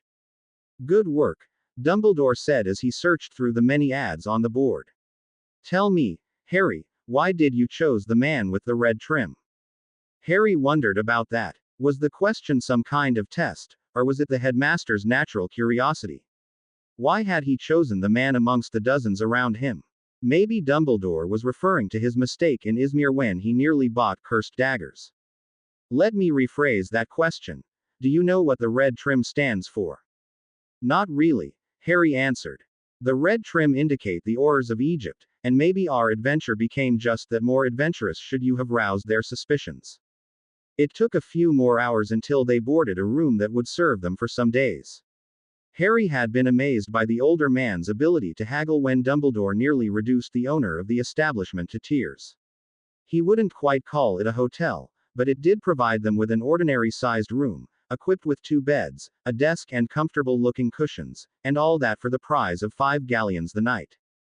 "We have much to discuss, Harry. Make yourself comfortable," Dumbledore said, already having drawn his wand.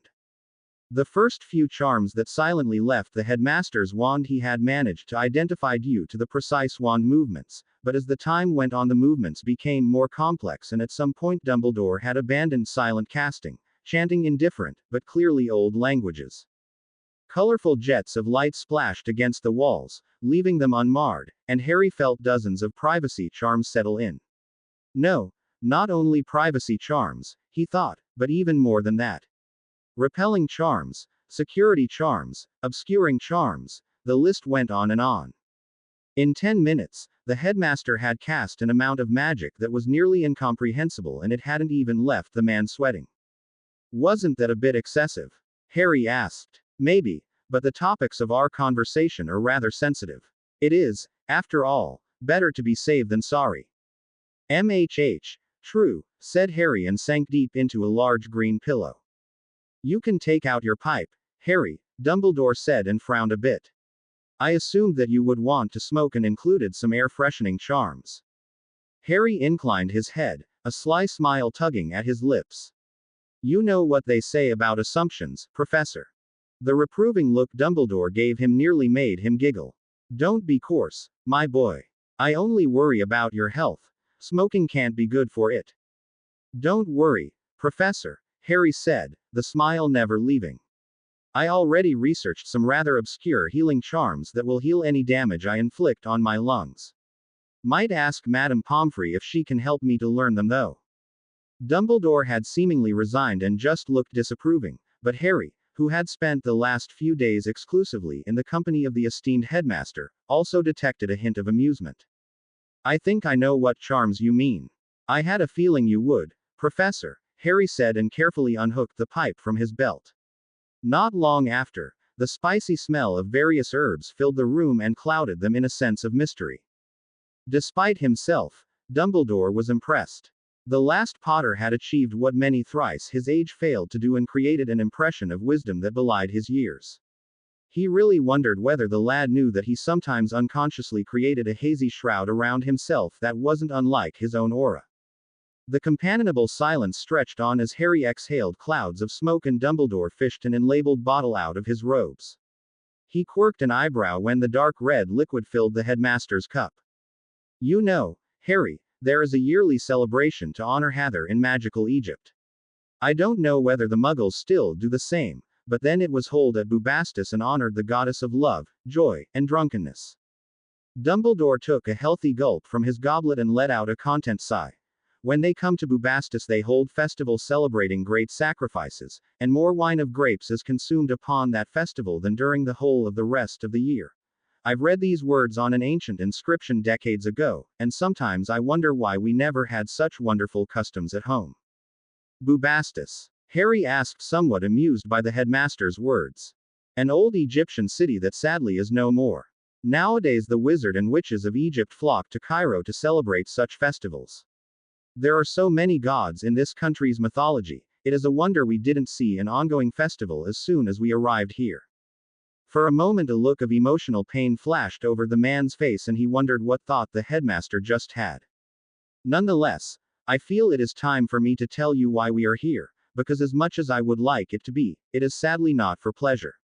Harry sat up a bit straighter and focused completely on the man as Dumbledore continued to talk. At the end of your second year in Hogwarts, after you emerged from the chamber for all intents and purpose victorious over the spirit of Voldemort, you brought with you some very interesting magical items. Can you guess which items I talk about? The book and the sword, Harry whispered and Dumbledore nodded. Exactly, though I don't think you understand why those items are so interesting aside from the obvious. He frowned and thought back to his second year at Hogwarts. The voice coming from the walls, the fear that insanity had him firmly in its grasp, the discovery of his ability to speak Parseltongue, the suspicions of his peers, the damning feeling to be ostracized, the petrification, and finally his confrontation with Tom Riddle and his pet, the 50-feet-long basilisk. Before Fawkes had helped them out of the chamber, he had stabbed the diary with a fang from the freshly slain basilisk, vanquishing Riddle still. All of these things were obvious, to him at least. He shook his head and answered, no, not really. And that is a good thing, Harry. I would have feared for your mental health had you known what I talked about. Again the look of pain flashed over Dumbledore's face. I couldn't quite believe it myself, hoped beyond hope that even Voldemort wasn't as depraved as to use the magics you have witnessed in the Chamber of Secrets. Alas, he did, and when you brought me the diary of Tom Riddle my suspicions were proven to be right. Harry remained silent and Dumbledore looked contemplating. Do you have Sirius Dagger with you, Harry? It is time that I introduce you to a new, interesting type of magic. He was thrown for a loop by the abrupt change of topics, but nodded and pulled out the dagger, presenting it to the headmaster. What I will tell you about Voldemort requires the highest of amount of secrecy possible, and while magical oaths are powerful, there are ways to circumvent them. Precious few, but it is not a risk I'm willing to take. Dumbledore took the dagger from Harry and chuckled when the boy nearly jumped up in concern as he nearly cut his hand in half. The blood pooled in the headmaster's hands, and when it was enough he started to trace various unknown symbols onto the desk. What I will show you is a minor blood ritual. Definitely not light, as are no magics that require a sacrifice, but not really dark either. The Ministry might disapprove of such things, but for once we can thank the staunch supporters of pureblood traditions that rule the Wizengamot. What do I have to do? Harry asked. Just feel it, and it will come to you, Dumbledore answered and spoke a short incantation. Janna, consort of Janus, seeker of truth, goddess of secrets. I offer thee my blood for thy protection. For a short moment the blood on the table glowed in an unnatural color, and then Harry felt it. A foreign presence, completely unknown, was in his head and asked for permission. It asked if he agreed to protect the secrets the headmaster had to share. The question rang through his head, not in words but in feelings and emotions. The magic felt his acceptance, the room was glowing blood red, and Harry bit back a strangled gasp of pain as something burned itself deep into his wrist. It ended quickly, and when the room was back to normal, he saw the symbol on his wrist. Coincidentally, he saw the same symbol on Dumbledore's wrist, a man with two faces, looking away from each other. What was that? He bit out. That, Harry, was a secrecy ritual that supersedes magical oaths in every imaginable aspect. You temporarily offered your dagger and magic, and I permanently offered my blood, binding us together as the sharer of the secrets I will tell you now. They better be worth it, Professor, or you can keep your secrets the next time, Harry said and rubbed his wrist, trying to alleviate the pain. Oh, they are, unfortunately they are. Dumbledore shook his head sadly. I told you that my suspicions were proven correct once I examined the diary. It was a Horcrux, probably the blackest magic in existence. Harry didn't know why, but he shuddered in disgust. The word alone sounded foul. What is a Horcrux? I know only bits and pieces of the ancient myths, but those are enough to paint a truly horrendous picture. To create a Horcrux, one has to tear the soul asunder, and in return it grants a form of immortality. And Voldemort made such a thing. Dumbledore shook his head again. Tom is a foolish man, and I believe he made even more than one. Remember, you already destroyed the diary and yet he returned. I know so little about them. It is disconcerting that Tom learned enough to create one when he was just a student. A manipulative and murderous student, but a student nonetheless. Harry frowned. So we're here to find and destroy the rest? Not exactly, my boy. It took me nearly 2 years to hunt down legends, myths, and forgotten lore, but in the end I found a promising lead. The origin of the abomination called Horcrux is here in Egypt. We are here to find long-lost knowledge about them. Egypt is rather large though, Professor. Isn't that like searching a needle in a haystack? Why yes, it is. What a marvelous expression. I guess it is something the Muggles say. Still, this knowledge is the most important part of our travels, and even if we don't have the time to visit any other country, this is a quest we have to fulfill. So, where do we start to search? Harry asked and pondered the problem himself. Where does one start to succeed with such a goal? You won't be searching with me at first, Harry, the headmaster began, and upon seeing the incredulous look of his charge quickly elaborated. We will search together once we have a definite location, but until then I have to visit the darker parts of Cairo. Information such as these won't be in the hands of innocent citizens, and I will not risk your life in such a manner. Especially if it isn't strictly necessary. Can I explore the city at least? Dumbledore's look shifted from concern to somewhat guilty, and Harry groaned. You're kidding, right? Due to the strict laws, it might be a bit dangerous for you to wander the streets without me. Don't worry though, you'll have enough to do in the time I'm not here. Harry raised an eyebrow skeptically, and Dumbledore, wondering if Harry had copied the move from Severus, elaborated. Before our travels began, I compiled a list of spells and magics that might come in very handy for you. I'd like you to master them, and I'll help you as soon as I'm back from my daily searches. The last Potter greedily took the small stack of parchment from his mentor's hands and looked through them. Dumbledore had to admit that he felt a bit smug with each widening of Harry's eyes as he read the list. These are pretty difficult, Harry said, indicating to the parchment. Oh, I'm sure that you will manage to learn all of them while we're here. You're an intelligent lad, after all. The emphasis on the word all didn't escape Harry. It wasn't a threat, more like an expectation, as if there was no doubt that he would be able to learn them. Somehow it filled him with pride that the headmaster had such faith in him, but on the other hand, he had a lot of work to do. A lot. Egypt 3. July 1995. Days went by, and while Albus Dumbledore, arguably the strongest wizard of the century, searched for clues and leads that might help them in their quest, Harry James Potter trained himself to exhaustion in the room they had rented. He had thought that he managed to see every spell the professor had used when they had arrived. See, not understand. But there was more to magic than what the eye could glimpse, and while he had seen a lot, there were also charms that he hadn't noticed, which were later explained to him by the headmaster. Charms that made training a whole lot easier, as they repaired every bit of damage he managed to inflict on the room, cushioned him whenever he was thrown back by his own magic, and muffled the noise of his spells to a minimum. His studies had mainly consisted of introduction to new shields, a few new curses, a bit more information on wards, and a rather heavy-handed introduction to the darker aspect of magic. Not for his own use, of course, but theoretical knowledge that had horrified him beyond what he had previously thought possible. It took 1 hour, 2 at most, until his firm believed that the 3 curses Imperio, Crucio, and Avada Kedavra were the worst of the lot, became uprooted. What he had read was even uglier than those, and he shuddered when he thought back to the Edo Corpus curse and its 3 different variations. Edo Corpus, that would make the victim believe that he was eaten alive, and Edo Corpus Os, that would make mouths appear on the victim's body so that he was truly eaten alive. The worst by far, however, was the Edo Corpus Coactum variant, which compelled the victim to eat itself. It was truly horrifying magic, aptly named the Cannibal Curse, and he had no doubt at all that Voldemort had read about those particular curses.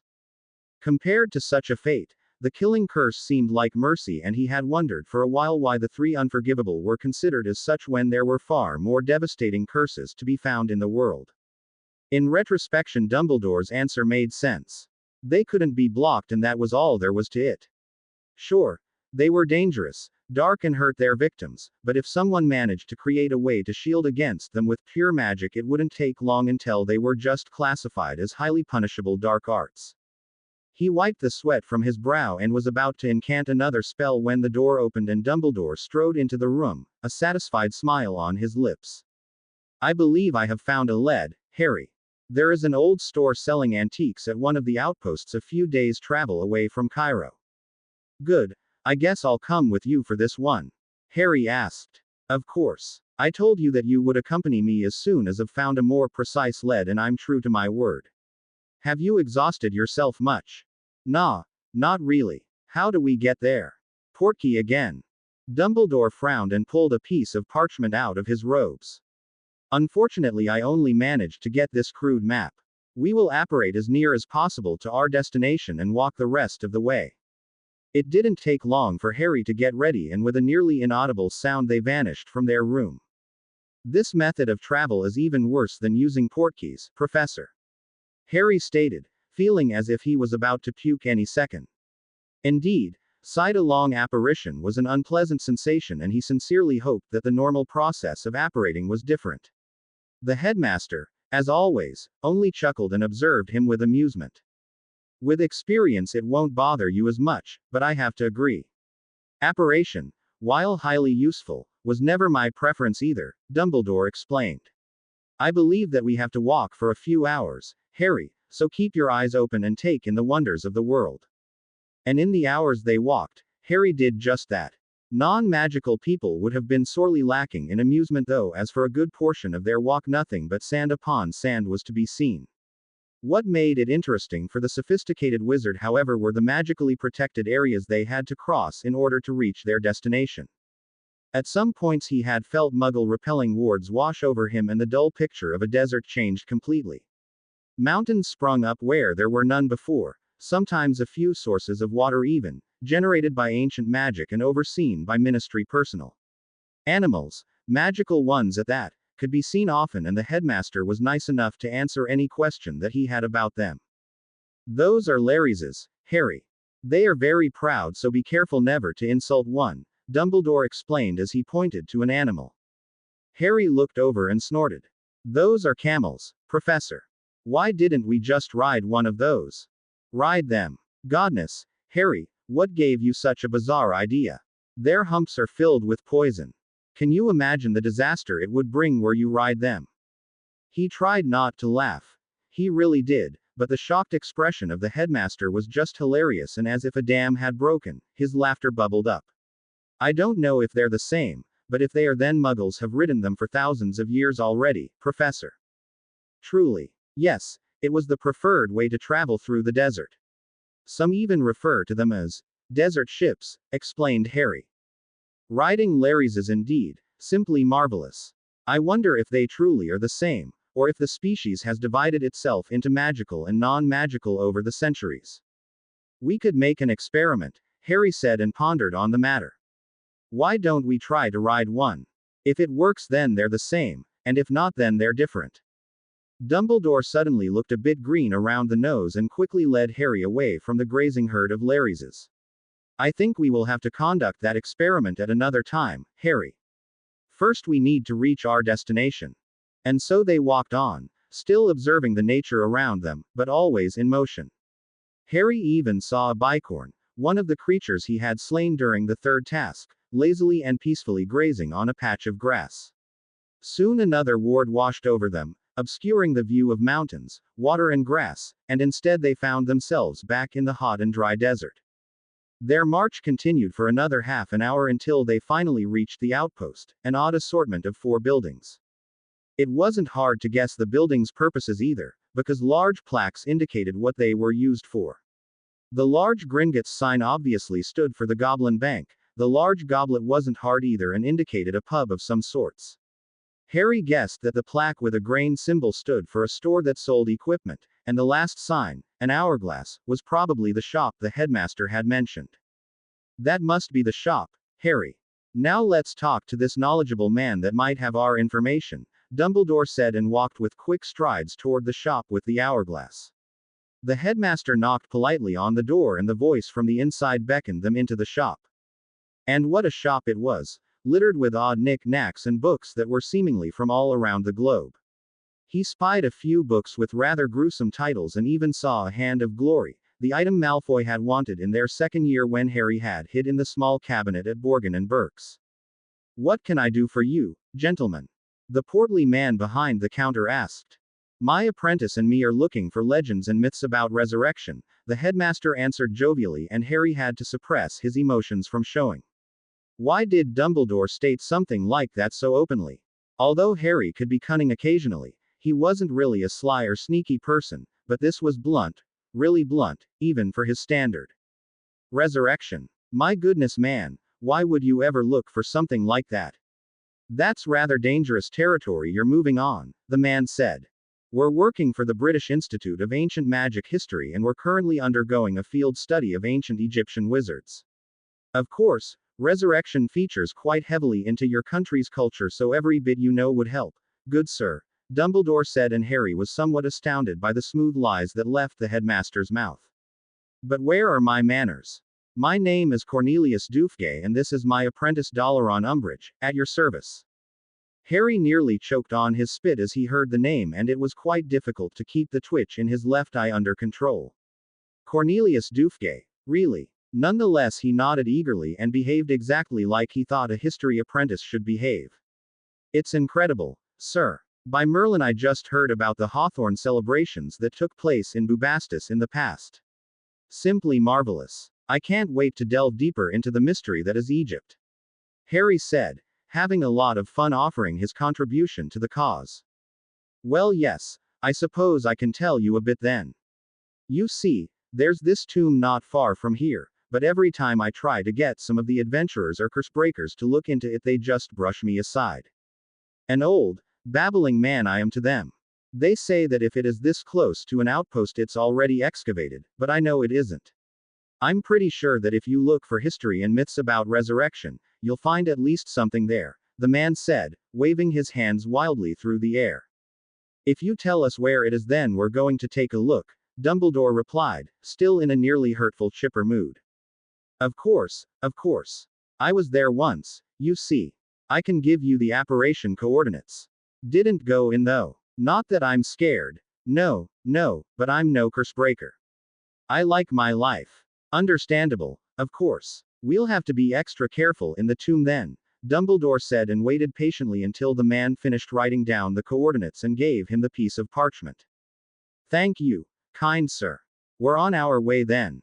It was a testament to Harry's mental fortitude that he managed to hold himself together so well, but as soon as they were a respectable distance away from the shop he burst out laughing, sputtering and wheezing.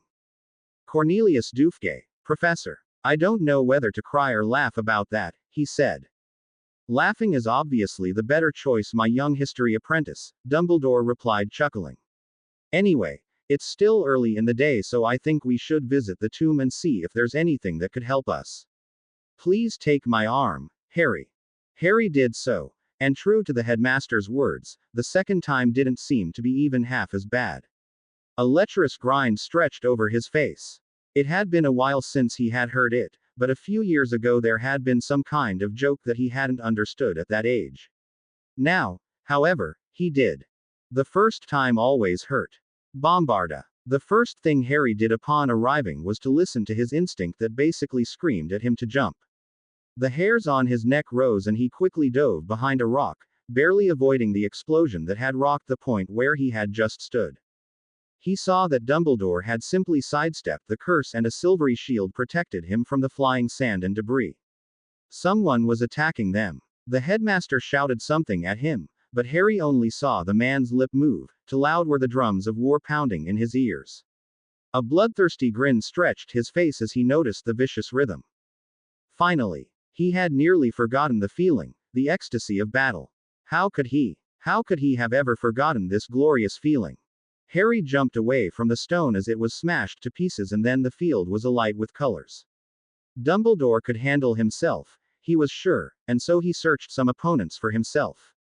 It could even been called giddiness that surged through him as he found 3 wizards that weren't currently occupied with the headmaster. Devils Fulmen, Reducto, Sagitta, Percutor. Curse after curse left his wand and he was excited to see his enemies erect shields in time. Oh, it would be fun. The small electric strike crashed against the blue shield doing nothing, and so did the Reducto and the Percutor, but his third curse, Sagitta, hit home and the arrow clipped one of them on the leg. Smiling viciously, Harry walked forward and batted away the incoming curses, sometimes even casting a shield charm when they were particularly strong or dark. His wand was in constant motion and he transfigured everything that was large enough and was lying around on the battlefield. Rocks became boars, debris, the result of many curses, became flocks of birds and shrubbery developed a life of its own as it constricted their movements whenever possible. Incendio. Ignis flagellum. A constant stream of fire battered their shields and when it was nearly breaking, Harry's wand became a fiery whip that sent them scurrying out of the way. Crucio. He jumped out of the way of the unforgivable and narrowed his eyes. Until now the curses had been dark, but still fairly easy to deflect. A Crucio was another matter altogether and he had no intention of feeling that particular curse again after the fake Moody had nearly killed him with it during the third task. He directed his whip, avoiding another 2 of the curses and sidestepped a beam of green light that looked eerily familiar. His whip wound itself around the legs of one of them and soon they were heavily burned. That man wouldn't be walking anytime soon. It took another 5 minutes until he had finally finished off the last of his opponents and turned toward Dumbledore who sat calmly on top a heap of bound and silenced men, sipping from a flask that looked suspiciously filled with alcohol. Not bad, Harry. Still needs some work and you took quite long, but you're getting there, the headmaster said and placed his goblet on the head of one of his frozen victims. Anyway, this was clearly an ambush. Cleverly concocted if I say so myself and it probably would have worked against anyone but us. The shop owner isn't really innocent either if you're wondering. Are we going back to the old man and have some words with him? Harry asked. No, that would be a waste of time, Dumbledore said and explained it further.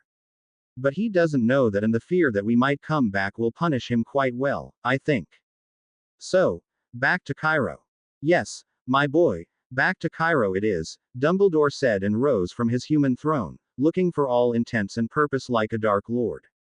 It was a thought that inwardly made Harry giggle like a little girl. When they arrived back in Cairo, another shock was waiting for them. Half a dozen of men and women in white robes and adorned with a red trims lingered around their hotel, asking questions.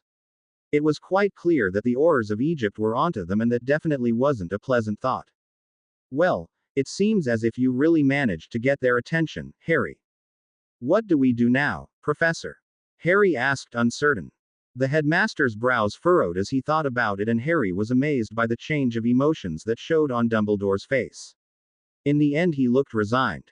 I will apparate as to an old acquaintance of mine. One I hadn't hoped to meet again. Do you dislike him? Not exactly, you will see what I mean when we are there, Dumbledore answered and with a soft popping sound they left the place. Albus Dumbledore, you really have some nerve to come here after over 5 decades. Hello Berenab, I'm GLA.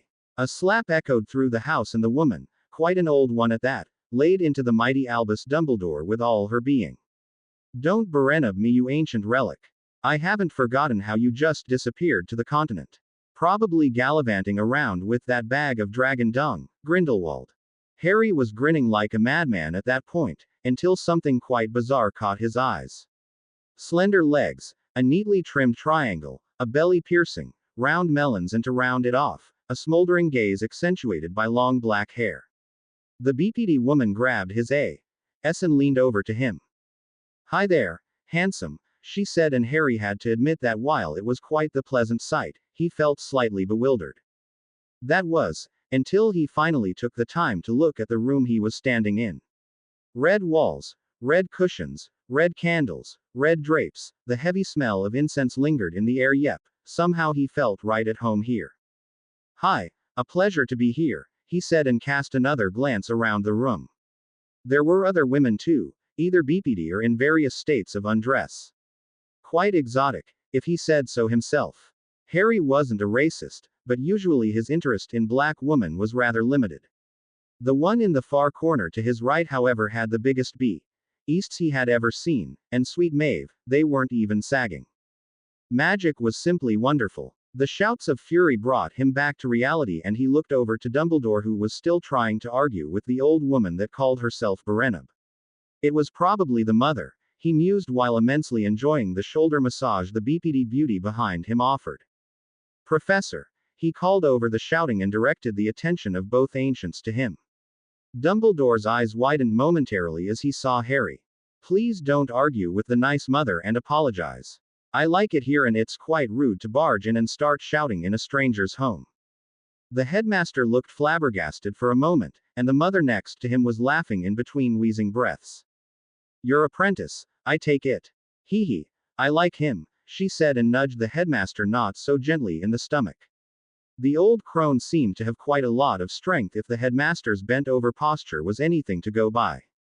Well, yes, Berenab, might we stay here for a few days?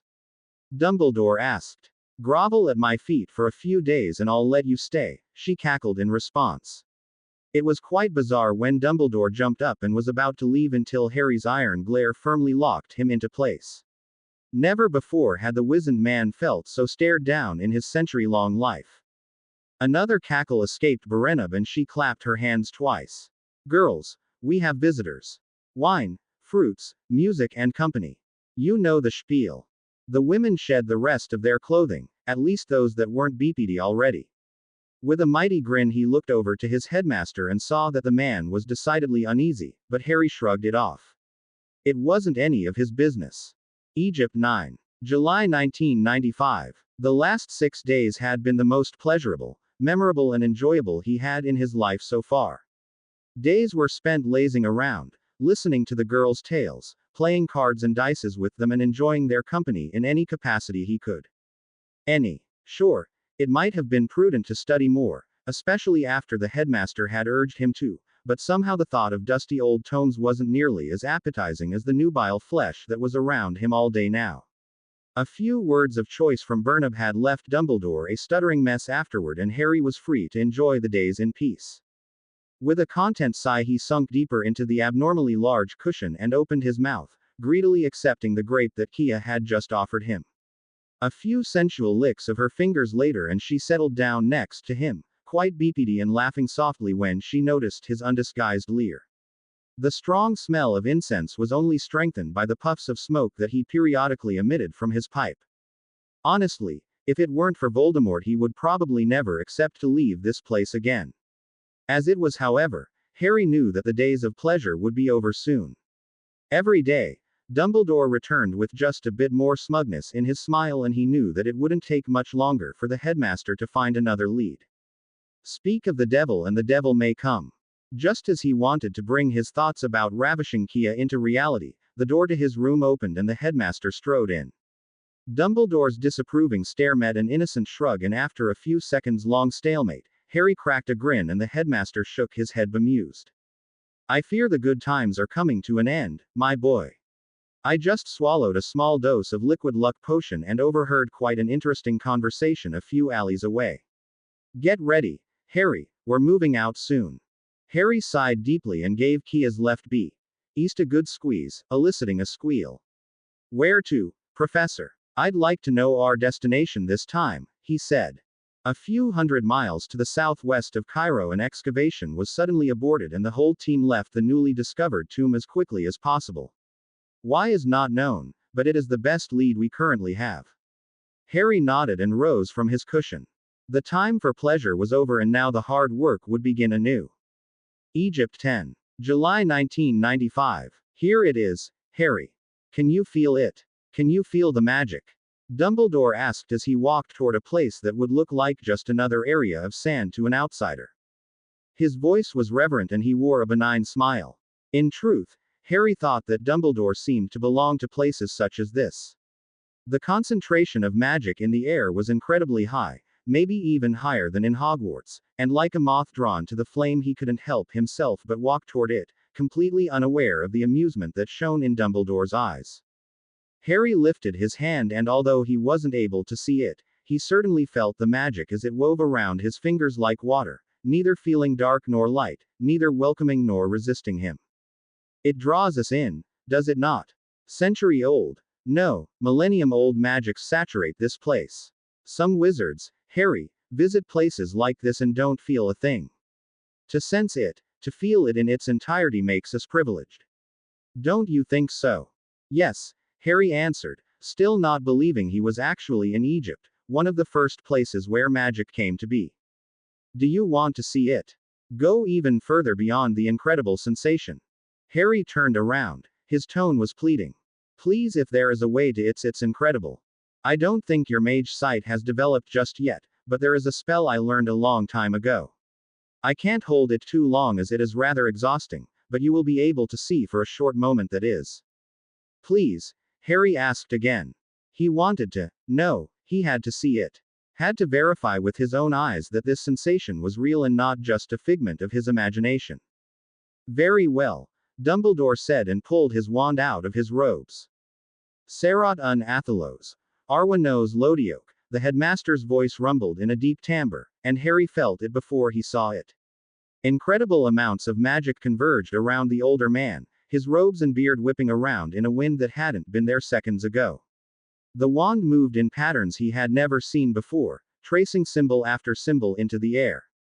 Are you ready? Ready to see farther than you ever did, to get a glimpse of what was hidden from us mere mortals so many eons ago? Dumbledore asked, or rather shouted over the howling wind. Yes, Harry shouted back, his message nearly lost amongst the noise. So be it. Lodioke is Akamon. Magic responded to the headmaster's call, brought its full might upon the two souls that wanted to watch it in all its glory. Like waves, the currents of magic shifted around them, became visible and hypnotized them with their beauty. Golden mist swirled around them, forming clouds, releasing itself and vanishing into nothingness again just to start the cycle anew. He had tears in his eyes, didn't dare to speak in fear that it would scare the magic away. Tentatively his hand reached out and just as hesitant the magic of the place touched him, judging him and his intentions. Blood and sweat, the life of hard work as it was built, death and decay as its intended members were laid to rest. He didn't see the tomb, but felt how it was built through the magics that now surrounded him. The intentions of casters, dead for thousands of years, swept into him and it was as beautiful as it was awe-inspiring. Just as fast as it came the feeling and magic vanished. His sight returned to its normal state. And, all that was left was a profound sense of longing, of belonging. Harry turned to his mentor and saw the man kneeling on the ground in exhaustion, his knees trembling and his hair and beard in disarray. Yet when Dumbledore directed his eyes to him there was nothing in his gaze but pure joy. Joy that was able to brighten even the darkest days. Slowly Dumbledore stood up and although the man had to fight hard to keep himself upright, he radiated a sense of contentedness that was hard to describe. Ah, Harry, my boy, he whispered and Harry walked over to help the man. It has been far too long since I last witnessed it. Indeed, I feel like I've just met with long-lost family. Sir, Harry searched for words, but found none. What he had just seen was beyond any description. I know, Harry. Believe me, I know. My sight allows me to see something similar, if severely dulled, when I wish to, but to once again see it completely, it renders a man speechless, leaves us in awe, does it not? Harry nodded, and when he saw that the headmaster had still problems standing up, he quickly reached to his belt, the belt of Hippolytos, and fetched a bottle of pepper-up potion. Dumbledore took it gratefully, and seconds later he was able to once again stand under his own power. Will I be able to see it again?